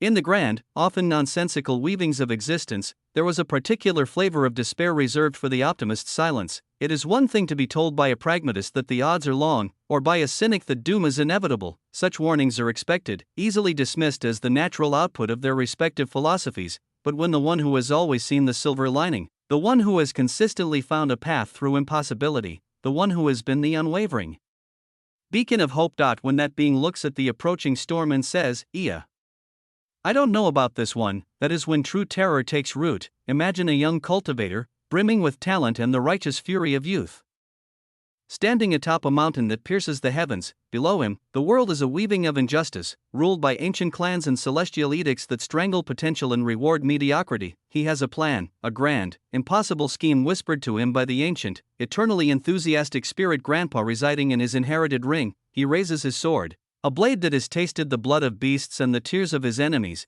and bellows a challenge to the heavens themselves. I will defy this fate. I will cultivate a poison so potent it will make the very heavens sick with regret. I will overturn this decadent celestial court and forge a new era with my own two hands. He waits for the familiar booming laughter from his ring, for the encouraging words that have carried him through countless trials. He waits for words like, "Excellent, my boy. A bold plan. Let me tell you about the 9 venoms of primordial chaos," but instead, the spirit grandpa materializes beside him, his ethereal form looking unusually solid, his usual vibrant aura dimmed to a contemplative glow. He strokes his long, wispy beard and looks not at the heavens, but at the boy. "Slow down, now," the spirit says, his voice devoid of its usual booming confidence. Let's really think about this one. You might actually die this time. Maybe, that single word, from that particular source, is more devastating than any celestial edict. More crushing than any army. It is the sound of hope admitting it has run out of plausible arguments. That was precisely how Noah felt as he looked at Kor, after everything they had witnessed, after the impossible revelations and the existential threats that made previous apocalypses look like minor inconveniences. She, Kor, the first hunger who had consumed impossibilities for breakfast since before breakfast was a concept, had simply said, "Maybe." The silence that followed stretched, heavy and profound, in their pocket of stolen time. The roiling energies of collapse that defined the space outside their temporal bubble seemed to hold their breath, as if existence itself was waiting to see how Noah would process this particular flavor of despair. He stood, his gaze lost in the chaotic beauty of the ruptured folds, his mind a maelstrom of thoughts. "There must be other solutions," he finally said, his voice a low tyranny of defiance that was more for his own benefit than for hers. It was an assertion against the crushing weight of her uncertainty. "There are always other paths." Kor floated over, her diminutive form somehow commanding the space around her. She settled onto the conceptual ground beside him, her obsidian dress pooling around her like liquid night. She began to swing her legs with the innocent motion of a child on a swing that wasn't there, a gesture so at odds with her ancient nature that it was profoundly unsettling. "Of course, outsider," she said, her smile containing a universe of irony and loss. "There are always possibilities." A tyrannical light flashed in Noah's eyes as he stared into the swirling chaos, his mind seizing on the first, most direct solution. One could simply stop what was triggered. Find the source, the catalyst for this fallout, and end it before it properly begins. Kor nodded slowly, her legs never ceasing their gentle swing. "Yes, one could," she agreed, her tone deceptively simple. "But do you even know what it is? Or who?" She turned her abyssal eyes toward him, and in their depths, he saw the reflection of his own ambition, and even if you knew. If the creature, a being at the apex of the civilizational scale, could not or did not stop it, are you already that powerful now, outsider? The question was not a challenge but a statement of fact, a gentle reminder of the chasm that still separated him from the beings who played at this level. Noah fell silent, his gaze returning to the chaotic dance of collapse outside their sanctuary. He thought of his journey, the countless trials, the impossible victories, the exponential growth that should have made him feel invincible, yet here he was, faced with a problem so vast that his power, measured in trillions, was like a single drop of rain trying to quell a forest fire. What he hated, more than death, more than failure, was this. This feeling of helplessness, the sensation of being a piece on a board, moved by hands he could not see, in a game whose rules he did not know. He had given away his fear and his doubt, but this cold, burning rage against impotence, that was in everything he would never surrender. Another solution surfaced, born from that defiant fury. There is the loom, he said, the words emerging with the certainty of someone forcing a new path into existence. You said it was a fortification, a bunker where the living paradox and others hid. It was designed to withstand whatever is coming. His eyes sharpened with calculation. Nobody has been able to get into it. It's surrounded by inevitabilities and the light of paradoxes. That makes sense now. But he met Korsuke's, his own burning with a tyrannical gleam. If nobody can enter it, that means it's safe inside. If one were to find a way, a key, a loophole, a backdoor, they would be safe. It was a fantastical idea, a strategy born from the kind of logic that only made sense when all sensible options had been exhausted. It was a fantasy, but in an existence where fantasies could become real, it was a path. Kor blinked, her leg swinging, finally pausing. She looked at him with an expression that mixed pity, admiration, and something else he couldn't quite name. Then she smiled, a sad, knowing smile that had seen too many brilliant plans crumble into dust. Maybe, outsider, she whispered. Maybe, the word, again. That terrible, wonderful, infuriating word. A frustrated sigh escaped Noah, a sound that carried the weight of a being pushing against the very limits of possibility. Why are you looking at everything so pessimistically now? You were the one who told me to expect failure, to embrace it, to understand that existence is unfair. That one must fail and fail and fail before a single success blooms that makes all the failures worth it. Kor nodded, her smile becoming more genuine. Yes, of course, she said, her voice regaining some of its usual playful cadence. But just because I know the recipe for the dish doesn't mean I can't admit that we're in a really shitty situation, does it, outsider? She floated up, her tiny form suddenly radiating a defiant energy that chased away some of the oppressive gloom. Don't worry. I can admit it's shitty and still fight to the end. I never expected the seed of inevitability I gave you to lead to my resurgence, but I've grown interested in what you've built here. She gestured at the unseen shore beyond their temporal bubble.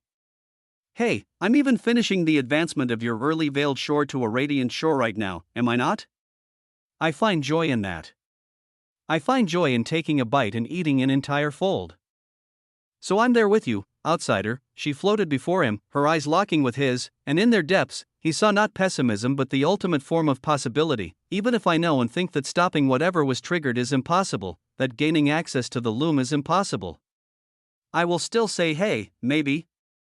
After all, her smile was a dawn in the darkness. Anything is possible in existence, no matter how unlikely. Noah listened, the cold rage in his chest easing, replaced by a quiet, steady resolve. She was right. The situation was dire, perhaps unwinnable. But that didn't change the path forward. One simply continued to try. One simply continued to exert effort. And was effort not what mattered the most? His mind, cleared of its storms, began to work again, connecting disparate threads of information, seeking new patterns. And then, a name surfaced, a legacy, a possibility he hadn't considered. His eyes lit up with a new light. The first farmer, he said, the name itself feeling like a key. The farmer who planted principles themselves. The sanctuary he made in the wandering territories. If he is still there, if he has had eons to cultivate his power, he may be on the civilizational scale of existence like the living paradox and the others. There could be a potential solution through him. Kor smiled at his words, a brilliant, genuine smile that held no reservations. Then she laughed, a sound like stars being born and dying in the same instant. You know my answer, outsider, she said, her eyes sparkling with the beautiful, terrible light of infinite possibility. maybe. Chapter 4185 maybe. 3. Maybe. Kor seemed to be having fun while saying this word at this point. Noah breathed out, the motion feeling strangely significant in the suspended time. Okay, he said, his voice a rumble of defiance against the oppressive weight of her pessimism. So, 3 potential solutions. He ticked them off in his mind, the logic cold and clear now, the 4th being to become an existence with the power of the creature and the living existences. To simply step into the level 1 scale of existence myself. The statement was absurd in its audacity, yet he delivered it with the flat certainty of someone discussing a viable career path. Kor hummed, a small, musical sound that seemed to pull at the fabric of their isolation. A smile bloomed on her face, bright and mischievous. Yep, she chirped, popping the P with finality. Also a possibility. Very simple to do, outsider. The agreement, the sheer nonchalance of her tone, made the impossibility of his statement even more pronounced. Noah shook his head as he continued. Okay, he conceded. Those are the solutions. And in my hands, I have.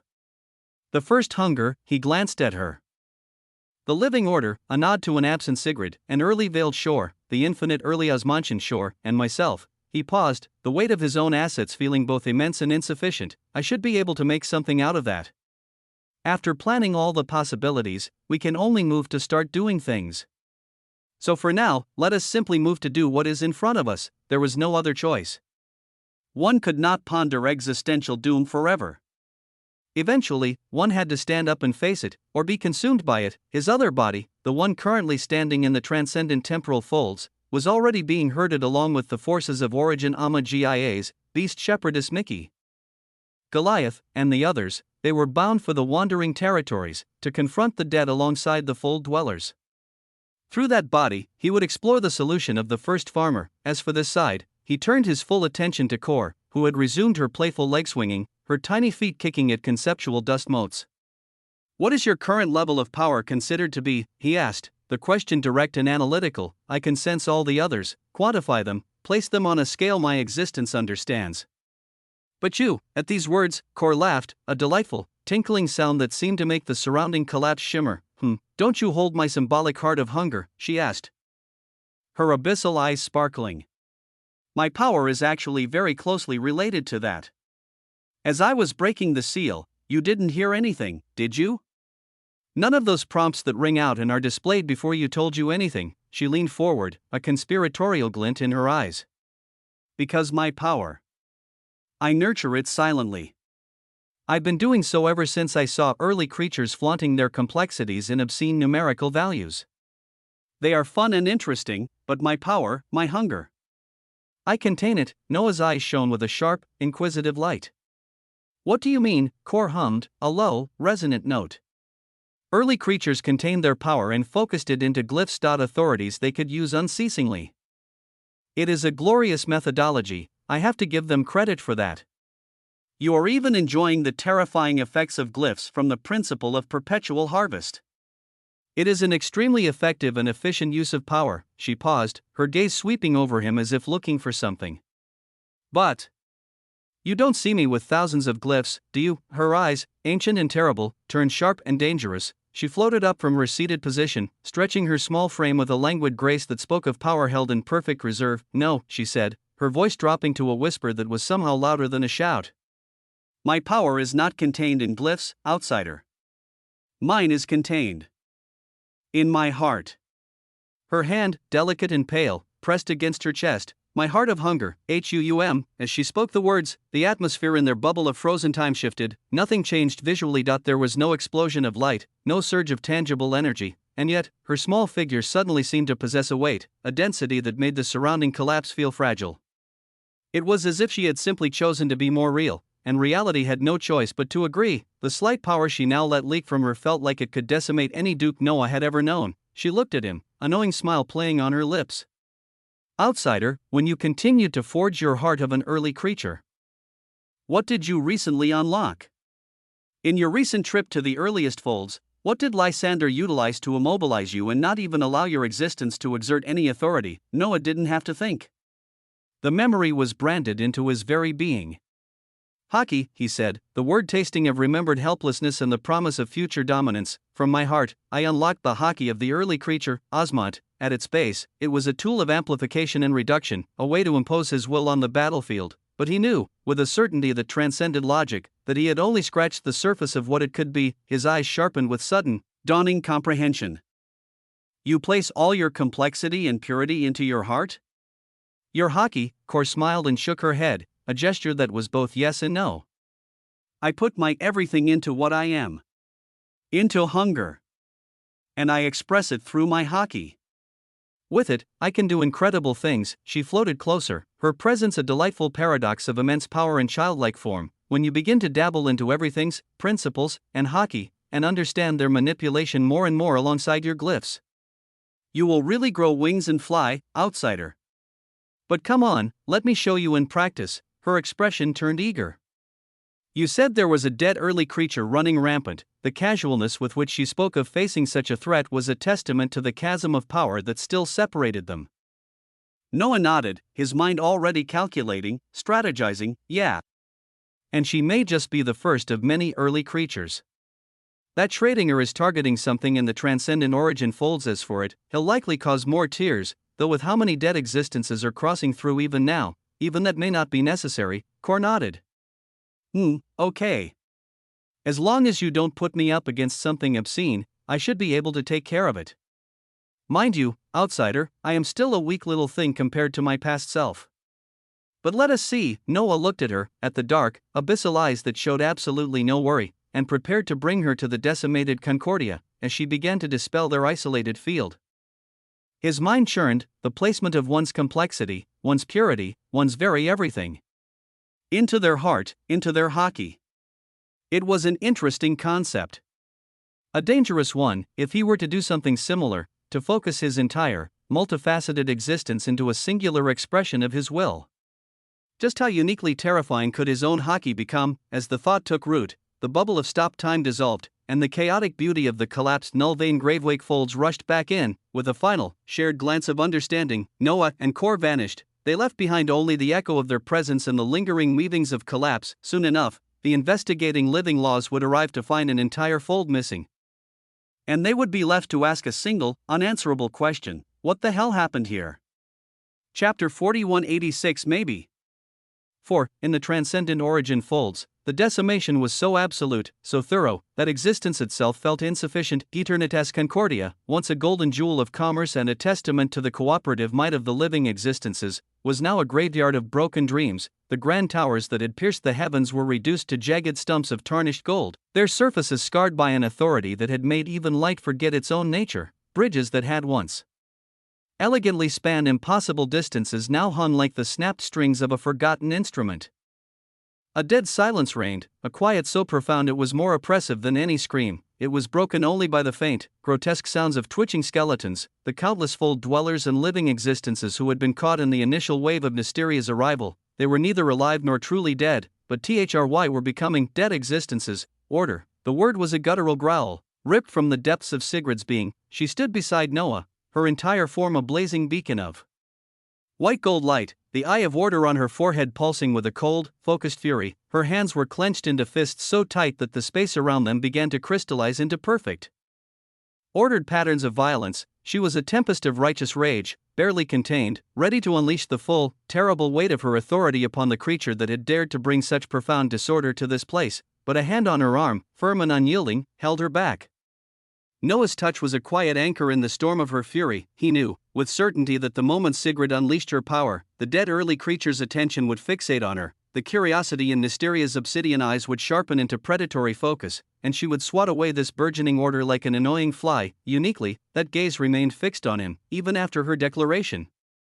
After she had named herself Nysteria, her attention lingered on Noah. She had called him Young One, a term that carried a universe of meaning. Did she somehow sense the essence of an early creature within him? Or was it something else, something even more fundamental that she recognized? Even with his recent, monumental gains, Noah felt the oppressive weight of her presence. It wasn't an active attack, not yet. It was simply her hockey, the passive radiation of her existence. It pressed down on him with the weight of collapsed folds, a conceptual pressure that made his trillions of complexity feel like a handful of sand against a tidal wave. this was the chasm between their levels of being. A gap measured not in numbers but in the sheer, undeniable reality of her power, and then, in the instant between one strained heartbeat and the next, whap, space complained.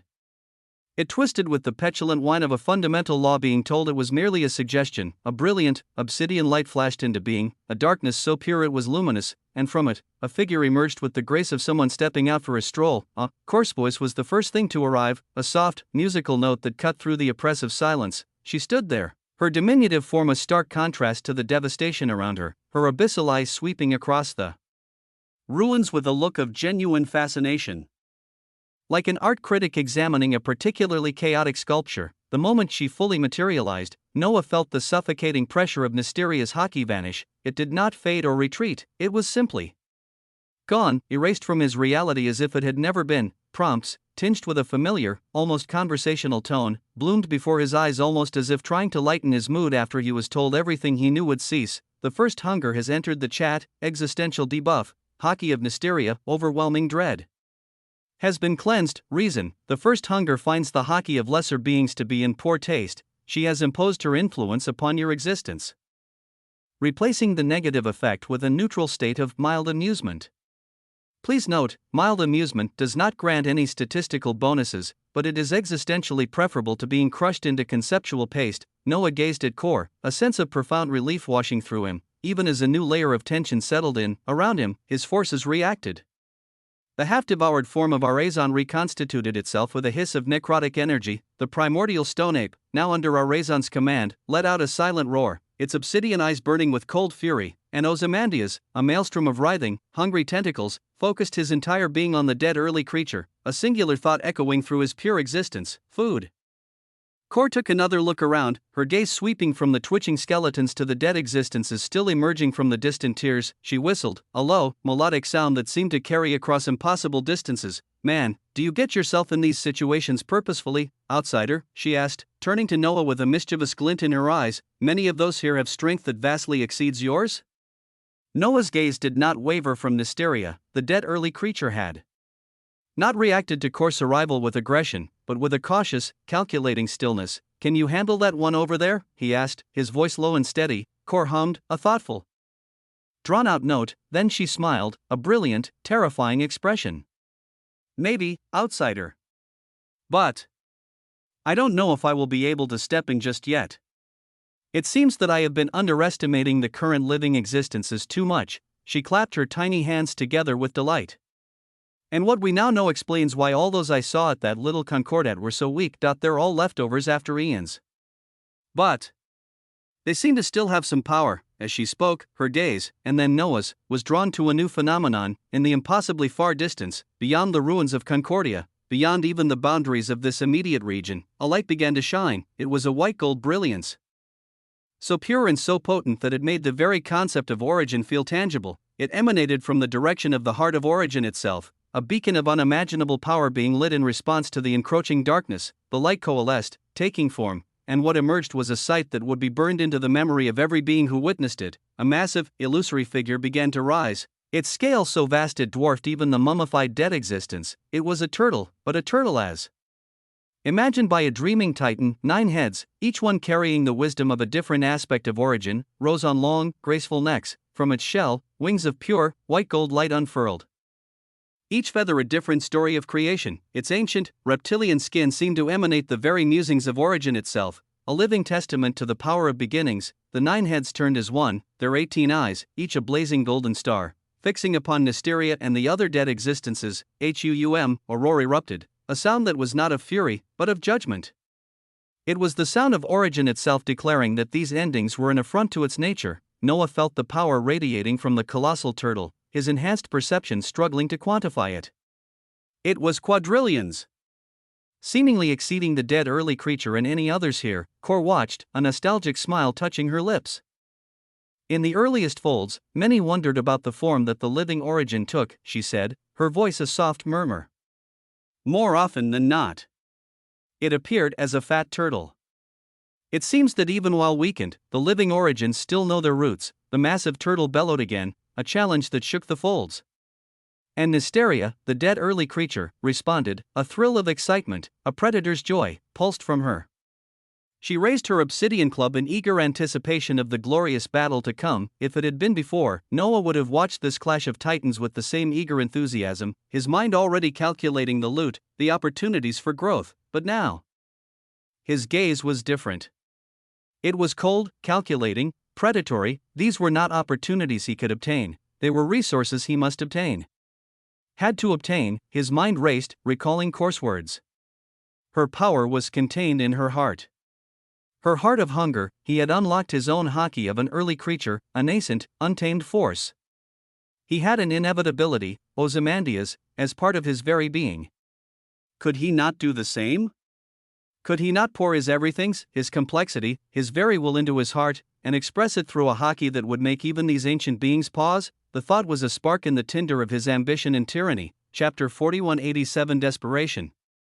The concept of everything was a mountain range Noah had only just begun to chart. He had walked its foothills, glimpsed its impossible peaks, and even held a few of its precious stones in his hand. He recalled the verdant Eternia tribe in the earliest folds, a civilization of early creatures so advanced they did not merely wield everything, they cultivated them. They were farmers of existence itself, tending to gardens of joy, strength, and sorrow, harvesting them into drops of crystallized potential. He had not had the chance to learn such a methodology then, but the exposure, the sheer understanding that such a thing was possible, had planted a seed in the fertile soil of his ambition. Now, in the ruin of what had once been Eternitas Concordia, he stood on the precipice of a choice. Above, the sky was a canvas of unfolding catastrophe. The dead early creature, Nysteria, a being of dozens of quadrillions in complexity, radiated an innocent euphoria that was more terrifying than any rage. In the far, impossible distance, the illusory nine-headed turtle. A weapon, a manifestation of the collective will of the living origins, roared its challenge, its own power measured in dozens of quadrillions. The clash between these two titans would be a spectacle of destruction that would reshape the very fabric of the transcendent origin. Folds, it would be an eye-opener, a lesson in the scale of power that entire factions of living existences could wield. But Noah found he did not care for their power nearly as much as he cared for his own. He closed his eyes, the cacophony of the unfolding apocalypse faded, the roars of ancient beings, the terrified whispers of the surviving dukes, the very hum of reality tearing itself apart. All of it dissolved into a profound and perfect silence. He was no longer in a battlefield, he was adrift in the boundless, internal sea of his own existence. He felt the beat of his heart thump. It was the rhythm of his own story, a steady, defiant drum against the silence of the void, and he breathed. In that single exhalation, the world behind his eyelids erupted in a kaleidoscope of light, boundless colors, more vibrant and pure than any he had seen in the physical folds, flashed and swirled around him. It was the sensation of being back in that bubble of frozen time with Core, a space where the raw architecture of existence was laid bare. He could sense them all, every point of consciousness a unique star in his perception. He felt the cold, unwavering light of Sigrid's order. The swirling, paradoxical chaos of Ozymandias.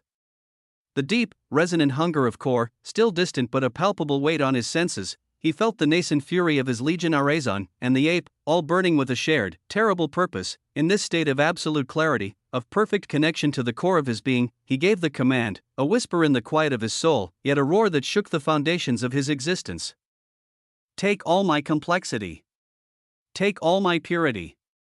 Let it all flow into my heart. The moment was monumental. He felt it begin as a gentle tide, a pulling sensation from the very extremities of his being, the power that had been scattered across his existence, some woven into the fabric of his glyphs, some flowing freely through the vast expanse of his atlas, some resting dormant within the crystalline structures of his towers. All of it began to move. It was a grand migration, a river of trillions reversing its course, flowing not outward to influence the world, but inward, toward a single, infinitesimal point, his heart, his glorious, incandescent heart, the hundreds of thousands of drops of blood of an early creature that his heart had so painstakingly produced now acted as conduits. Their rich, crimson gold essence surging back toward their source, carrying the full weight of his accumulated power with them. It was a process that defied biology, that rewrote the rules of existential anatomy. He was not merely concentrating his power, he was reforging the very engine of his existence. He squinted, a sharp, stabbing sensation piercing through the glorious rush. It was a pain that transcended anything else, a conceptual agony.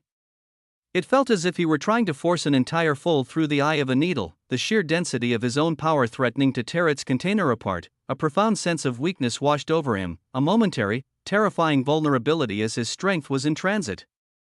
Neither here nor there. His glyphs flickered, his aura dimmed, his very presence in reality thinned to a fragile whisper, and then, thump, his heartbeat, not the steady, rhythmic beat of before, but a glorious, heavy detonation of pure power. The weakness vanished, consumed in an instant by a surge of unimaginable vitality. The pain was gone, replaced by a sensation of fullness so complete it was intoxicating. His heart did not merely accept the influx of power, it devoured it, owned it, became it. Bloody purple flames erupted first from the heart itself, a magnificent, royal conflagration that burned with the combined might of tyranny and quintessence. They were not flames of destruction but of coronation.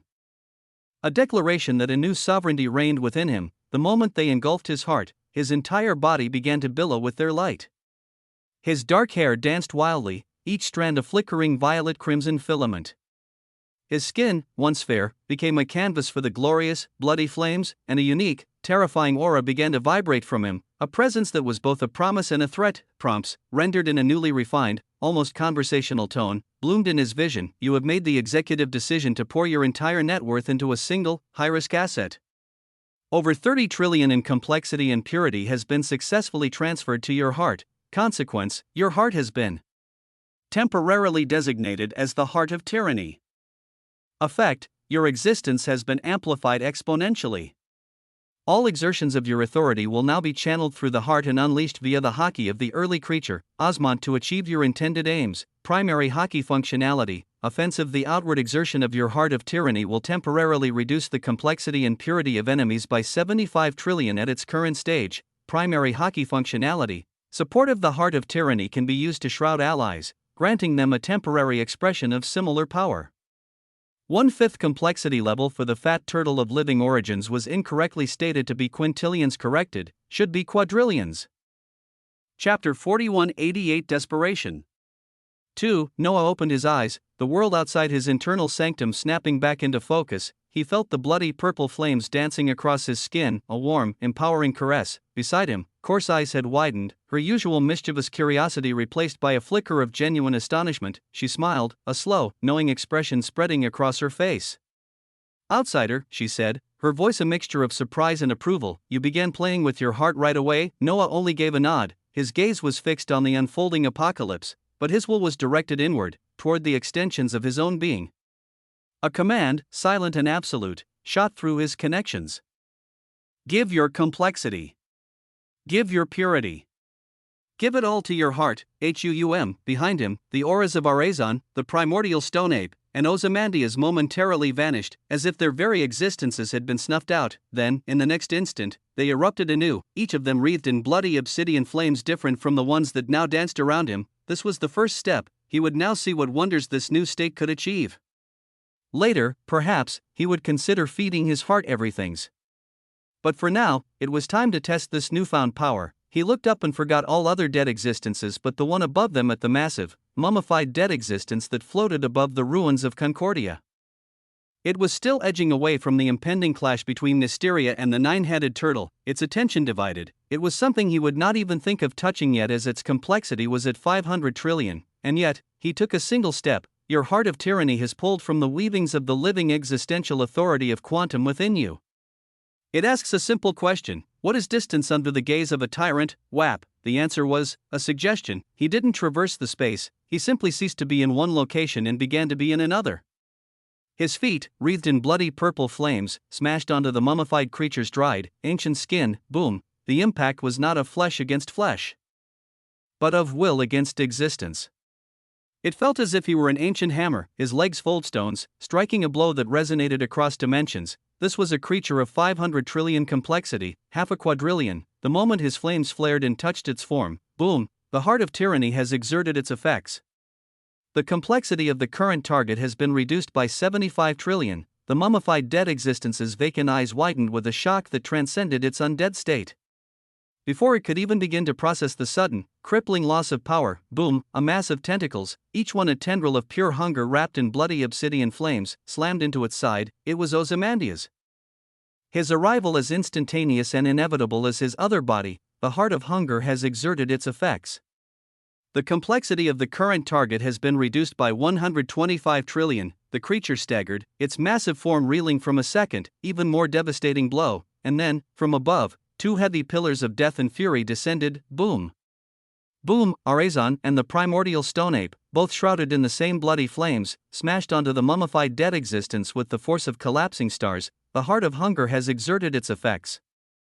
The complexity of the current target has been reduced by 125 trillion. The heart of death has exerted its effects. The complexity of the current target has been reduced by 150 trillion. The mummified dead existence went from shock to horror. 75 trillion, then 125 trillion, another 125, and then a final, crushing 150 trillion. A total of 475 trillion complexity had been stripped from it in the span of a single nanosecond. It was left with a mere 25 trillion, a pale shadow of its former might. Its body buzzed and trembled, feeling the collective, oppressive pressure of four tyrannical hearts. Its gaze met Noah's. It saw no mercy there, only a cold, apathetic brilliance. Noah felt the immense weight of his new heart, the glorious, terrible power that now resided within him. He gathered it all, every ounce of his newfound might, and channeled it into a single point. His leg, painted in a deep, bloody purple hue, rose high into the air like an axe of a stifled emperor letting loose. Boom, his leg thundered down. It was small, impossibly so against the colossal form of his enemy, but the weight it carried shattered space like a mirror. It landed, and the creature's dried skin and ancient bones buzzed for a fraction of a nanosecond before the mummified dead existence fractured into two pieces. Crack, a horrid scene, a glorious scene, a scene of the early creature, Osmond, getting unfathomably serious, because there was too much he could not afford to lose. He felt the intoxicating power of his heart continuing to beat, a symphony of tyrannical might. In the next moment, the bony, obsidian tentacles of Ozymandias and Arazon extended toward the two halves of the mummified dead existence as the devouring and eventual summoning of the dead began. The bloody purple flames felt right. They coiled around Noah's form not with the destructive heat of a normal conflagration, but with the empowering warmth of a coronation robe woven from pure, unadulterated will. It was an intoxicating sensation, this perfect fusion of his complexity, his purity, and his very essence into a singular, overwhelming expression of his authority. This was power not as a tool to be wielded, but as an extension of his own being, as natural and effortless as breathing. The power feels intoxicating, doesn't it? Coarse voice was a soft murmur beside him, a thread of ancient amusement woven into the chaotic symphony of the unfolding decimation. She floated with a placid calm, a tiny, obsidian star in a universe of dying light. I found this to be another true expression of power, apart from the glyphs of early creatures. Whether it be fold dwellers or inevitabilities. They could do this too, as it somewhat tipped the scales in their favor. Chapter 4189 Desperation. 3. Her words were a quiet confirmation of what he was just beginning to understand. This path, this focus on the heart as the engine of hockey, was not just his own wild theory. It was an ancient methodology of power. At that exact moment, boom, a cataclysmic impact, light years away yet close enough to make the very fabric of the fold tremble, ripped through the battlefield. Noah's gaze, now veiled by the dancing purple flames that made his pupils look like celestial suns, snapped toward the source. The dead early creature, Nysteria, had finally clashed with the colossal, illusory turtle of the living origins, her massive obsidian club, a weapon that seemed to absorb light and hope with equal ease, met one of the turtle's 9 valiant heads in a detonation of opposing authorities. Noah felt it, more than saw it. A wave of pure, unbounded origin washed over the battlefield from the turtle's strike. A conceptual force of genesis and beginning that sought to negate the entropic death radiating from Nysteria. His new, enhanced perception, filtered through the lens of his heart of tyranny, allowed him to see what others could not. He saw the details, the numbers, the very soul of the magnificent beast as clear as glass. Origin, ancestral weaving of existence, classification, supreme living origin, construct, complexity. 77,152,843,921,847, 77 quadrillion, purity, 88,947,293,847,152. 88 quadrillion, distinction, straight face, the unyielding beginning. Its very presence reinforces the concept of origin, making it exponentially harder to destroy or unmake. Ninefold aspect of Genesis, each of its 9 heads embodies a different facet of origin, creation, protection, growth, etc., allowing it to respond to any threat with the perfect counter-beginning, collective will of a faction. It is not a single being, but the focused, weaponized will of the most powerful living origins. Its strength is the sum of their conviction. His gaze shifted, the bloody flames in his eyes flickering as he assessed the opposition. Nysteria, even as she was pushed back a fraction by the turtle's overwhelming might, laughed. It was a sound of pure, innocent joy, the laughter of a child discovering a new, exciting game. Nysteria, the last of the Verdant River tribe. Classification: dead early creature. Complexity: 55,837,291,004,731, 55 quadrillion.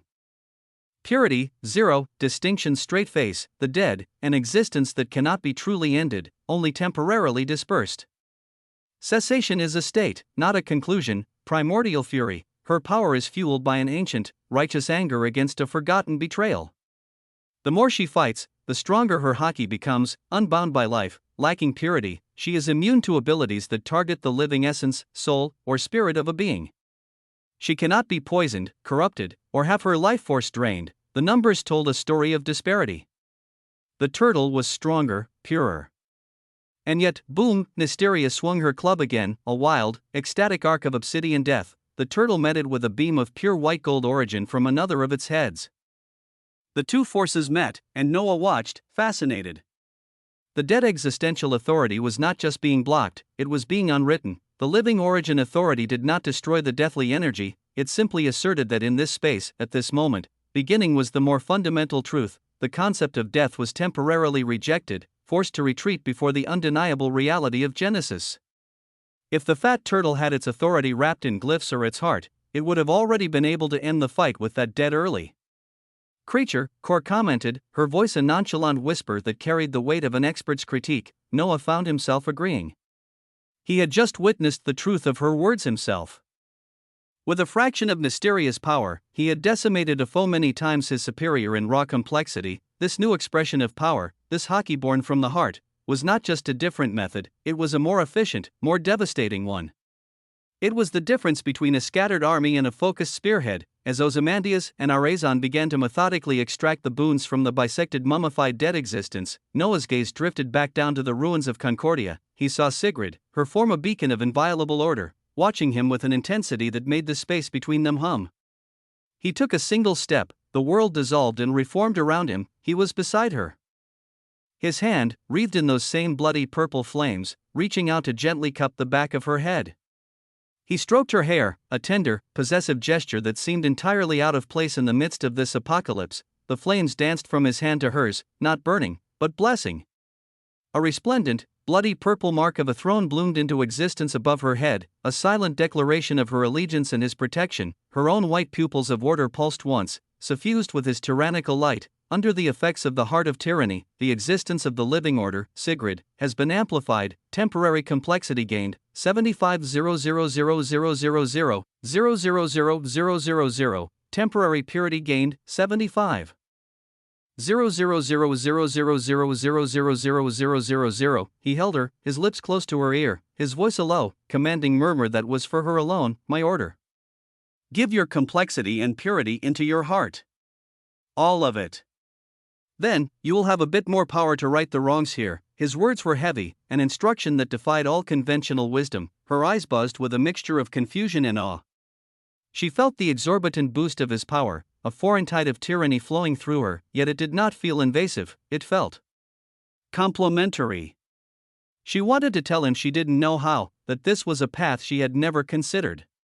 But as she looked into his calm eyes, into those celestial purple suns that burned with boundless tyranny, instinct overrode logic. She chose to trust, to follow. In the quiet of her own heart, she gave the command. All of it, boom. She did not give everything, but she did give all she had. Chapter 4190 Desperation.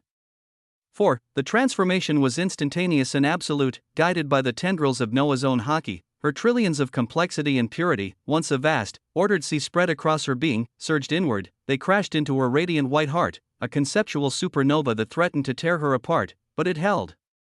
Oh, it held, and in the next instant, her aura, already magnificent, became something transcendent, a beam of pure white light, so dense it seemed solid. Shot forth from her, not as an attack, but as a declaration. Waves of white brilliance began spreading out, permeating everything, washing over the ruins, the dead, the living, the very air itself. It was the light of absolute, undeniable order, The heart of order has expressed itself truly for the first time in this age. Under its influence, all those basking in its light shall form the glyph of order. Glyph effect grants a base purity of 50 trillion. All affected entities will find their existence in a more ordered, efficient state. Note, this includes the dead. Their chaotic death energy is being temporarily organized. Unknown effects of order are permeating across the transcendent origin folds. Additional note, organizing the unorganizable is a bold strategy. Let's see how it plays out. Noah felt it form on his back, a massive, intricate white glyph that felt like a garden of impossible geometries blooming into existence. His strength, already amplified, shot to another level. The same glyph appeared on Arazon, on the ape, on the distant, beleaguered dukes, and even, impossibly, on the 9 heads of the ancestral turtle. The light of order permeated everything. Noah looked at this with eyes of ever-increasing quintessence. This was the way. This dot was the way. Was existence unfair? Was it hard? Then existence did not yet know how hard and how unfair he could get.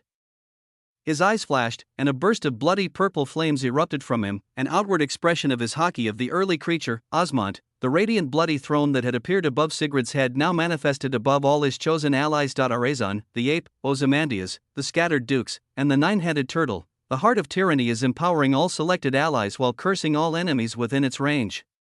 His gaze remained cold. He was only getting started. He turned his attention to his other self, to Ozymandias. From the writhing mass of tentacles, a new wave of power surged. Boom! The bloody obsidian flames of the heart of hunger spread out, and above Noah's head and the heads of his allies, a new symbol appeared, a set of bloody obsidian jaws, opening and closing in an endless, silent scream of appetite. The heart of hunger has blessed all allies. Each has gained a temporary boon of 125 trillion in complexity and purity. Oh, then came Arazon and the primordial stone ape. Their own hearts, now fully ignited, erupted with their unique authorities. 2 more markers appeared above the heads of their allies, another set of obsidian jaws, and a terrifying, obsidian flaming skull. The heart of inevitable hunger, Arazon, has blessed all allies, granting a temporary boon of 125 trillion in complexity and purity. The heart of death, primordial stone ape, has blessed all allies, granting a temporary boon of 150 trillion in complexity and purity. Oh, Noah stood amidst this symphony of power, his own body a nexus of conflicting, yet harmonized, authorities. The bloody purple flames of his own heart of tyranny swirled around him. The cool, serene white light of the glyph of order formed a garden of light on his back, and above his head, the 3 obsidian markers of hunger and death floated like a dark crown.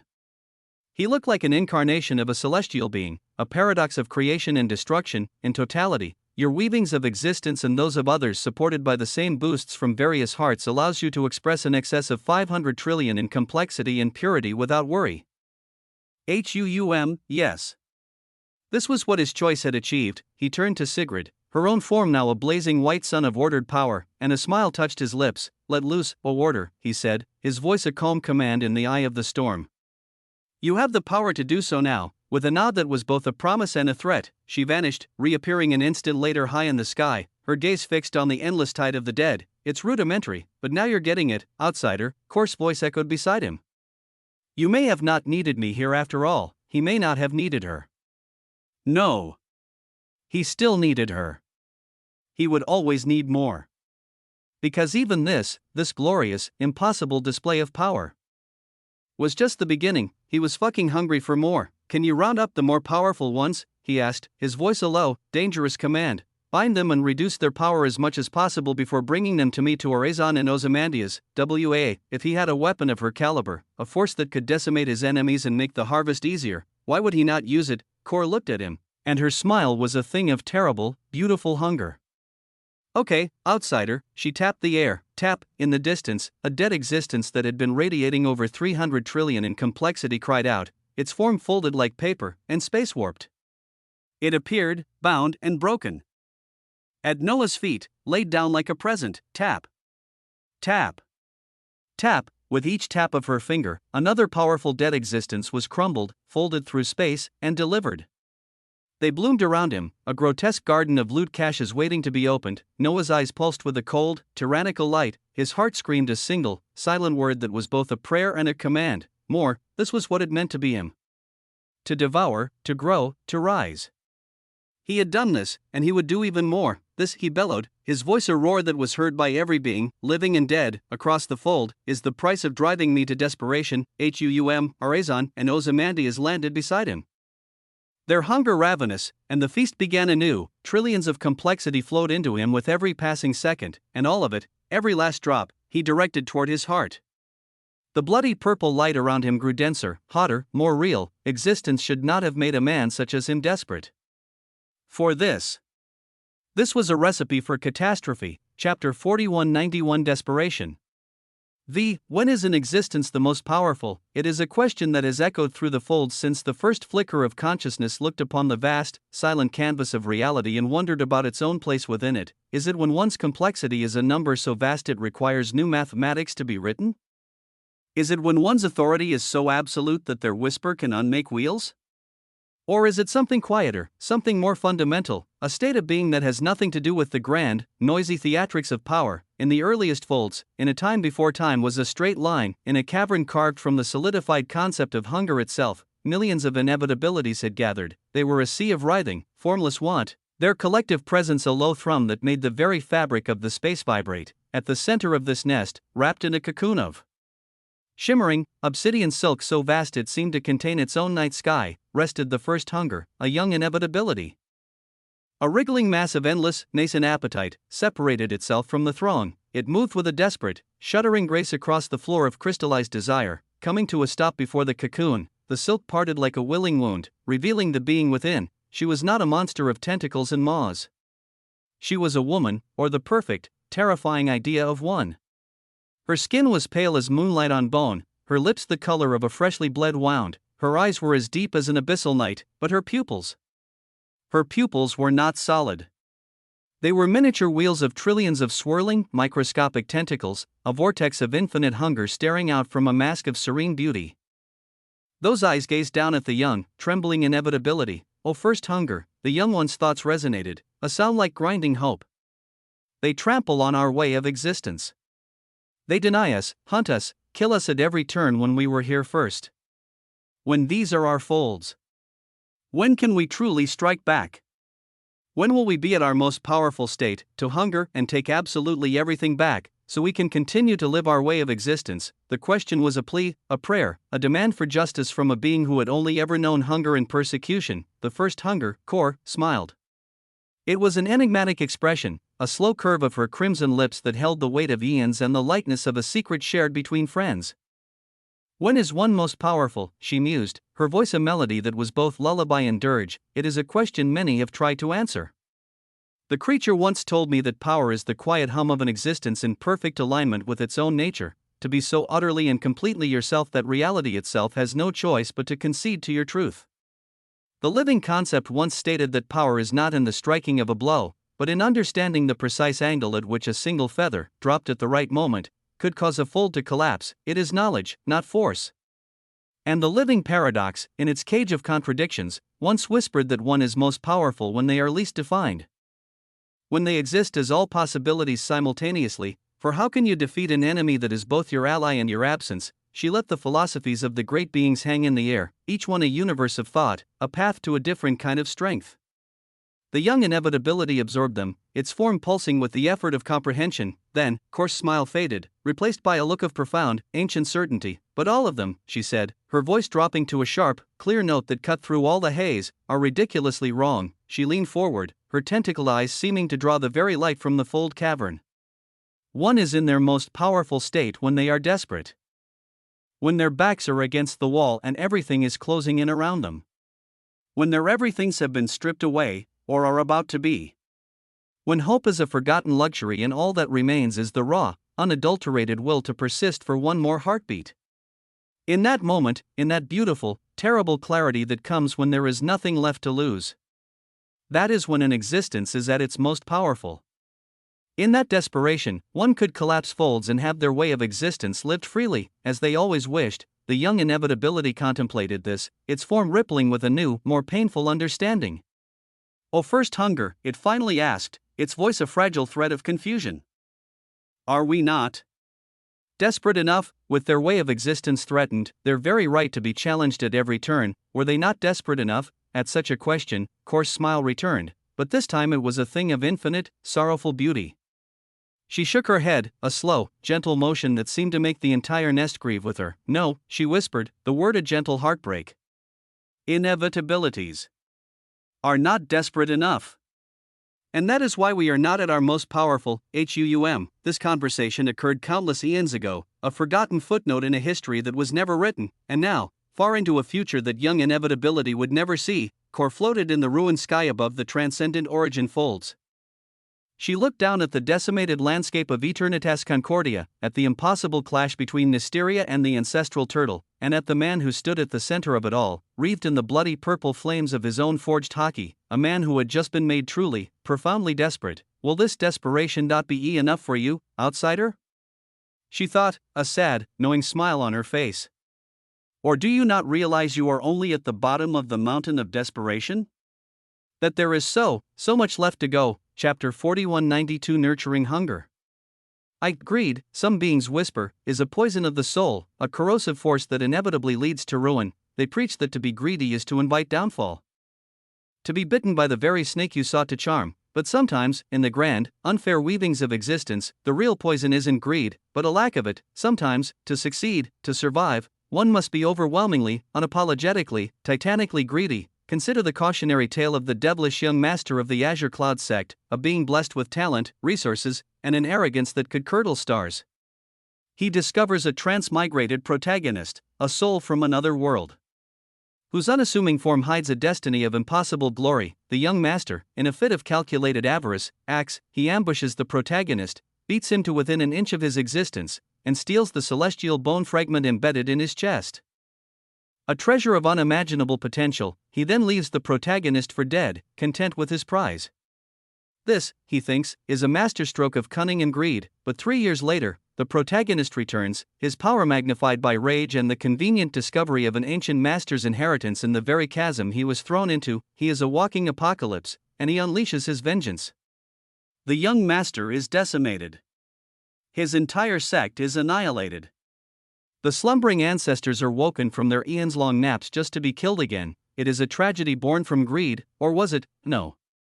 It was a tragedy born from insufficient greed. If that devilish young master had been truly profoundly greedy, he wouldn't have just stolen the bone fragment. He would have seen the protagonist not as a source of a single treasure, but as a treasure in his entirety. He would have been greedy enough to refine the protagonist's entire body, destiny, and all, into a single, glorious pill. Thoroughness, born from the deepest avarice, would have saved him. Sometimes, greed is not just required.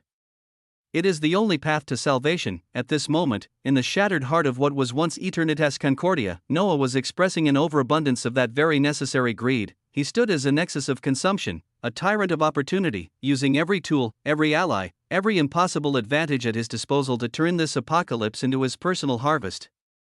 Cor, a being of primordial hunger, was a terrifying force of nature unleashed. She floated with a serene, almost bored expression, her tiny form a stark contrast to the scale of her actions. Every now and then, she would tap a delicate finger into the air, and a dead existence, a being of 77 trillion, or 200 trillion, or even 300 trillion in complexity, would simply crumple. Space would fold around it like a discarded napkin, and it would appear, bound and broken, at their feet. For her, the numerical difference seemed irrelevant. With a single, casual tap, she treated them all the same. Noah watched her, his own power a raging inferno, yet he could barely sense the fluctuations of her authority. How much had she poured into her heart to be capable of this? How much of her everything did it contain? She was a whisper of her former self, a fragment of the entity that had once made the living existences cautious, and yet, even this fragment could play with Dukes like a child playing with toys. As if sensing his thoughts, Cor turned to him, another 300 trillion complexity dead existence appearing at her feet as she did. My level of power may seem like a grand ideal to aspire to, but even this is but a speck. There was boundless more compared to this, and yet the living paradox collapsed it. So, there is a long way to go, outsider. She offered him a smile that was both a comfort and a terrifying benchmark. But you are proceeding adequately, the word echoed in Noah's mind. He looked down at himself. The bloody purple flames of his hockey danced across his skin, a royal conflagration of tyranny and quintessence. Illusory markers floated above his head, the obsidian jaws of hunger, the flaming skull of death, the radiant throne of his own authority. he looked like a devilish demon king, an emperor of endings, a being born from a beautiful, terrible nightmare. His existence felt grand, and symphony of power playing in every cell. In the distance, Orazon and Ozymandias were finishing their feast, devouring the complexities of the delivered dead before Orazon, with a cackle of pure necrotic joy, began using their husks to summon new, loyal dead existences to their legion, and every few seconds, as the feast continued, you are exerting tremendous effort to command a legion and coordinate a battlefield. This effort has been amplified through the devoured complexity from your legion. Your own has increased by 5 trillion, harvest continues. Complexity increased by 10 trillion, the feast is endless. Complexity increased by 15 trillion. Prompt after prompt flashed before him, each one a testament to his surging might. His complexity was a rising tide, threatening to drown all previous limitations.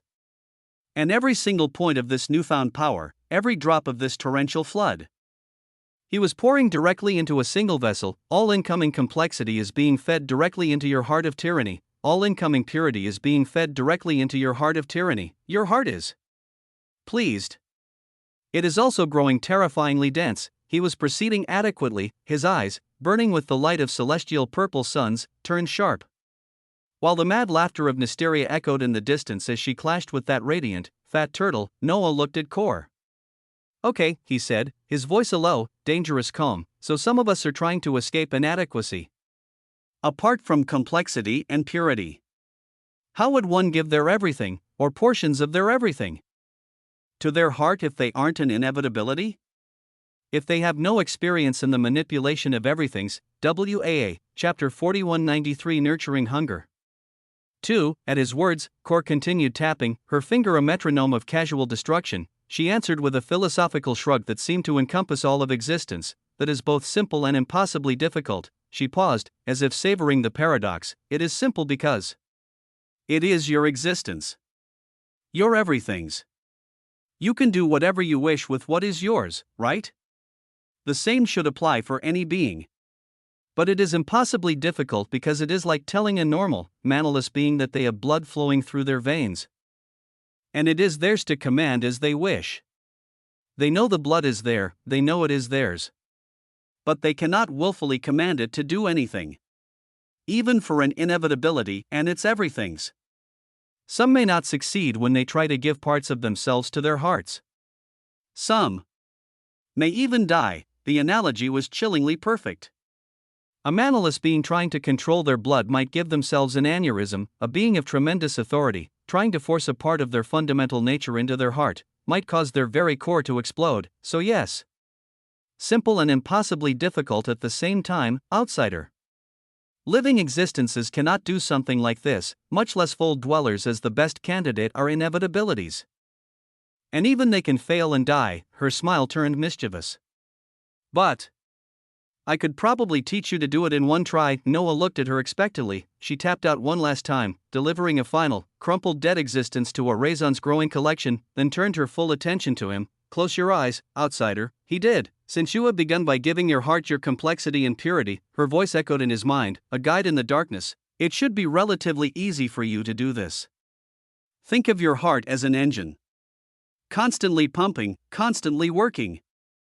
Think of trying to give it fuel. But in this case, the fuel is a limitless energy source that is simply a part of yourself. It is limitless because it is simply yourself. Try giving your heart something simple to start. Give it your everything of size, HUUM. Her instructions continued, precise and paradoxical. Don't try to find your everything of size. If you do, you will simply go in circles. It is a part of you. And also not. Don't try to find it. Simply command it. Tell your heart to take your everything of size. Due to your current power. You shouldn't spontaneously combust from the weight of your own existence, shouldn't. The word was a delightful, terrifying gamble, but Noah no longer had fear or doubt to make him hesitate. He stood in the quiet of his own being, felt the raging furnace of his heart of tyranny. And he simply commanded, my heart shall take my everything of size, HUUM. His existence buzzed. His entire being trembled, not with weakness, but with the strain of a fundamental thing being rewritten. He felt his heart contract and expand simultaneously, a paradoxical squeezing sensation that threatened to crush him from the inside out. And then, boom, the organ pulsed, radiating a wave of even grander, more concentrated bloody purple flames. Rings of bloody purple rivers, like the rings of a gas giant, formed and began to spin around his heart in perfect, unending infinity symbols. The heart itself flashed, its fiery form taking on a crystalline purple glow, a solid, incandescent gem of pure, unadulterated power. You have exerted tremendous effort to do something both simple and impossible. You have successfully given your everything of size to your heart of tyranny. From now on, for you, size is a suggestion. Due to your uniqueness and current standing in existence, this action carried no potentially negative consequence. If such actions are conducted by others, tremendous care is required, as not everyone is like you. Seriously. Don't let your friends try this at home. Their hearts might explode. The moment the prompts flashed, Noah opened his eyes, and his vision had changed. He was looking down on the massive tears that had been gaping wounds in the sky above the decimated Concordia. His line of sight was level with the massive, winged head of the dead early creature, the one that had emerged with the aura of a primordial being, because he had instantly grown unfathomably vast in size. The winged head of an early creature blinked. It blinked its myriad eyes, its expression one of absolute, unadulterated shock. As if asking, bro, what the fuck is this? He looked down at himself. His figure was unfathomably large, a titan from a forgotten age, his form wreathed in stellar, bloody auras of purple, obsidian, and white. His body now covered what used to be half the surface area of Concordia. Even the massive, fat turtle fighting Mysteria in the distance now seemed like, well, a turtle. This was the power he had gained by giving his everything of size to his heart. His hand, now large enough to cradle a portion of a fold if he so chose, reached out. It moved toward the winged head of an early creature. You monster, the dead existence bellowed, its deathly authority flaring as it sought to negate speed and distance, to simply not be where his hand was about to be. But Noah's massive size did not mean he had lost his speed. His heart pulsed with a single, simple desire. I want my hand to be grasping that dead existence. And so, an instant later, it was. His fingers, each one a mountain range of tyrannical power, wrapped around the dead existence's form. BZZT, the creature, a being of a few 100 trillion in complexity, buzzed in his hand like a captured insect. It felt ticklish. It had already been weakened by the collective hockey of his legion, its authority reduced by nearly 475 trillion. In his grasp, it could only struggle, even if it was Q body part of an early creature. This was the power of the heart. This was the harvest of desperation. This was what it felt like to truly be a tyrant. And as he held the struggling creature in his hand, a single, cold thought echoed through his mind. How great would it be if he had the power to just crush early creatures like this? Oh. Chapter 4194, Nurturing Hunger. 3. It had only been a matter of seconds, an eternity, and no time at all. In the fractured, suspended moments since the tears of existence had wept their necrotic contents into the transcendent origin folds, a localized apocalypse had bloomed. But seconds, for beings who could traverse folds like thoughts, were more than enough time to respond. From across the vast, not rumbling expanse, reinforcements finally began to arrive. They came not as a single, coordinated wave, but as a scattered, desperate convergence, a testament to the chaos that had seized even the highest echelons of power. Portals of pure, white gold origin ripped open, spilling forth legions whose very presence was a hymn to Genesis. Structures of absolute law manifested from nothing, their geometric perfection a stark, defiant statement against the encroaching entropy. Rifts in spacetime folded and unfolded, depositing dimensionals who looked upon the torn reality with the pained expression of artists seeing their canvas slashed. They were all here, a congregation of the impossible, many of whom had been present for the Cleos Concordat. And uniquely, astoundingly, among the familiar auras of law, origin, and the others. A new, discordant note was added to the symphony of arrival. Living paradoxes, the detested, the mistrusted, the eternal antagonists in the grand, bloody drama of the living existences, were arriving as allies. They did not appear through structured portals but simply were, their presence flickering into reality like a candle flame deciding to exist in a vacuum. It was a sight that should have been impossible, an alliance forged in the fires of mutual, impending annihilation. The only thing that held the instinctive, eons-old animosity at bay was the soft, verdant glow that pulsed above each of their heads, the living marks of unity. They shone like gentle, emerald beacons in the darkening sky, emitting a warmth that was conceptual. It was the warmth of a shared, terrible promise. We will not harm each other, for the price of betrayal is a collective death we cannot afford. It was a fragile peace. A unity born not of love but of a shared gallows, yet for this moment, it held, among the swirling contradictions and impossible beings of the paradox faction, a single figure seemed both the most and least significant. The beggar-like form of Schrödinger materialized without fanfare, his ragged clothes a stark mockery of the grandeur surrounding him. His ancient eyes, however, missed nothing. They swept across the terrifying landscape of complexity and destruction, instantly honing in on the most profound anomaly in this entire chaotic weaving of existence. High above the ruins of Concordia, a titanic figure stood wreathed in bloody purple flames, a giant born from a despair so deep it had become power. In his massive hands, he held the struggling, roaring head of a dead early creature, its myriad wings beating against his grip with futile fury. Any part of an early creature, living or dead, was a foe of unimaginable terror, a being that should not be so easily contained as death would be even harder to grant it. And yet, there it was, the scene was so fundamentally wrong, so utterly defiant of commonality, that the newly arriving dukes, honored, and royal living existences were struck dumb. They saw the giant, a being they somewhat recognized. They saw the impossible clash between the dead early creature Nysteria and the fat, nine-headed origin turtle in the distance, a battle between quadrillions that made their own power feel quaint. But it was the sight of the titan holding that struggling head that truly kept their gazes momentarily. Their astonishment curdled into rage as their gazes fell upon the devastation below. Concordia, a jewel, was a corpse. And as if to add a final, cruel twist to their horror, the remnant skeletons of their fallen comrades were rising, a smoky, obsidian brilliance, the unmistakable signature of the dead, basked their forms. They rose, not with the shambling gait of lesser undead, but with a newfound, terrible purpose. This was the true terror of the dead. 906, they did not just kill, they recruited. Every life they extinguished was another soldier for their silent, all-consuming army. And uniquely, impossibly, these newly risen dead, born from the passive aura of Nysteria's arrival, all held a minimum of 1 trillion in complexity.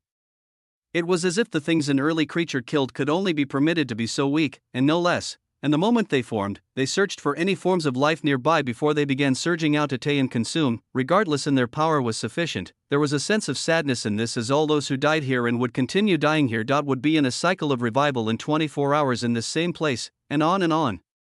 Concordia would never be again, it would simply be a land where the dead revived, but in this maelstrom of chaos and despair.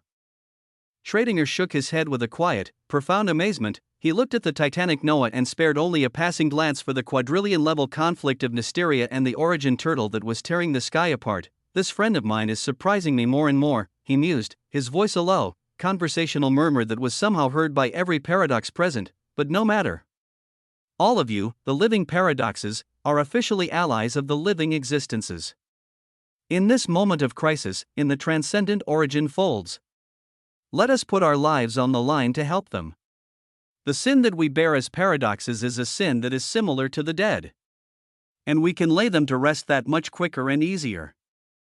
Go, Huum. At his words, Duke Elagabalus and even Duke Davidicus, her face a mask of cold resolve, gazed out at the encroaching tide of death. Without a word, they grouped up, their forms blazing with paradoxical light, and surged forward, a vanguard of impossibility against an army of endings. As these forces moved, Schrödinger's gaze lingered on Noah, the titanic figure, wreathed in those bloody purple flames, pulsed with a regal, tyrannical light, and then, his eyes, those celestial purple suns, turned to meet Schrödinger's. Across the impossible distance, their gazes locked. Schrödinger smiled and gave a small, friendly wave, as if greeting a distant, close friend he hadn't seen in years. Chapter 4195, Nurturing Hunger. And then, before Noah's very eyes, Schrödinger began to dissipate, his form dissolved into the very fabric of the surrounding space, as if he were a paradox resolving itself into nothingness. He was gone, or at least, he was gone from the gazes of most others. Schrödinger, now in a state that was neither here nor there, a superposition of presence and absence, kept his eyes on Noah. He took a single, conceptual step, and appeared countless light years away, near the distant musings of the where-thr location of the heart of origin from which the origin turtle had been summoned. He was confident that no other being in this fold could perceive him now. He turned back, his gaze piercing through the chaos, to check if Noah's gaze had moved, to see if the young tyrant had been fooled. He saw the colossal figure of Noah still looking at the exact position where he had just disappeared from, as if tracking a ghost that no one else could see. Schrödinger remained still, his state of unobservation a perfect cloak. Friend, his thoughts were a playful whisper across the void. Can you really not hear me and see me, or are you just playing? He asked the words as if he was half certain and half not. As if out of all beings, he hoped that his friend did not let him down and that he could still be seen, but he received no reply. No indication that he had been heard or seen. He hummed a thoughtful, paradoxical note, and took another step, vanishing completely as he moved ever closer to the heart of origin. Noah moves his gaze on the struggling, terrifying head of the dead early creature in his hands, but his mind was elsewhere. A cold, analytical thought formed amidst the inferno of his hockey. So, your aim is within the heart of origin. At this time, in a place hidden within the weavings of collapse, the infiniverse hummed with a quiet, industrious energy. It had received a sudden, massive influx of new residents. The entire population of the now devoured null-veined grave-wake folds. Noah had left the monumental task of organization and integration to the infiniverse herself. And she had accepted the responsibility with a serene, focused calm. At the very center of this glorious, ever-expanding structure, the early veiled shore was undergoing a transformation of its own. It was painted in hues of brilliant white and gold, its expanse far vaster than it had been before. It had taken the final step, advancing from a blooming shore to a radiant shore. The transformation, this time, had been personally overseen by Kor. At the heart of this vast wonder, the main bodies of Noah's people were gathered: Sigrid, Moraine, Ruination, the Infiniverse, and the others sat upon the golden sands, the air around them thick with a somber, contemplative energy.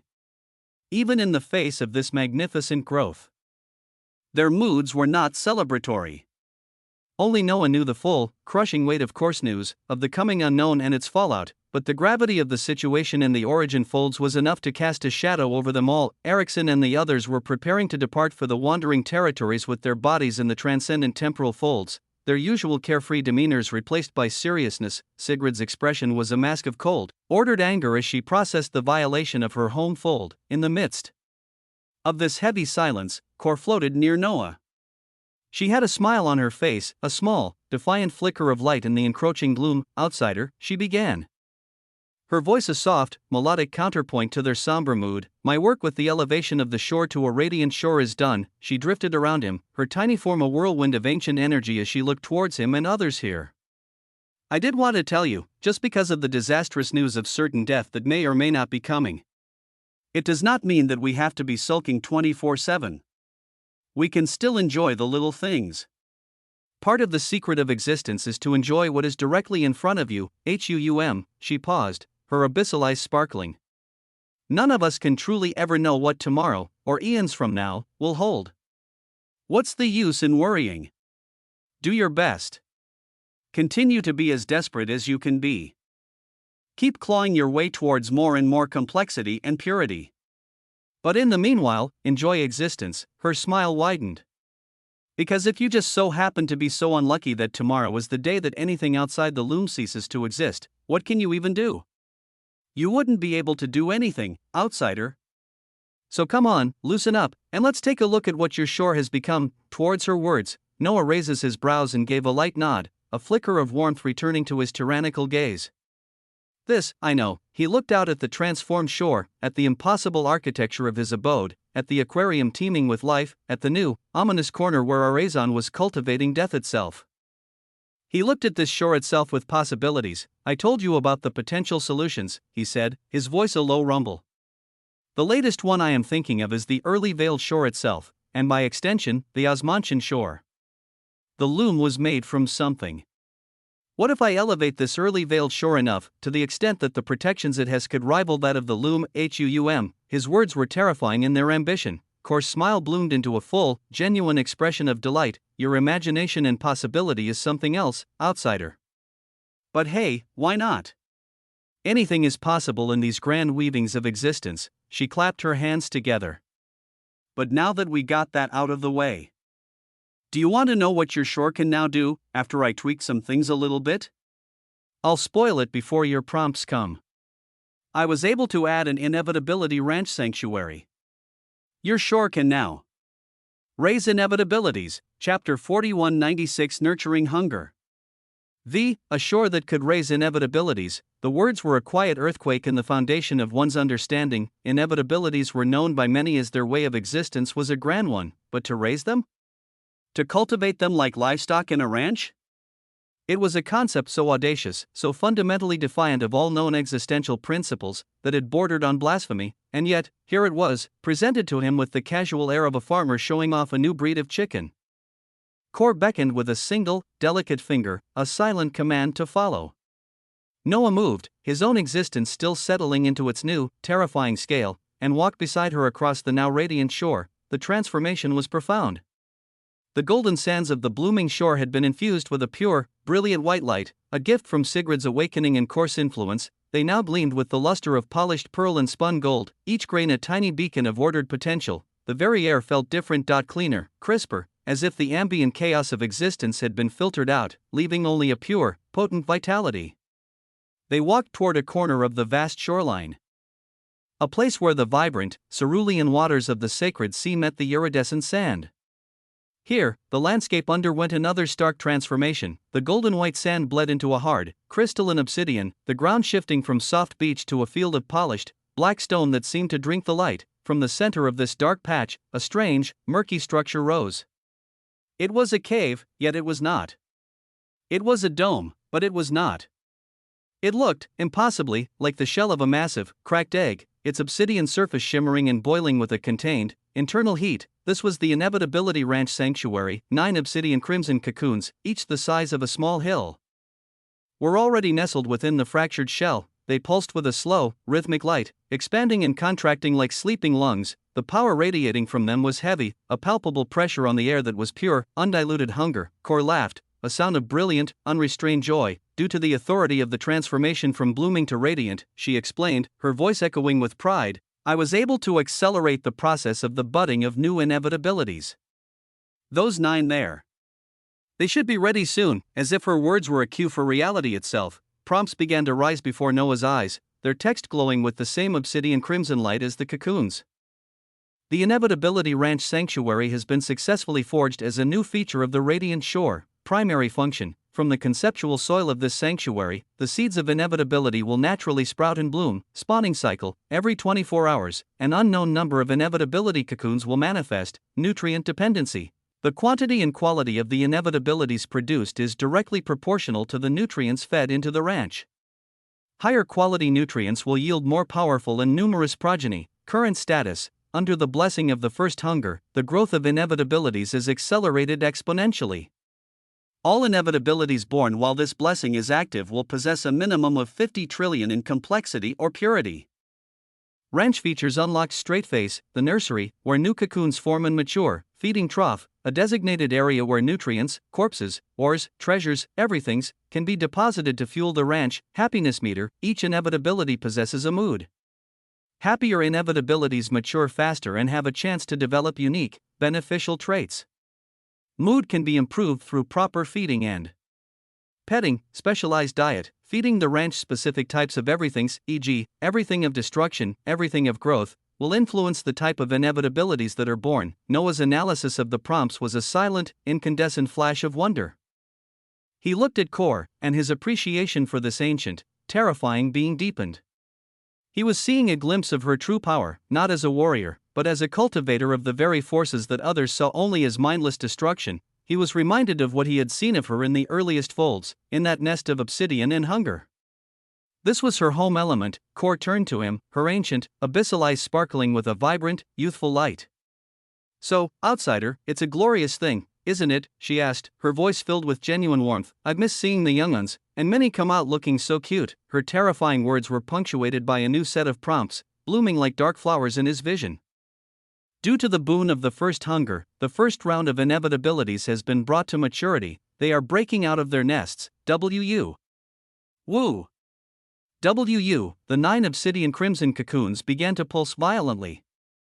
Cracks, like veins of molten lava, spread across their crystalline surfaces. Then, with a sound that was less a crack and more a tearing of reality, terrifying black tentacles shot out from the fissures, whipping through the air with a hungry hiss. The very atmosphere grew thick with the raw, untamed aura of appetite. The shells shattered, exploding outward in a shower of obsidian shards. From the wreckage, 9 wriggling, circular masses of pure inevitability spilled forth. They were glorious, horrifying things, each a vortex of countless, intertwined tentacles, their forms constantly shifting, their very existence a defiance of stable geometry. And yet, from the center of each roiling mass, pairs of innocent, stellar obsidian eyes blinked open. They gazed out at the new world, at the radiant shore, at Noah and Kor, with a pure, unadulterated curiosity. They looked at Kor with a fondness that transcended instinct. It was a deep, primal recognition. 8 of the massive, writhing beings floated towards her, nudging her tiny figure lovingly with bodies that could have crushed dukes. She laughed, a sound of pure delight, as she stroked their tentacled forms, cooing at them in a language that predated words. One, however, went towards Noah. It was a perfect sphere of writhing, obsidian tentacles, its stellar eyes wide and inquisitive. It sniffed at him, its senses not of smell but of conceptual resonance. Then, its pupils, which were miniature galaxies of want, curved into crescent smiles. The massive body of the inevitability brushed against Noah's chest with a gesture of pure, uncomplicated affection. Noah stood in the midst of this impossible scene, a faint smile on his lips.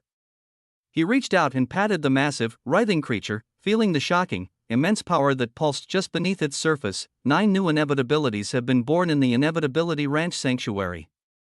Each possesses a base complexity or purity exceeding 50 trillion. Rearing note: the growth and maturation of inevitabilities is intrinsically linked to the health and power of the early veiled shore. Dietary requirement: to mature further and unlock their full potential, inevitabilities are most fond of a single food source. Everything's task assignment: mature inevitabilities can be assigned tasks, such as guarding the shore or hunting. Noah observed the prompts, his eyes shining with a universe of possibilities.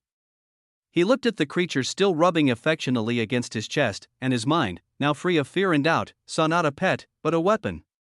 A tool, a new, terrifyingly efficient method of harvest. He could now deploy these beings, these pure expressions of hunger, to devour the everythings of his enemies and nurture them into terrifying, loyal weapons. As he thought this, his eyes flashed with a bloody purple light.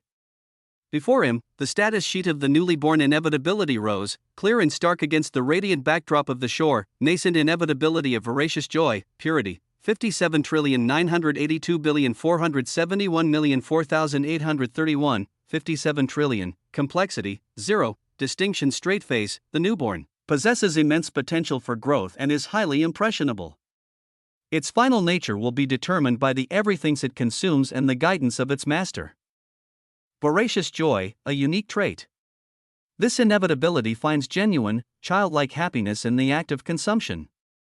This makes it particularly effective at devouring positive concepts like hope, courage, and love. Primordial bond, irreversibly bound to the early creature, Osmont.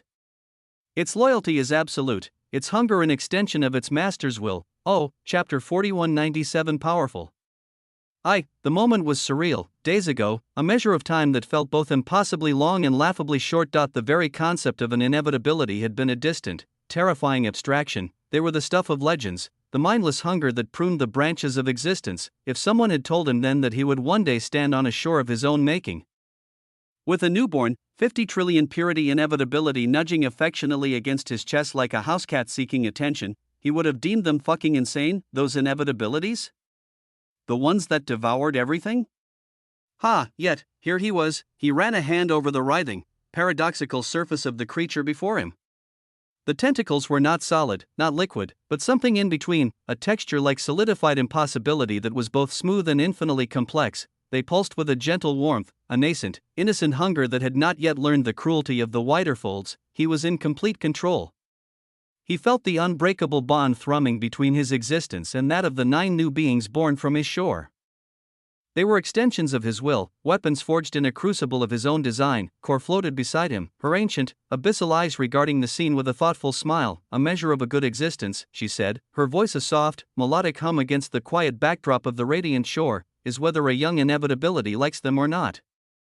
You may just be a good existence, outsider. Noah blinked at her words, a faint, almost imperceptible smile touching his lips. Well, he replied, his tone calm and measured as he continued to pat the tentacles of the adoring creature, this good man is planning to have these inevitabilities consume the everythings of dead existences. There are 9 of them right now, but there will be more and more in the future. You wouldn't have any issues with me commanding them and sending them out of the shore. He was probing, testing the boundaries of her philosophy, of his control. He held her symbolic heart of hunger, a supposed guarantee of absolute authority. But the more he witnessed her power, the more he suspected that for a being like Kor, absolutes were merely suggestions. she might just be capable of breaking free of his control whenever she truly wished. Kor's smile widened, her eyes sparkling with a mischievous light.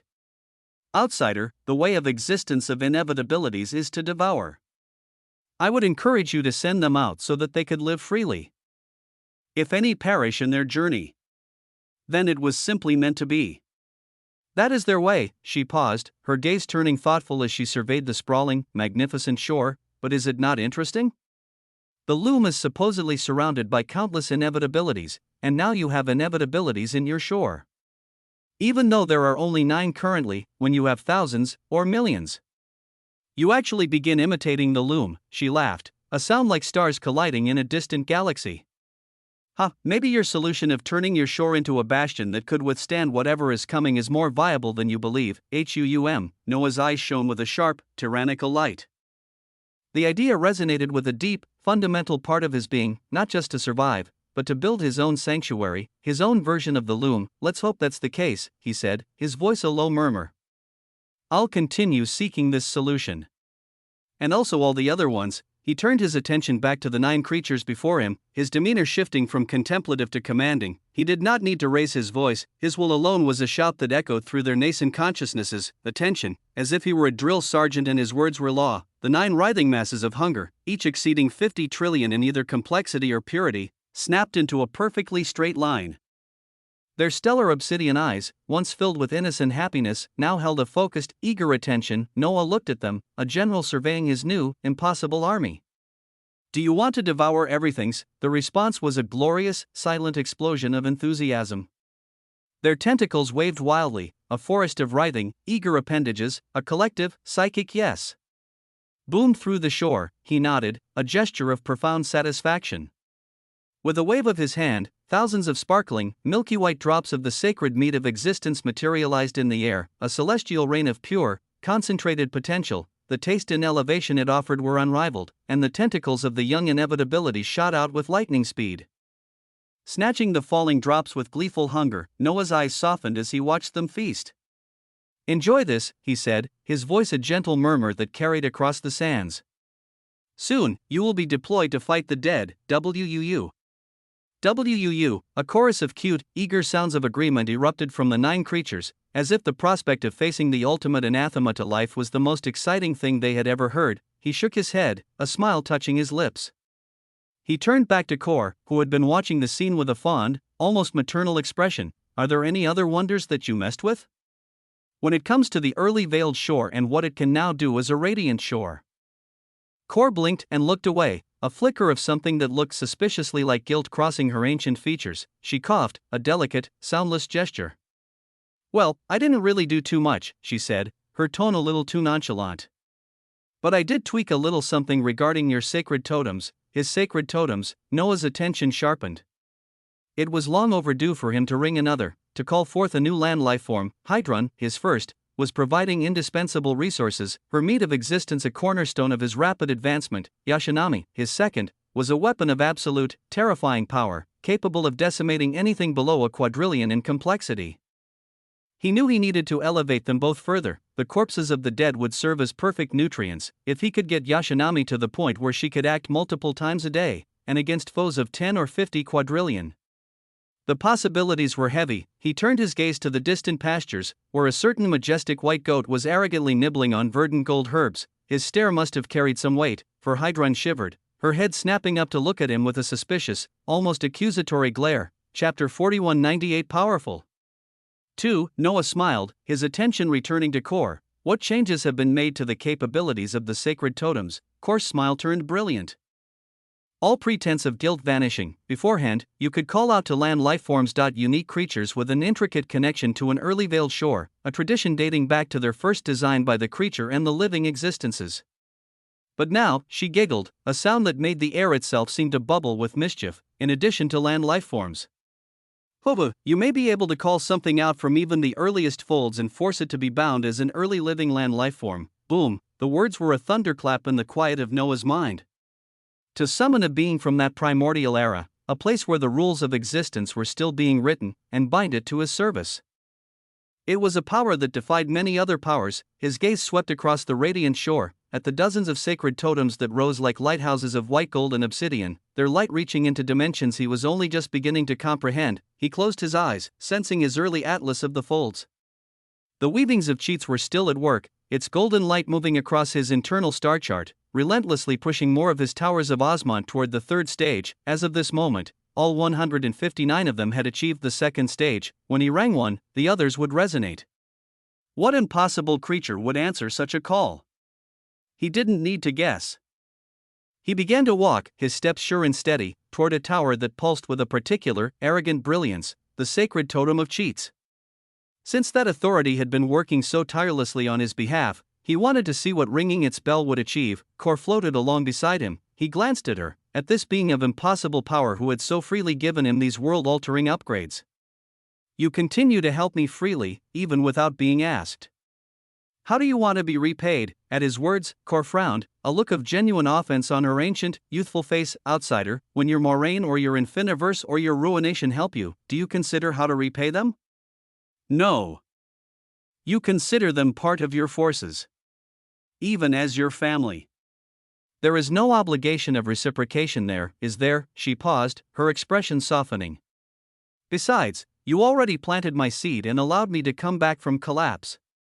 If we start thinking in this manner, maybe it is me who still needs to repay you greatly. We can begin to think like that. Or. She hummed, a thoughtful, melodic note. We can simply be outsider.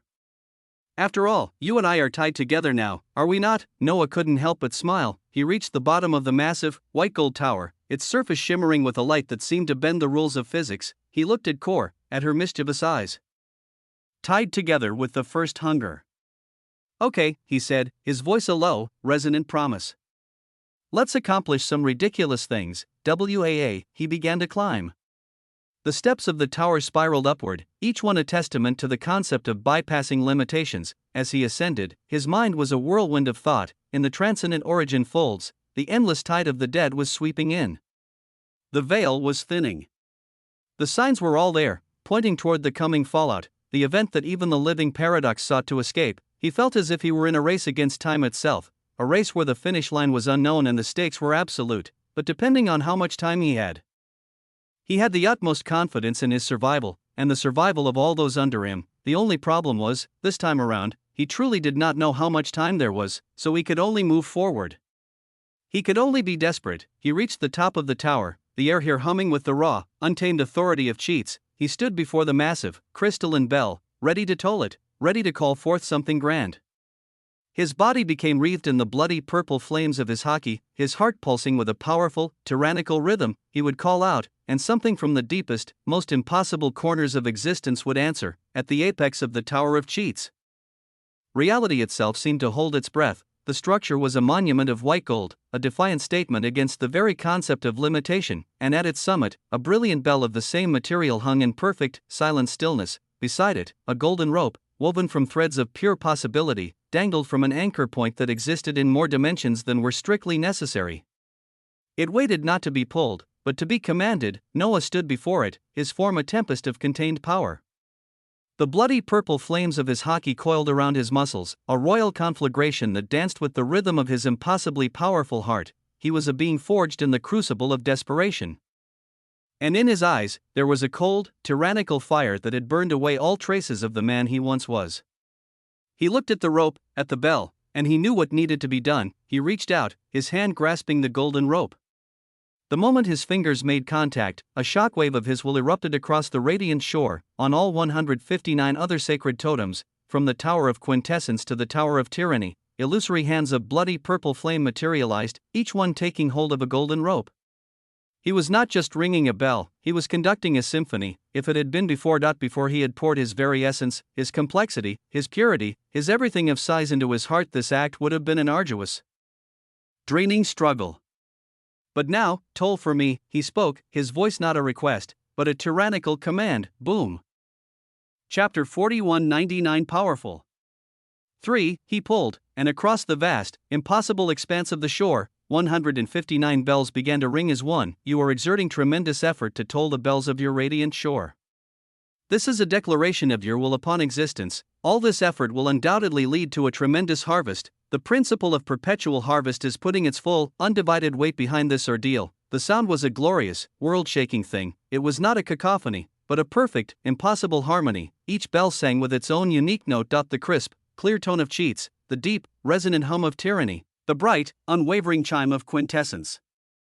Yet they all wove together into a single, unified hymn. It was a sound that did not travel through the air, but through the very soul of the shore, a melody of power and glory that resonated in the bones of every being present. The sacred bells of multiple sacred totems have been rung simultaneously with a level of majesty unlike ever before. All beings who hear the unified tolling, regardless of their power or complexity, will earn the right and the methodology to form Clio's glyphs of their own authorities. Across the golden sands, heads turned.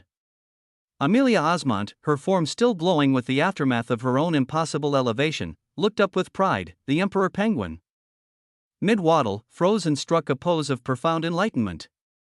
This faker, many paused, even the newly hatched inevitabilities paused their playful consumption of mead, their innocent, stellar eyes turning toward the source of the magnificent sound. At the base of the Tower of Cheats, Cor floated, her usual mischievous smile replaced by a look of deep, ancient solemnity. She could feel something else in the tolling of these bells, something vast and heavy being pulled from the spaces between existence.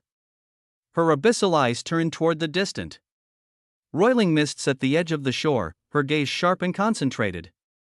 Something was coming. The tolling of the bells has been deemed tyrannically quintessential. As the hymns reached a glorious, soul-shaking crescendo, the gray mists in the distance began to churn with a violent, purposeful energy. They roiled and split, and from the newly formed chasm, a sliver of pure, absolute obsidian light began to bleed through. Noah stopped ringing, his hands releasing the ropes. The echoes of the bells continued to ring, a lingering symphony of power. As he stood at the edge of the tower, his gaze fixed on the approaching anomaly. The calls of multiple sacred totems have been answered by a transcendent Clio's early living land life form. He frowned.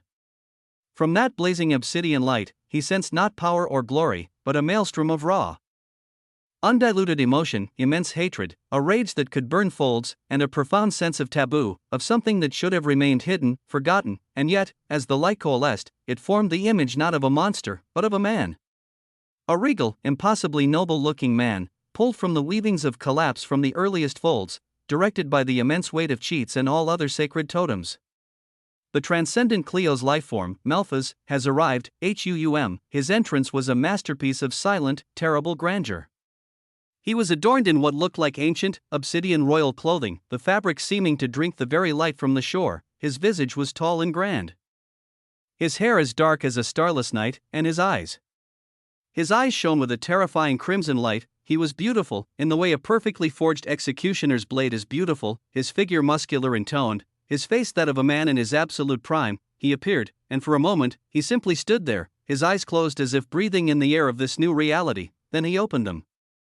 That terrifying crimson glint, a light of pure, intelligent malice, turned and fixed upon Noah from across the vast distance of the shore. He took a single step, and he arrived, not at the edge of the shore, but at the very base of the sacred totem, where he immediately, without hesitation, knelt. Noah looked down at this impossible being, then jumped from the top of the tower, landing silently before him. The overwhelming torrent of hatred and rage he had sensed before had vanished. Now, he sensed nothing from this grand, kneeling entity but a perfect, unnerving calm. In his kneeling position, Malphas raised his head, his crimson eyes meeting Noah's. His voice, when he spoke, was a smooth, cultured baritone, each word a perfectly polished gem of deference and respect. It is an immeasurable honor to be bound under the light of the true emperor of tyranny. I, Malphas, greet the master. His entire bearing was a paradox. He looked like a handsome devil, radiated the memory of unimaginable fury, yet acted as the most perfect, humble servant. Noah's eyes flashed, a silent acknowledgement of the title, Malphas. Show me who you are. With a grace that was almost hypnotic, Malphas rose from his kneeling position and performed a deep, formal bow. He raised his hand as if holding something, and from his palm, shockingly, a status sheet materialized, a scroll of pure, informational light that he presented to Noah. Malphas, the cruel attendant, the crow, distinction, transcendent Clio's early living land lifeform, state, fractured existence, current form represents a fraction of original power. Complexity, 1 quadrillion, purity, 1,000,000. 0.000000000, 1 quadrillion, primary ability, panoptic gaze, can exert his perception to observe any location across the folds. The clarity and duration of observation are dependent on the complexity of the target location. Can currently observe entire folds with perfect clarity, primordial bond, irreversibly bound to the early creature, Osmont. Its loyalty is absolute, and all it does is an extension of its master's will. For the sake of his master, any methods will be employed. Any methods. But he does have a tendency towards cruelty, contained everythings. This being is a vessel for an overabundance of the everythings of loyalty, hatred, rage, fear, insecurity, and sorrow. All willingly given to him by his old master. Distinction, the unflinching witness, can observe and record events of catastrophic magnitude without suffering existential or psychological damage. Oh, chapter 4200 powerful. For Noah's reaction was a solemn, heavy silence. The numbers were terrifying, but it was the other details that truly resonated. A fractured existence, holding this much power with only a fraction of his being, the ability to observe entire folds. And the everythings. A being literally filled to the brim with the concentrated negative emotions of another. Cor floated beside him, her brow furrowed in a rare expression of genuine surprise. This is unexpected. The moment her voice echoed out, Malthus turned and bowed toward her.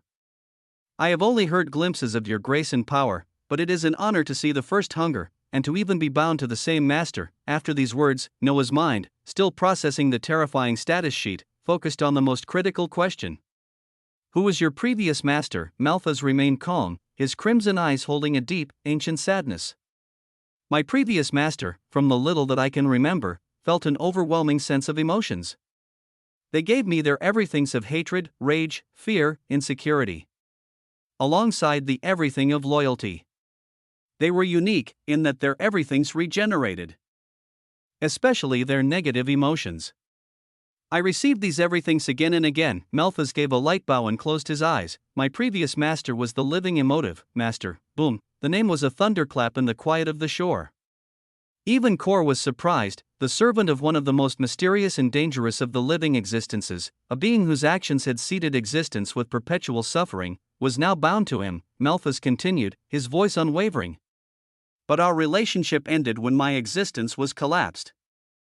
I do not know how I am standing before you today, but I only stand before you as your humble servant.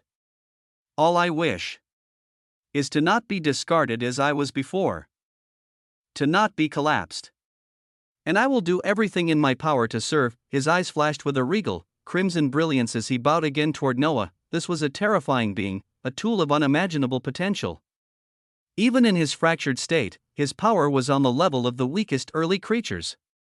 What had he been at his peak? Noah looked at this entity, this noble butler who was a vessel of ancient pain and absolute loyalty, and he replied, from this day on, you are my servant, and the servant of the early veiled shore. A devilish, handsome smile bloomed on Malthus's face. It was an expression of pure, unadulterated joy. His crimson eyes flashed with a terrifying intellect. For me to be able to use my capability to help Master to the utmost, is it okay if I tap into more of Master's current records of what is happening, what has happened, and is bound to happen? He asked for permission. Noah gave a light nod. Malthus closed his eyes for but a second before they snapped open, now burning with a terrible, crimson light. He had learned everything, the state of the folds, the threat of the dead, the coming fallout, Noah's impossible journey. His expression turned solemn. He looked at Noah, his gaze now filled with a profound understanding. I understand now how I can best be of service to my Lord, he said, his voice a low, determined vow. I will do everything I can to ensure that you and all those under you do not experience collapse as I once did. He would make sure that what happened to him, that utter, soul-crushing collapse, did not happen to Noah. The vow was a silent, unshakable thing in the core of Malthus's fractured existence. It was the one piece of his shattered self that felt whole, the one purpose that had survived the unmaking. He stood before his new lord, a regal, obsidian figure against the radiant white gold backdrop of the shore, his bearing a perfect paradox of absolute power and absolute servitude. Noah nodded, a slow, thoughtful gesture that acknowledged the weight of the pledge. The bloody purple flames of his haki had receded, drawn back into the furnace of his heart, leaving his presence less overtly terrifying but somehow more dense, more potent. His gaze was sharp, analytical, the eyes of a being who saw existence as a grand, intricate puzzle, What can you tell us about the living emotive? He asked, his voice a calm, steady current in the sea of ambient power. Malthus performed a somber bow, a gesture of profound respect for both his new master and the memory of his old one. I do not remember too much, my lord, he began, his cultured baritone laced with an ancient, lingering sorrow. My existence is fragmented. But some things, some feelings, are too powerful to be erased completely. He straightened, his crimson eyes looking past Noah, into a time and place that no longer was. The living emotive was an existence that, true to their name, felt every emotion tremendously. More than any being could ever realize. For them, joy was not a feeling, but a state of being that could illuminate entire folds. Sorrow was not an emotion, but a weight that could make spacetime itself weep. The others gathered on the shore. Sigrid, Moraine, Ruination, and the Infiniverse drew closer, their own immense powers held in check as they listened. But this sensitivity was a double-edged blade, Malthus continued, his voice heavy. When the other living existences, in their arrogance or ignorance, put them down, their negative emotions amplified. I remember a time when the living dimensional mocked them, saying emotions were just the foam on the ocean, not the ocean itself. The living emotive simply smiled and walked away, but I felt it. The everything of their shame and rage began to swell, to boil. If it were unleashed, it would not have been a storm, it would have been an apocalypse of feeling, a wave of pure despair that could have drowned quintillions of consciousnesses. He paused, letting the weight of that sink in. To prevent this, to protect existence from the sheer, overwhelming force of their own heart, the living emotive took on servants. We became vessels. They would give us their everythings of negative emotions, pouring their hatred, their fear, their sorrow, their cruelty into us, until they could find their balance again.